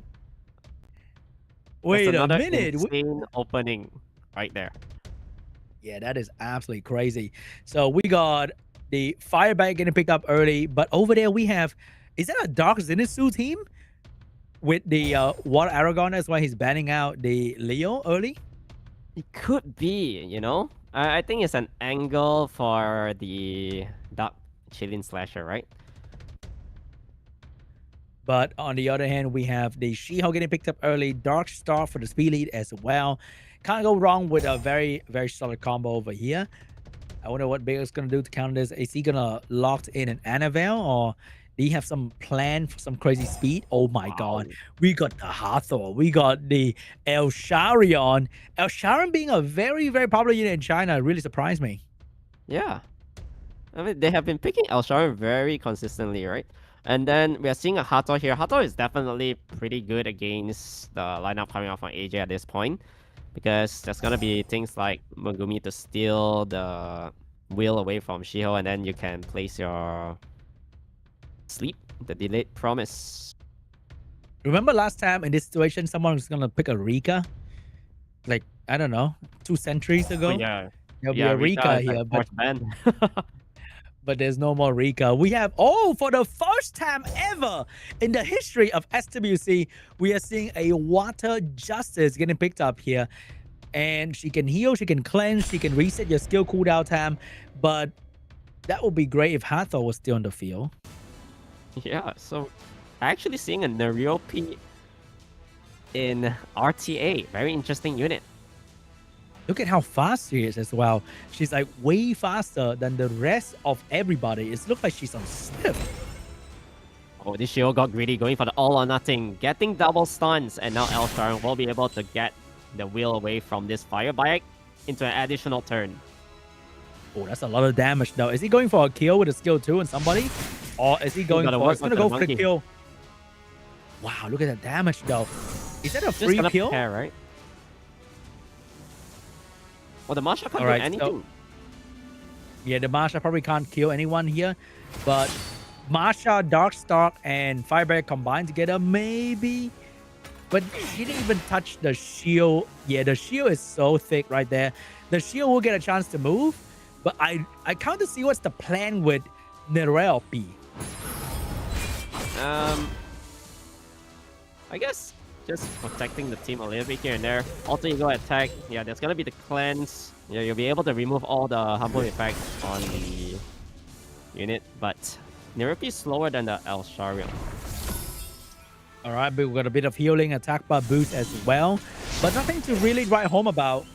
Oh, stealing immunity. Oh, wow. Getting a violent proc right there. Elsharion is in trouble though. Yeah, I think Masha get a turn, and then Elsharon's probably gonna die to the Shiho at least. I think he could have skilled on the Shiho to maybe steal the invincibility, and maybe Elsharon will be alive. Elsharon. Oh wait, hold up. Skill 1 might not be enough though. I think it's gonna survive, right? It depends on the Shiho. How hard can he hit? Oh, he went for the stun on the fire with me instead. So now there's gonna be can reach the skill 3 of the Water Aragon, right? Yeah. Let's see what happened here. I'm so excited. He reset the Water Aragon, so Water Aragon can reduce cooldown of everybody else. Maybe that's the plan. I think he's just gonna go for the shield again. He knows the shield is really thick. But not thick enough though, unfortunately. Yeah, I'm not too sure about this scenario because the scenario didn't do anything. Dude. I need to have like a more big impact skill 3 compared to Water Aragon skill 3. Yeah. So this skill 2 is just a heal. You don't even need to use it yet. You're not killing anything off screen, right? Unfortunately, that is the problem. Maybe Fire Megumi is gonna be the shining star of this match, but I think we are a bit far away from killing anything from the enemy team. Yeah, Fire Bite does have the heal, so once the unit moves, the Darkstalk is gonna be back to healthy zone again, right? I feel if he replaced the Nereal with like an Annabelle, maybe the game would be a little bit different. Yeah, I think the Nerealpi didn't provide much in this match. Sometimes you gotta take some gamble and pick something that nobody knows what it's gonna do, because if they don't know what the unit does, then they can't prepare for it. But unfortunately, in this case, the unit just didn't really do a whole lot. Yeah, all or nothing. Getting the stun onto the Water Aragon this time. Nerealpi, normal attack doesn't cut it. Yeah, outside of the skill, her skill 1 and presence on the field is quite lacking. Yeah, but cool to see these kind of units picked up, you know? It means that they have been definitely trying or testing it out in their normal matches, right? Yeah, maybe he got a win because somebody didn't ban Hathor, so he get either Nerealpi or the Water Aragon with Hathor, so you have a lot of cooldown reduction. But any sensible person would be banning Hathor. Yeah, especially when you don't have any immunity on your team. Also, probably because the Elsharion was not good enough of a threat. Because maybe Elsharion was supposed to be like something crazy that people have to ban now, but it was just Elsharion. He did some stuff, but he didn't dominate the field. Yeah, I mean he did a little bit of stealing immunity here and there at the start, but you're never gonna survive the Alter Ego Attack nuke and Masha's damage, right? Let's be real. We've got a Tian Lang ban, we've got a Shiho ban. Shiho has been the unit for China qualifier, and he is going to get pre-ban as well. No more Tian Lang, So I think unit like Fire Megumi Windstar is gonna be really, really strong. Yeah, Winstock first pick once again coming up from Big Ugg. Oh, Fire Bayak getting so much love. Whoa, I didn't expect that. I know Fire Bayak is something. I mean, AJ got the win with the Fire Bayak. I guess you just stick towards it, right? I'm not sure if Fire Bayak was the reason that he won the match though, but we shall see. We got a Wind Monkey early as well. That is the weirdest first 2 pick I've seen for quite some time. Over there, we got the usual double star Annabelle. Very, very solid pick. Great start for Bruiser Draft. How can you counter this? Yeah. It's tough. Going for a mouse. Okay. Oh, our first mouse of the tournament as well. I thought it's going to be Mouse Rakuni, but it's Mouse Misty. So we definitely need like an AoE cleanse in the last slot. And that gotta be Annabelle, but Annabelle is being stolen by the enemy. Yeah, unless you go for Angela, I guess. That's still Angela opening. Yeah, I think if he picked Angela's probably gonna be banned now. Dark Demon's gonna be really, really good against AJ here. Yeah.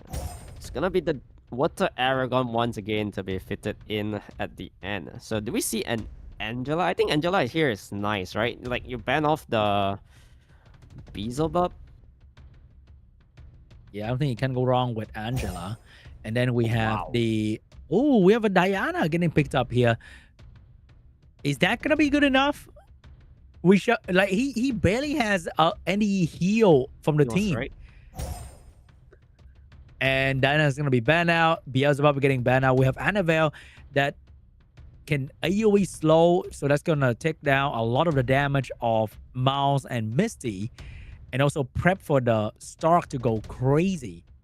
Oh, this is looking really bad for AJ, right? Because on one hand, there's gonna be immunity, and your only stripper silence is your Fire Bike.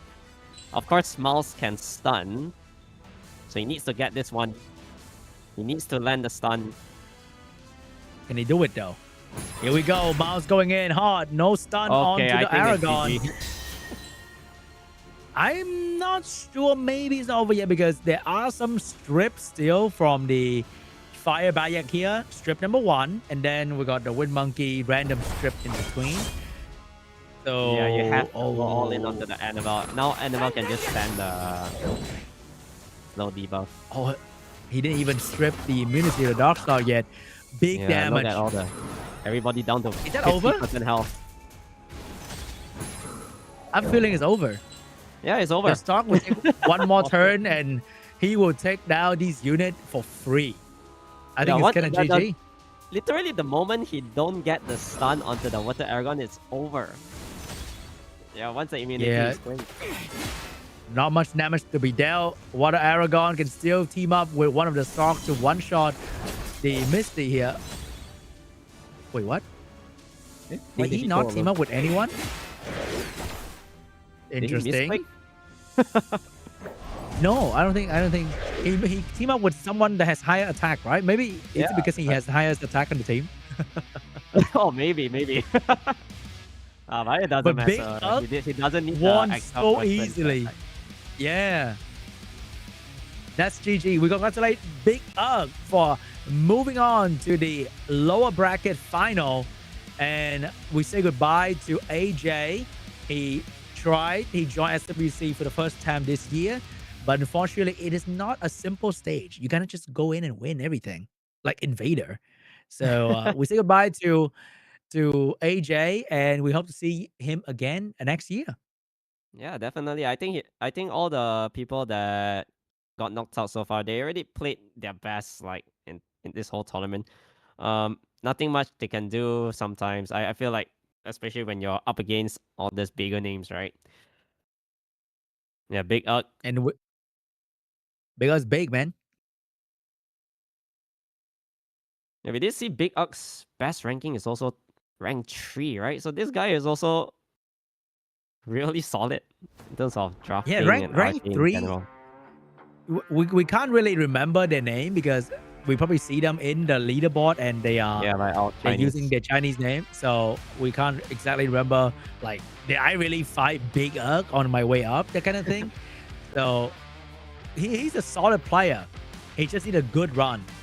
So next up, we're gonna be seeing KANGJING against Ask, Big Erk against Or.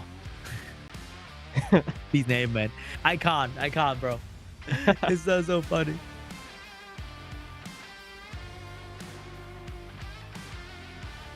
And I think before we go to the lower final, we're gonna go for a short break here, and that's gonna be the final portion of today's stream. It's been quite a journey, Craig. We got a lot of best of. We've done how many now? We have done 8 best of 5 at this point. This is gonna be the last 2. It's gonna be the 10 best of 5.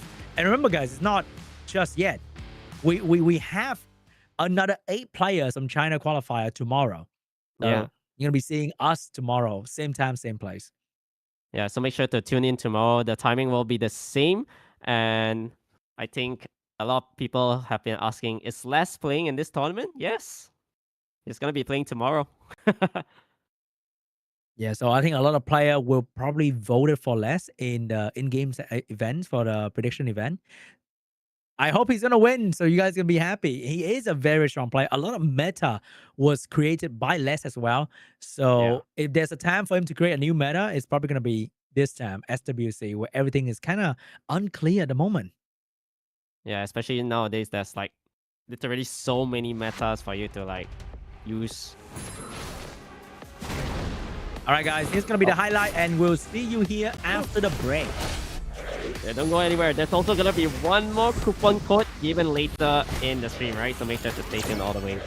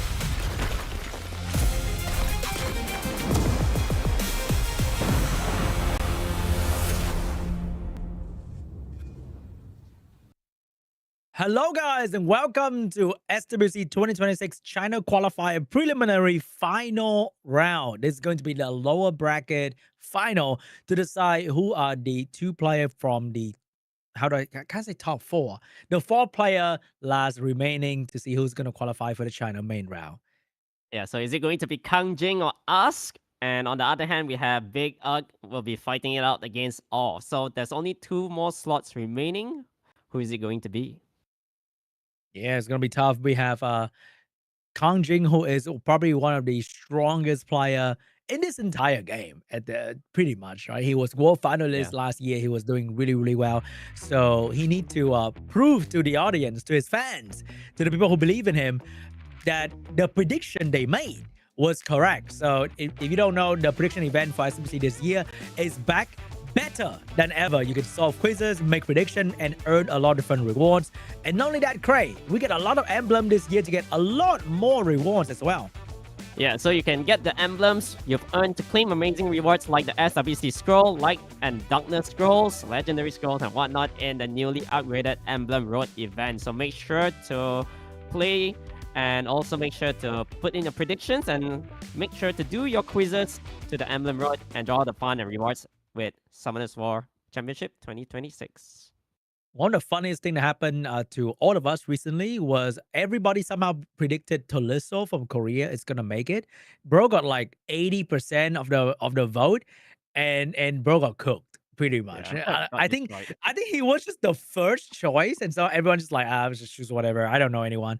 Click Tolisso, and everybody. I always also click like the first box that was available, and somehow everybody voted for a new challenger, and he lost. Yeah, sadly. But everybody got debated by Tolisso from Korea. I think it's mainly because when you first open up the page, he's the first name over there, right? on the left hand corner. So yeah, a lot of people just vote for him. I know, right? You gotta put Sean B in there, and like Sean B could probably get like 80% of the vote that's gonna win, but then he's gonna get kicked out 3-0 in the first match anyway. But I'm gonna get destroyed by any one of these players, okay? Yeah. You could bring anyone in, blindfold them, and I'll probably still lose, to be honest. But we are going to start the game very, very soon. It's gonna be very intense because there's no more second chance. This is the second chance for all of the player who will be playing in the next two best of 5 here. They need to win, or else they're going to be out. Yeah, so it is all to play for. KANGJING will be up against Ask. I think so far we've seen a lot of really good combinations in terms of drafting and stuff like that. KANGJING might have the upper hand here if he continues to play like how he did previously, right? Up against Big J. I think that one was a really clean sweep, 3-0. Okay, I think Big J draft was a little bit sus though. So maybe now KANGJING has to use 100% of his power against Ask. All right. So diving right into the match here. KANGJING picking the Tianlang and the Lima. Do you think that's going to be a good combination? I think that's not too bad. Tianlang can never really go wrong. But then an early Tianlang will maybe make the enemy draft really well against Tianlang. But I think with the attack bar again of Darkstar shows that As doesn't really care. He's fighting this Tianlang. That's for sure. And I think KANGJING is probably just planning to ban out this Hey Gang, kinda. Dude, going from full RGB to like LD like this is pretty crazy though. Oh wait, hold up. He's going back to normal RGB, Cray. He's going with the Annabelle, the Shizuka. Shizuka is always a great unit into the Shiho because Shiho will have invincibility up for himself no matter what. So Shizuka can borrow that. Yeah, easily. And also you got the Lima to place invincibility buff for your team, so there's gonna be another extra 2 more turns. So Seimei to, in a way, force ban, and here we go. No healer on the side of Ask, so this is gonna be a very, very fast game here. I'm feeling KANGJING might have this one, unless Ask can bring down something real quick. So he gets the big stun onto Lima. Heigang needs to get full strip lancing onto the monkey, I guess. But the problem is you don't have increased cooldown time like an Oliver. Oh, he went for the skill 2 instead.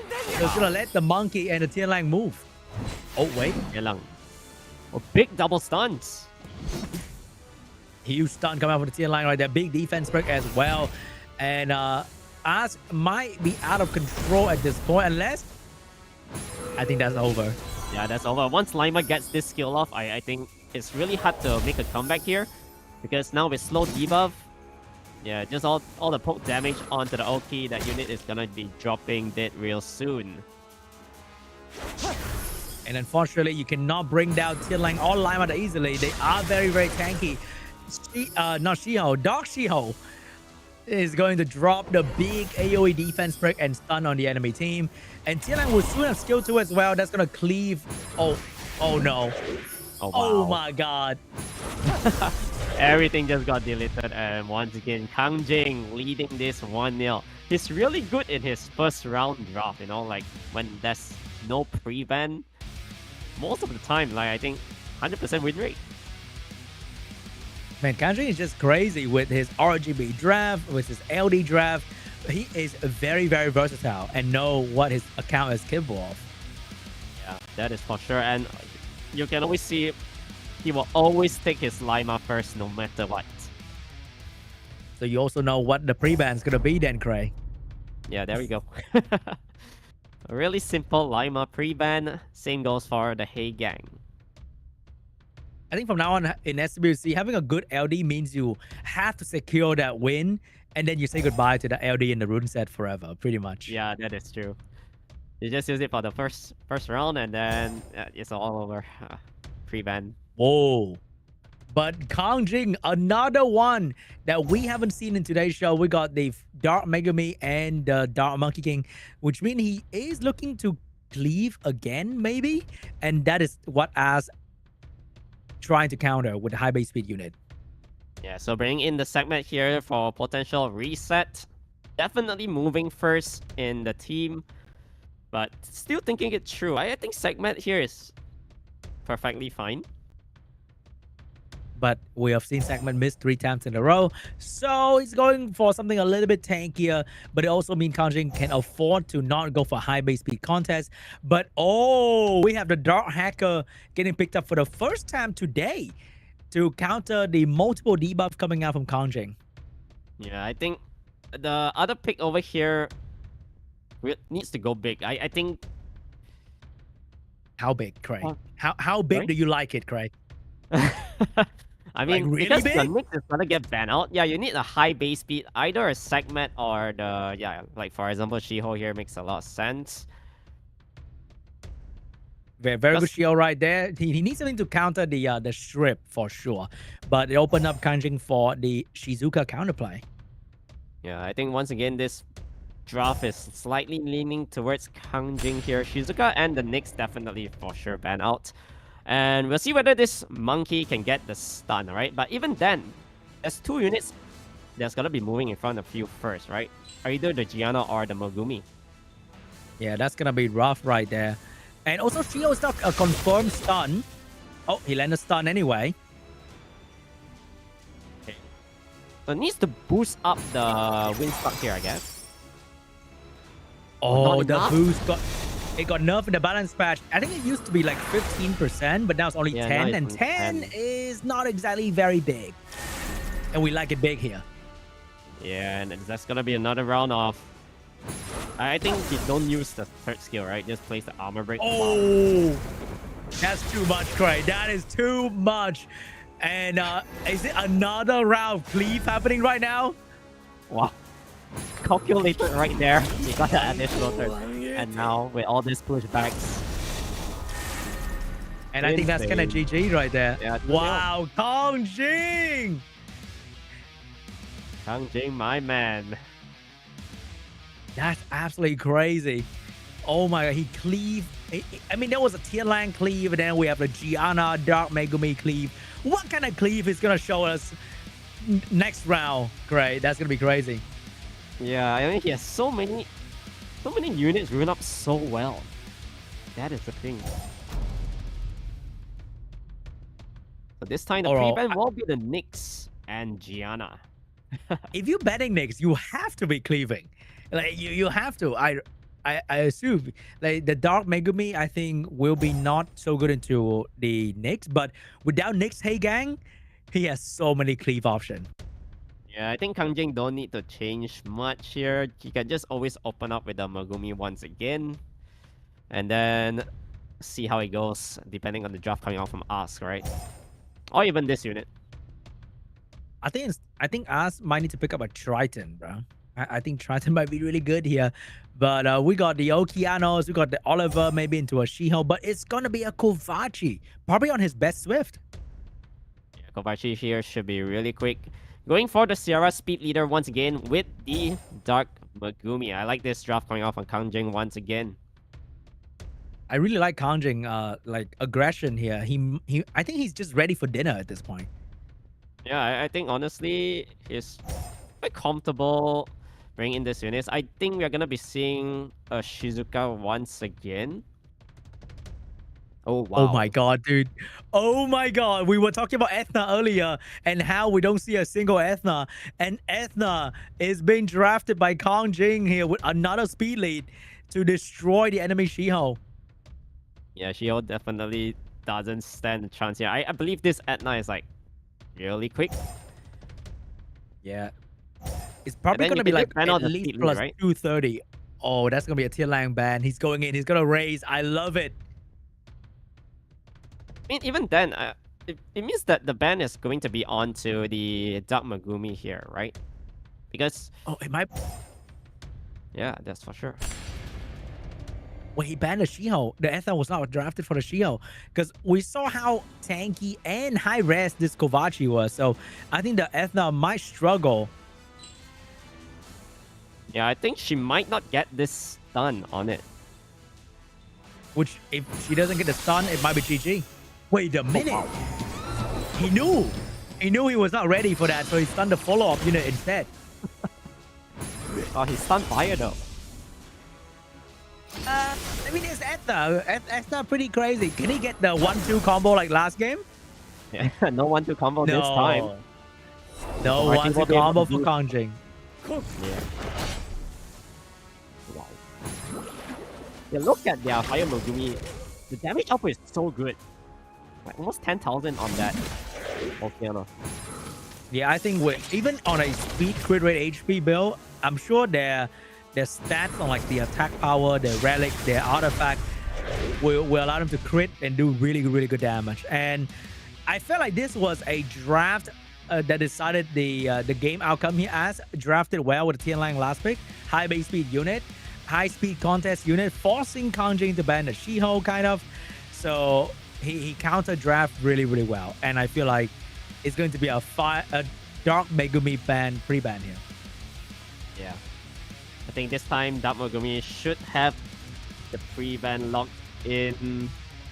So far, KANGJING has been using it very often in, especially like the past couple of rounds. I love these players who has like all the premium LD cleave, man. Because usually if you ban one key unit and the cleave player will crumble because they play one combo. But these guys, they have 5 combo that they can just like whip out of their box, and that's gonna be crazy. Oh, I think we have like a small little technical problem here, which means we're gonna be seeing our faces, unfortunately for you guys. So what do you think they're gonna draft next? What kind of combo you think KANGJING has available? So he lost Gianna, and he lost who else? Lima? He lost Lima, he lost Gianna. Does he have a Laura though? I mean, maybe he does. All right. Well, KANGJING probably has everything. Just like Kill and Bow at this point. So I think Laura is definitely a very good option that is gonna be open up for him, I guess.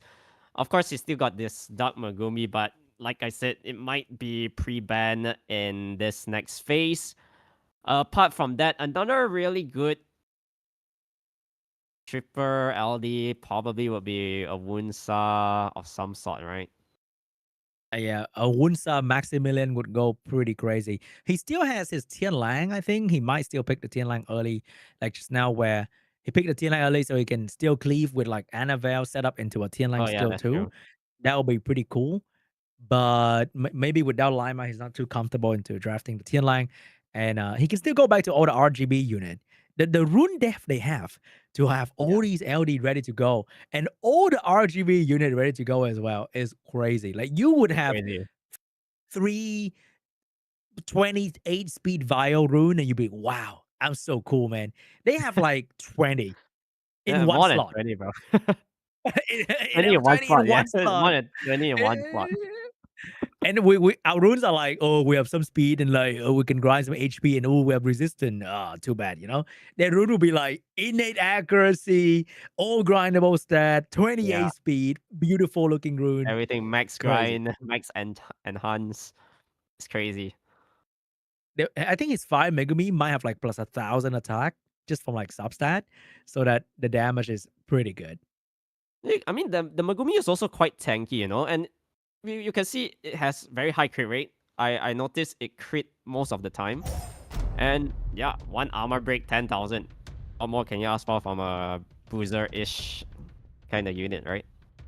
It was supposed to be like a counterplay CC unit, but now it also deal very solid, respectable damage. Oh, there we go. Laura pre-ban. With Oh, a lot of strip unit gone from KANGJING though. I think he might have to go for some sort of like Dark Megumi Tianlang so that he can... Wait, he's going back to RGB. Oh wait, it's still Dark Megumi though. Yeah, Dark Megumi for sure is really good here. There's no more Heigang in the field. So we'll see. I think us needs to contest speed once again. So going for the Shiho. Oh, we got the Oliver. What kind of high base speed? He has the last pick Ethna here, looking really good because there's no fire unit drafted just yet. So you need a water unit here, maybe? Wait a minute. Is that a little bit too ambitious? We have like a Douglas situation, maybe. I mean, one Douglas, there's no way for your team to win. But Dark Megumi can attack break, if I'm not wrong. It's just that it can also miss the Douglas for the attack break. And the attack break is on a cooldown. Yeah, I mean, to land the attack debuff is a little bit low with the normal attack. I think it's only like 25% chance. Yeah, no, I think the skill 3 has attack break. I know it has defense break, pushback, and maybe attack break. Yeah, it does. Oh, we got Segment, Fire Twin. So do you think we're gonna have a Chow last pair on KANGJING, Cray? From the looks of things here, I think he's probably banning off the Twin Angel, right? You remove the speed leader. Kinda. Maybe. But they are two speed leader though, so it's not a problem. Because tons of stuns. Yeah, Chow is good. You got a Chow last pick from KANGJING. I think it's probably gonna be Fire Twin ban maybe, or like Shiho ban. Yeah, Shiho is always good against the Chow, right? Yeah, Shiho's decent. I think Chow and Shiho is like decent. Because Shiho move very often, so very solid damage, but Chow hit through invincibility, so Chow can kill Shiho. But because Shiho deals so much damage that he can also just randomly kill Chow. Chow is gonna be the ban. Fire Twin is gonna be the ban. And KANGJING is going in with low base speed against us, who's applying very good strategy, going high base speed to counter KANGJING. Yeah, once again, Shiho and the segment will definitely move first here. Needs to get the stun though. Oh my.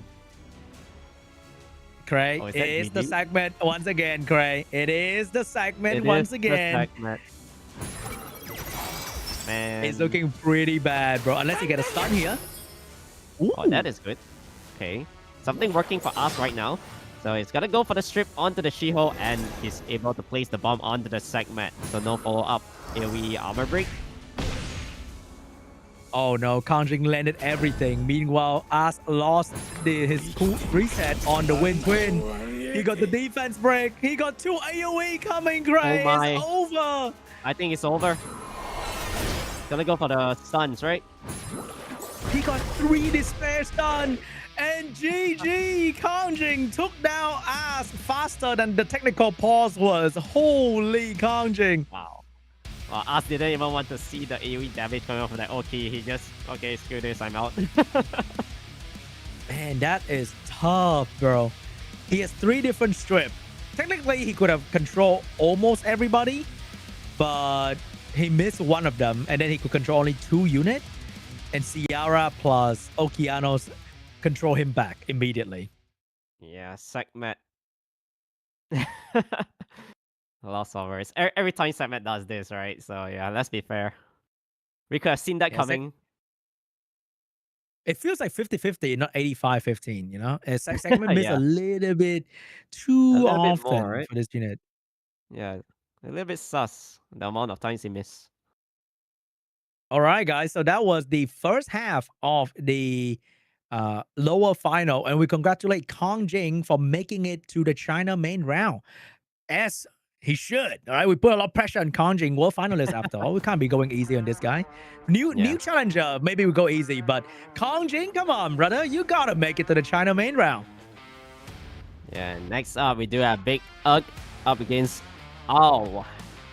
So there's only one more slot to fill in for today's qualifier. We're gonna say Ugg and Aw. Yeah, Ugg and Aw. Yeah, Big Ugg and Big Aw. All right. They're going for their last match of today's show. Is going to be finding out which one of them is going to move on to the China main round happening later down the SWC journey. We're trying to find out the best Chinese player. These are already some of the strongest because they qualify for SWC, but we still want to filter down to the top 8 for the China main round. It's going to be very, very scary. And the thing about China main round is that whoever wins the China main round will move on to the world final, so they can skip out on the regional cup.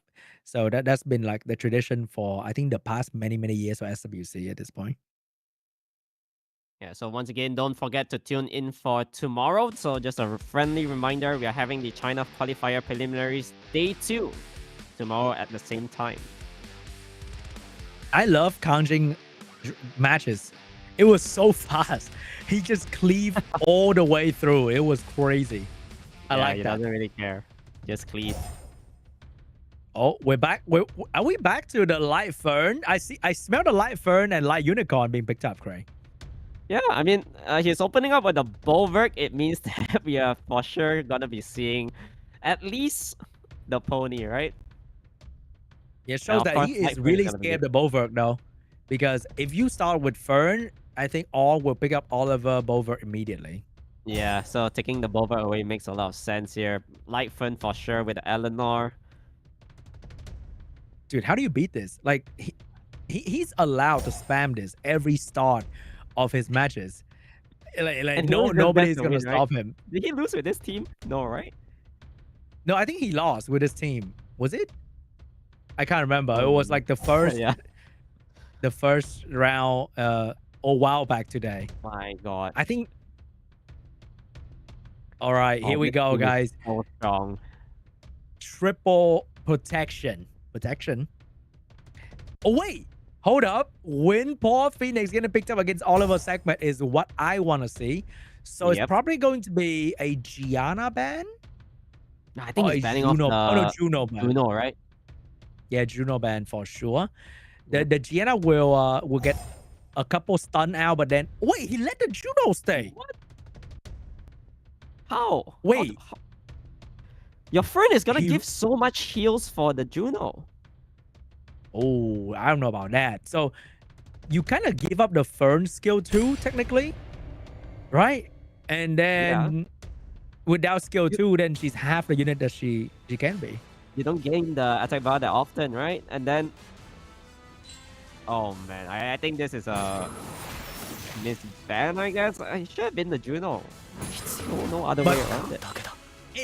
I think he's thinking about if he can kill everyone but the Juno, it's still okay. Like, Stark will kill Juno at the end game, but it's gonna be a little bit funny to see how he's gonna handle this Juno though. I guess that's one way to work around it, but you're always giving the Juno like really good AoE. I mean, like heal 20% at least if you go for the skill 2. Yeah. You gotta really think about when he's gonna use his Light Fern skill 2 right there. Yeah. Because that's like a 10k, 15k heal every time he uses it on the Juno. And he probably needs to kill off this Jongnam first. Also, I think Wind Paw not doing any debuff with the skill 2 is just such a shame. I feel like the skill 2 of this unit can be a bit more consistent. It shouldn't just be like a passive holder totem. Okay, slowly working onto the Jeonnam here. Yeah, I think the Star is doing very, very well. Slowly but surely bringing the enemy team down. Because without Juno getting debuffed, there's not a lot of healing on the side of Or. Yeah, literally no healing coming up from it. So Eleanor this time getting resetted. Is he gonna do it? Is he going to do it? Is he doing it? What? He did it, Gray. He did it. He won to CC. He got the stun though, so it was worth it. The heal is more on the blue boy, because blue boy is very, very tanky on his own as well. So a 10k heal feels very little anyway. Oh, okay. Oh, right. Oh, that means this Lightburn is not too bad against the Juno then. Yeah, he's able to bring down the Jeonnam here, I guess. Oh, look at that.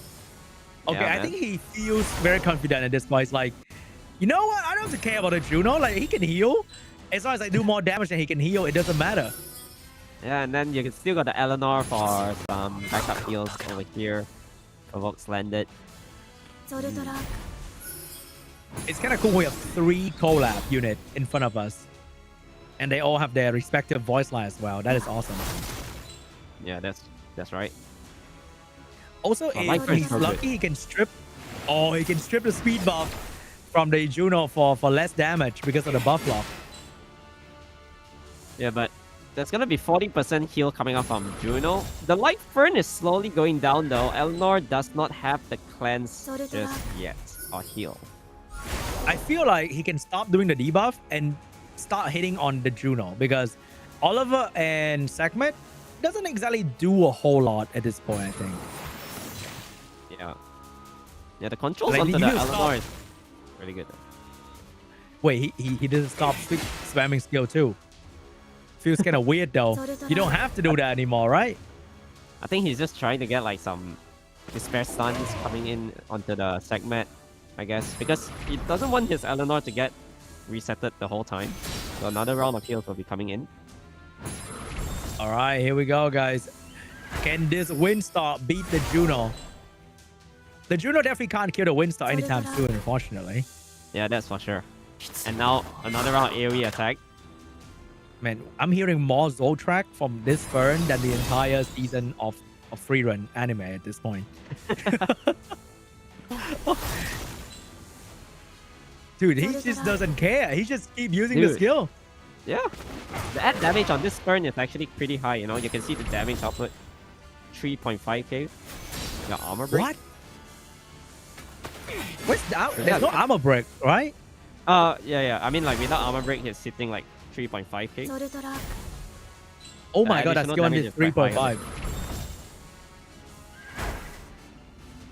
Yeah, I guess the plan worked out. He killed everything but the Juno. And the Juno will be the last one standing. The Juno doesn't have what it takes to beat the Stark, and that's pretty much GG.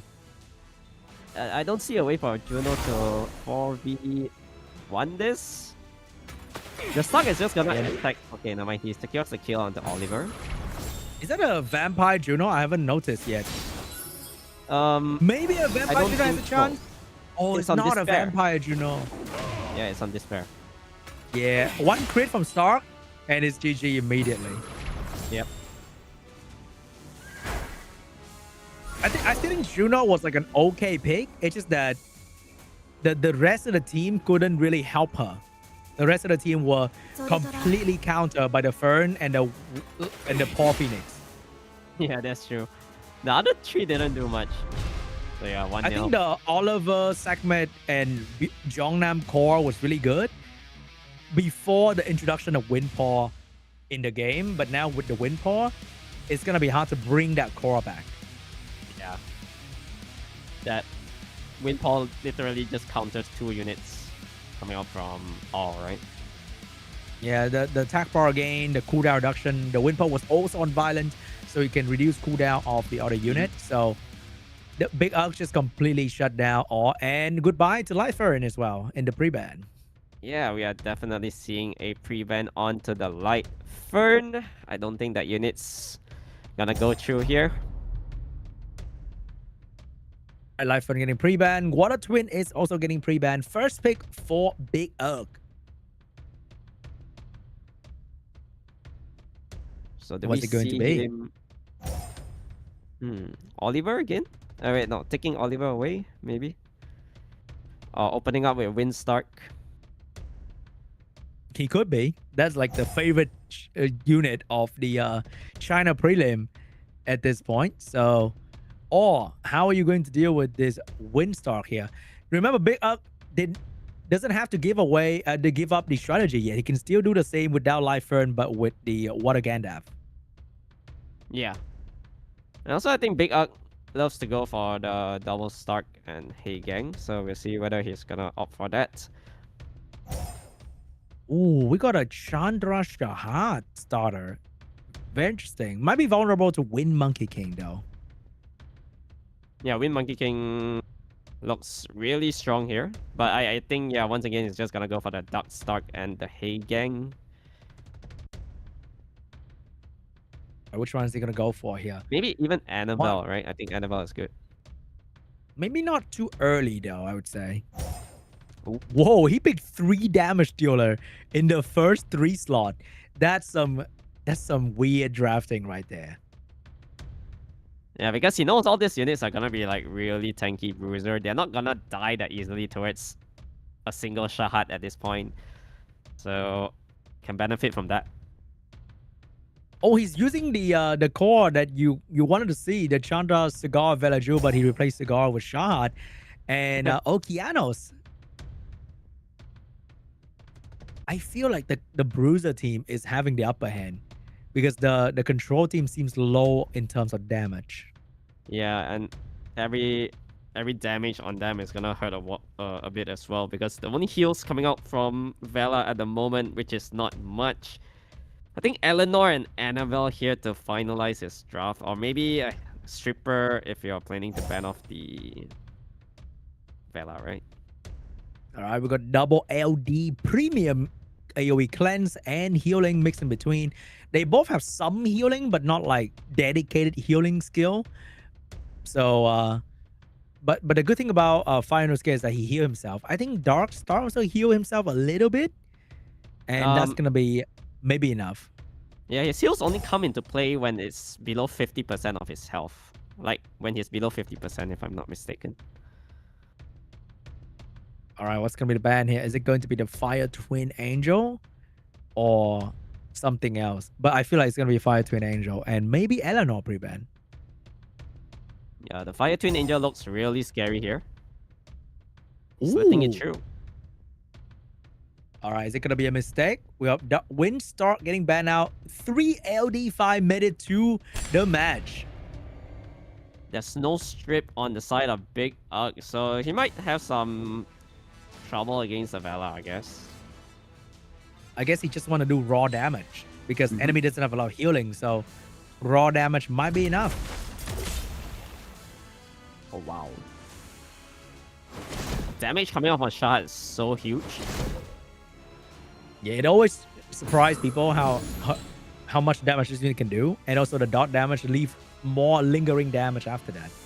Yeah, and with the dot damage that you're taking, the Shahad will be moving so much more from the passive.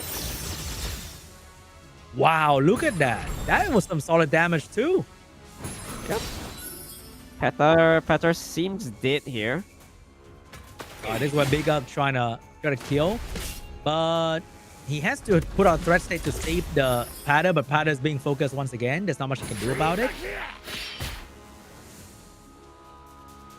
Yeah, I think this is gonna be really tough for Big Up to make a comeback, right? Because Petter is gonna die towards the dot already.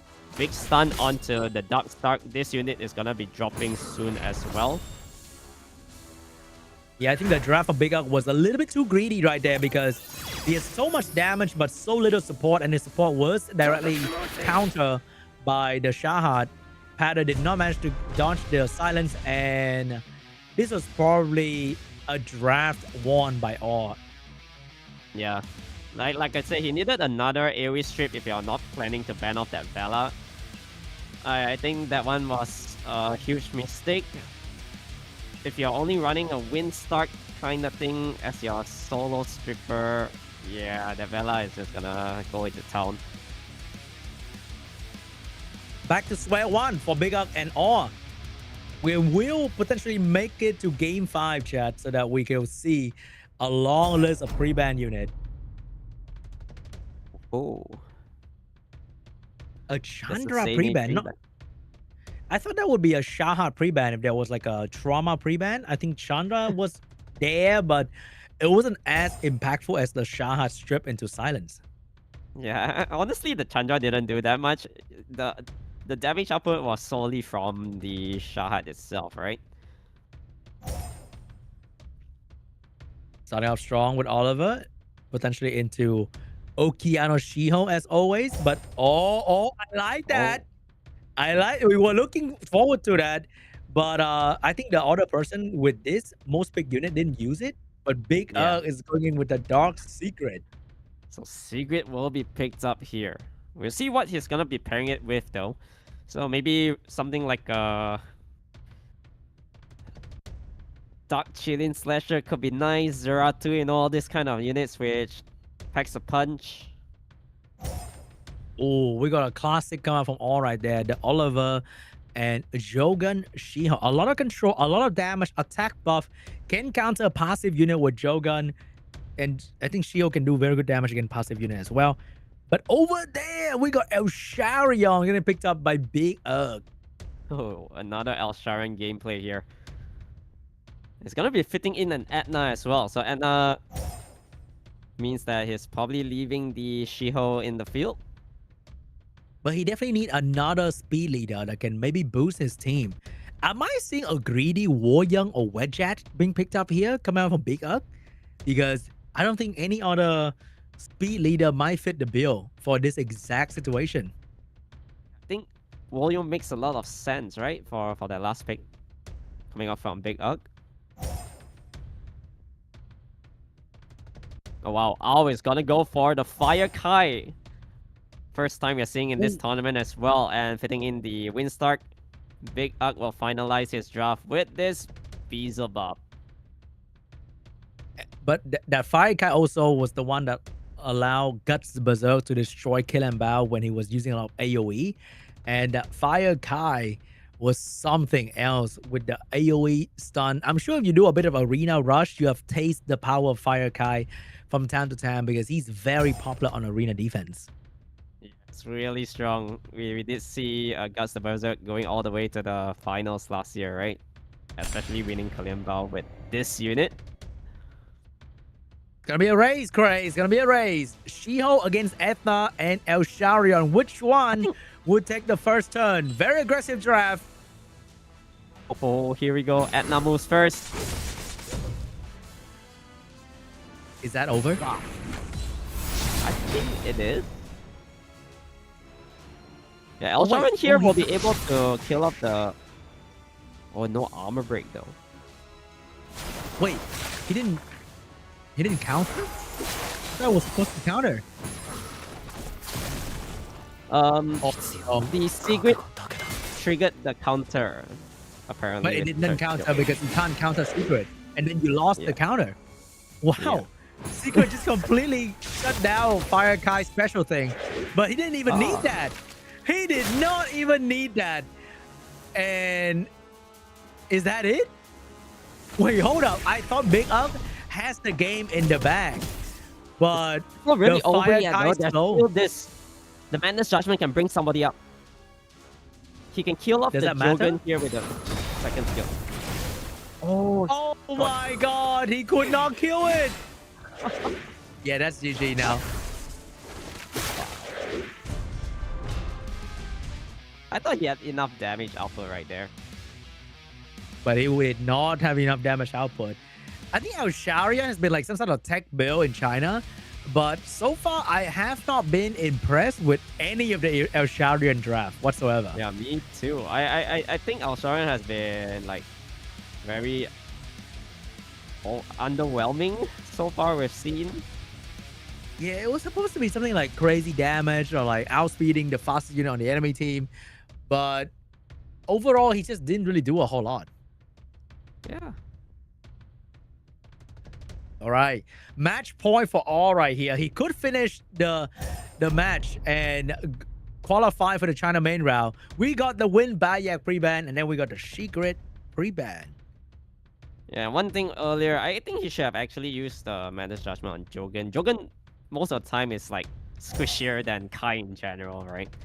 So it is what it is. Moving on here, opening up with the Winstock once again, coming up from Big Ugg. Let's see if All is going to bring out a new strategy here. The Chandra Shahan worked pretty well into the Winstock comp from Big Ugg, but they are both being pre-banned now. So he has to go back to maybe some sort of Oliver, Shio Okeanos, or Fire Megumi. But it's going to be Oliver Okeanos right there. This was the starting draft of Big J that got Douglas earlier. So I hope all realize that. Yeah, so All is trying to go for some speed units here. Okay, bringing in the Gianna as well as this Shizuka. So Shizuka, as always, really strong against the Shiho. That looks kind of vulnerable to like a Juno Seimei, Juno Chao kind of thing. Depends on the last pick as well.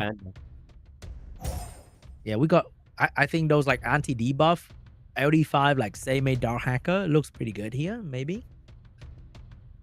Oh, we got our first Jäger.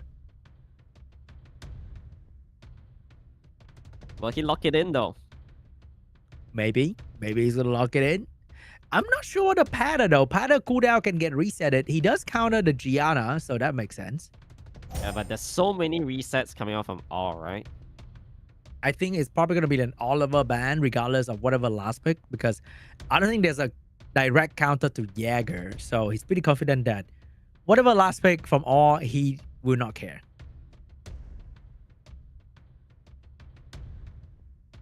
I mean, if you're All, I guess you just throw in a Sonya. Okay, Vela though. Really too sure about here this we go. Vela. Vela's being locked in for All.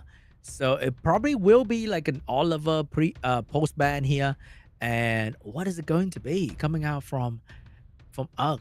Which one is going to be banned out? Which one will he lose? Is it going to be the Jäger ban? There's just so many things to ban on the side of Big Ugg, right? Like triple threat state units.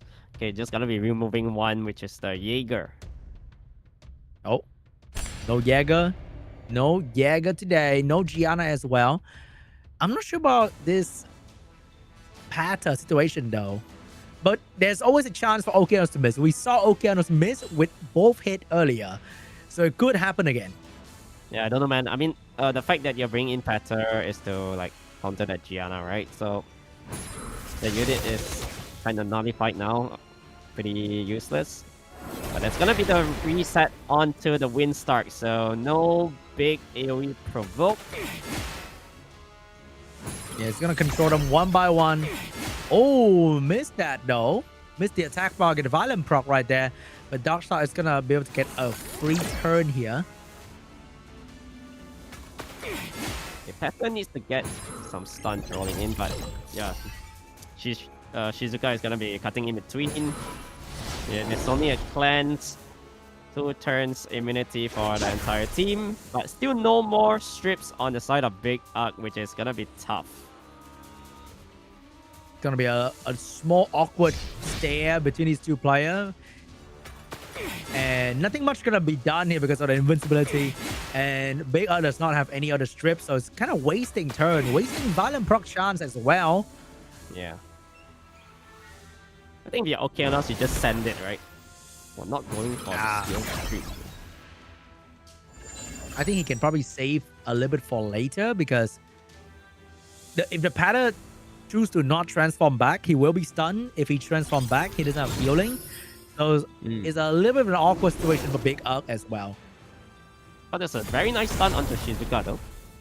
But Bella will be able to cleanse soon. And by soon, you mean probably now. So Shizuka is totally fine, and Okeanos will soon have an opportunity to send the skill 3. soon. Not yet though. So what will this OP do? Oh, we got a free Additional reset turn. on the paddle, maybe. We got the star. That's really good damage onto the Bella. Yeah, the star is stacking damage slowly, but surely very, very painful. Paddle is gonna have a chance to transform back or stay. He's gonna transform back, take down the Villager, and no extra turn. Oh, it's looking really good for Big Unk now. Big stun, and can he finish it off? He can't Not yet. stun. Oh, he missed so many units. There's Wait, gonna be hold a up. soul She has protection though. Yeah, she has soul protection again. But he is throwing the Bella under the bus right there. The Bella can do one more skill and that's pretty much it. Oh wow. Oh, no. Is that a mislane? We don't know just yet, but we know the Villager is gonna go down here. Yeah, Better now can potentially stun with the skill 1 onto Oki. One more turn for all things in nature. Man, these skill 1 stun is always very, very painful because you know it's not gonna happen, and then it happened. And the all double this- threat state. All this threat state is protecting this monkey from not getting resetted. So hard. You know what? Maybe Bigger has found his new team. Wow. Maybe. I don't think he has what it takes though, unless the Oki get a violent proc here. But he didn't. He need the Oki to pull off like a huge moment. Yeah, Oki needs to go twice for 2 times. I mean he needs 2 big AoE damage in, I guess.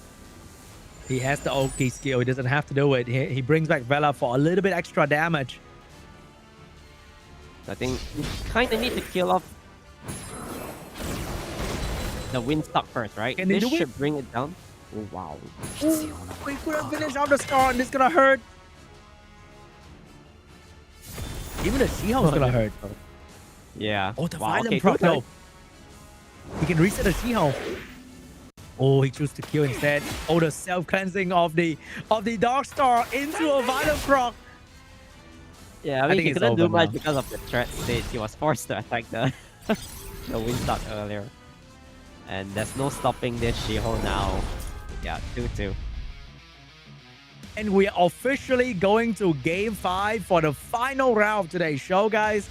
Big Ugg against Ass. Game 5, 8-unit pre-ban. It's going to be very intense. It is their final game. Or one of them is going to play their final game this SWC 2026. Yeah, we'll see who will be moving onwards for the China qualifier happening in Xi'an. Alright. So here we go. It all boils down to this match.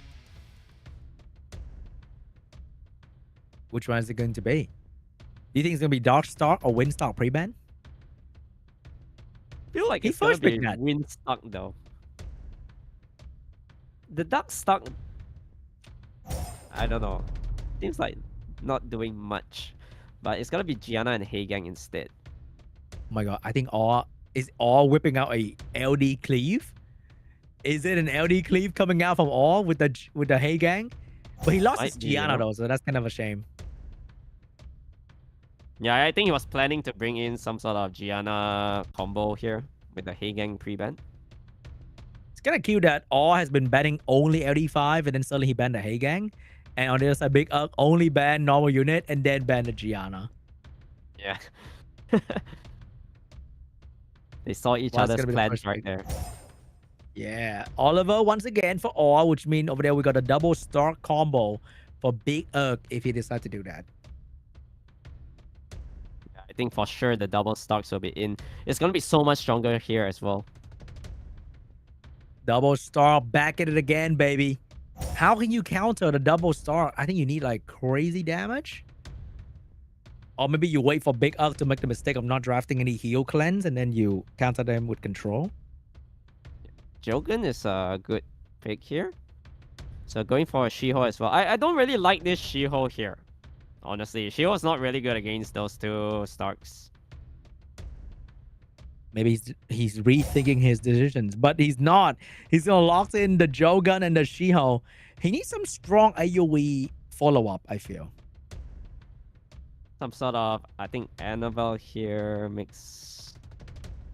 Annabelle can be good. Yeah, there we go. Oh, he's learning. He's learning. He's not gonna lock in like the fire. No. Oh wait. Oh, he actually changed it up. Hold up. We got the Aragon. We have the Hathor getting picked up by Big. That looks very, very scary. Yeah, he's just gonna let this Shiho through. I think probably banning off this later. Oh, we're seeing a Rakan. Oh, no way. No way. No way he's doing that. No way he's going with Rakan, but he might be doing it though, Cray. Oh, Rakan looks so good here. Oh, he played it believe safe. in the Villager a whole lot. Everybody believe in the Villager a bit too much. He don't believe in the Jenga Rakan. Yeah, Rakan is maximum 50%, right? So it's actually not that good. Yeah. But it's fun to watch the collapse counter. Yeah, it'll be extra hype though. Yeah, that's true. All right. We got the classic safe last pick right there. Cannot go wrong with the last pick, Eleanor. So I think it might be like a Layla or Oliver pre-ban. But he's going full turn 2, so if he gets slowed, it might be over. I think it's gonna be Jogan though. Do you remove Jogan here in this context? Layla. Okay, Layla. Yeah, I think the slow debuff is just way too strong, especially when you are way slower than the enemy, right? He's gonna outpace you. You don't even have speed leader, right? So there's gonna be an extra 60% gap. Yeah, that's a fat gap between the different speed leader as well. He has the Dark Start, but yeah, about 40%. So Shiho will move first. Can he get the stun? Very important. Dark Aragon. I mean the Water Aragon. It's gonna be a very awkward game for the segment because we can see the Villager, I think, is moving in front of Oliver. Yeah. Okay, what are you gonna do? Wow, he sent the Aragon away. No chance to violent proc whatsoever. So can this Windstark get the provoke? Oh, did not get it onto the Vala. So If Sanctuary's you get up. on the Vela, that'll be like the craziest provoke ever. True. 2 buffs as well. Alright, can all use his window to kill something. It's a small window to kill. He does not have any big damage output. He needs the defense back from Villager to land as well. Yeah, this Hathor might be in trouble, but yeah, now Armor Break is applied. There's gonna be the full reset on it. Yeah, Hathor is very much gone at this point. I think it's gonna take like a long time for her to get her skill back. And by then, she'll be dead. Yeah, I don't think Hathor is gonna be coming back into the field here. So need to get the threat stake placed onto all this starts. If not, the Aragon is gonna get resetted. One thing about Oliver is that he cycle turns so much that 3-turn immunity is gone after 5 seconds. So did you see the amount of damage from that Shiho? Just one-shotted that Hathor, like 60% health. Hey man, they probably have god tier, legend quality, quad additional damage artifact. I wouldn't be surprised, bro. And I think it's safe to say all might back this one, right? Not yet, no, not yet. It's double Stark. You never know. They might go crazy. True, but there's gonna be the seal incoming from the Jogan. Oh wait, it's onto the Aragon now. Needs the proc though. Oh. The comeback? No comeback, no. Hold up. Okay. There's gonna be big double stuns. Stark. Wow, that damage output. Great, hold my hand. It's happening. The double star is doing it though. But the monkey skill 3 is coming back soon too, and that's gonna really hurt. We saw that earlier. Oh, can he? If he violent procs here, Shiho is dead. One more. He can do it. He can team up, right? Wait, he can team up, right? He can't. He can't. He teamed up himself. Oh, but that's more than enough. Oh, but it's enough. Oh my God. Wait a minute. The Star's Wait still a alive? minute. The Star is alive, baby. Okay. Well, Aragon does not heal, so he has a bit of shielding. He's gonna really need to wait for the Dark Star to come back to kill.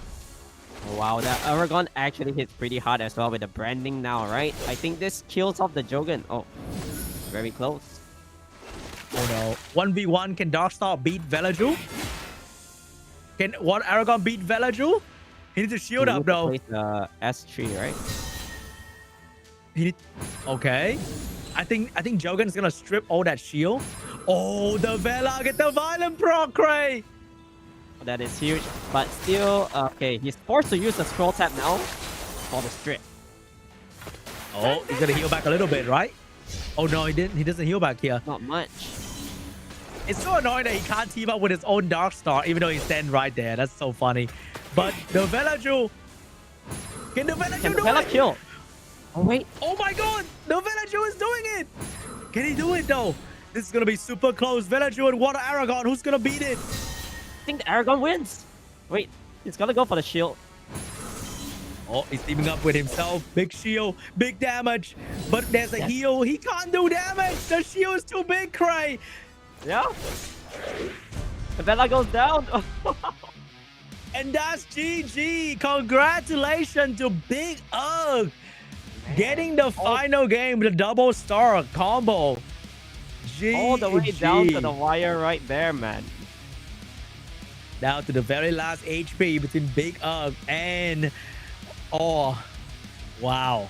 What a game, man. What a game. But somehow Big Ugg get to draft Winstock 5 games in a row. And nobody pre-banned it. No one respected his Winstock, honestly. And also, there's no pre-ban on his Dark Stock, you know? Yeah. I think if the future player who's going to learn from this is going to be... I need to pre-ban them stocks for a little bit. Yeah, I think at one point you kind of need to at least remove one of it, right? Like he was abusing it the whole time throughout the tournament. Yeah. Also, someone got to learn how to deal with the Fern combo. I think by now everybody knows that this guy is gonna first pick his like Stark Fern in the very first game, no matter what, to trying to get a free win. Unless they have that unit as well, then you first pick it. I think other than that, it's really hard to come up with a team to deal against those kind of bruiser, super solid, passive, right? I think there was a you can pick Bover, but then he know that, so he picked Bover early as well. He just tells people that I'm doing that. Unless you have Light Burn, I'm picking Bover. Yeah, it's pretty toxic. So here we go. The bracket for China Qualifier Preliminaries Day 1 has been concluded. We have our 4 qualifiers, and it's gonna be INVADER, Tars, KANGJING, and Big Ugg. Yeah, they went through a long day today, and we still have 8 more players from China tomorrow trying to qualify for the China main round. Starting off with Les and Lucky Sound. I think we also see these two names very, very often in the competitive scene, and we also have other familiar faces like H-Frog, and the family of Big is representing tomorrow with Big P, Big T, Big V. I think Big V, I think is the Big V, right? We see Big V in SWC. I think Big V is like the main boss, right? Is it the leader? And then there's like the other big, very big family. Yeah. And the format's gonna be similar to today as well. It's gonna be a lot of best of 5 for the quarterfinal, and we're trying to qualify 2 players from the top bracket, and then those people who lose will go to the bottom bracket and try to fight. Similar to today, guys. Same time, same place. And before we leave, Cray, you need to unleash the coupon code, bro. Stop hiding it. Okay. I won't gatekeep the coupon code anymore, right? It's gonna be coming up real soon. So once the code is out, make sure to collect it. Okay, here we go. So 4 Ming Yi Dao Xian. 400 energy, 1 MS, and the Summoner's War Championship emblems. Yep, with the new events, the SWC emblem can allow you to claim even more reward this year. More scroll, more LDs, more SWC scroll, more Devilmon, more energy. many more things. And for those of you guys who use iOS device, the code will be pinned in the stream chat as well. So click on that link to get yourself the coupon code right here. Yep. Just click it if you're on the iOS. You'll be directly directed into the link, and you'll be able to receive it in your game. And I think that is pretty much it for today, Cray. Had a lot of fun today. A lot of different kind of team. We got Cleve, we got Bruiser, we got CC, we got Layla beating 4 water unit for some reason. How do you find I today cannot wait matches, for Cray? tomorrow, honestly. Yeah, I we think got today Laz. is Everybody a wants to really see good Laz. showcase of no matter what units are out of meta, it still works pretty well if you have the right team combinations with it. Yep, indeed. There's always a counter. Even the strongest LD can be countered by some random RGB unit that you forget that unit even exists, but they know. They know exactly what to do, when to draft certain unit to destroy the enemy. So drafting is just more important than ever, unless you are big Urk and you just light fern your way to victory. Yeah, Light Fern and also the the double starks, you know. All right, guys. I think we're gonna wrap up the stream for today. We will have a highlights for you guys to enjoy, and see you guys back here very soon. Same time, same place. It's gonna be me and Craig once again. It's our first time doing it together. You know, a bit awkward. You know, first time is a bit awkward, Yeah, you but know. I think we're gonna get You better and you'll only better get better, I throughout the guess. journey. Yeah, because we're gonna be seeing one another in the APAC prelim as well, right? Yeah, APAC Group A to D, I believe. So And take care, that's everyone. it for today, guys. Take care. Bye. Enjoy your weekend.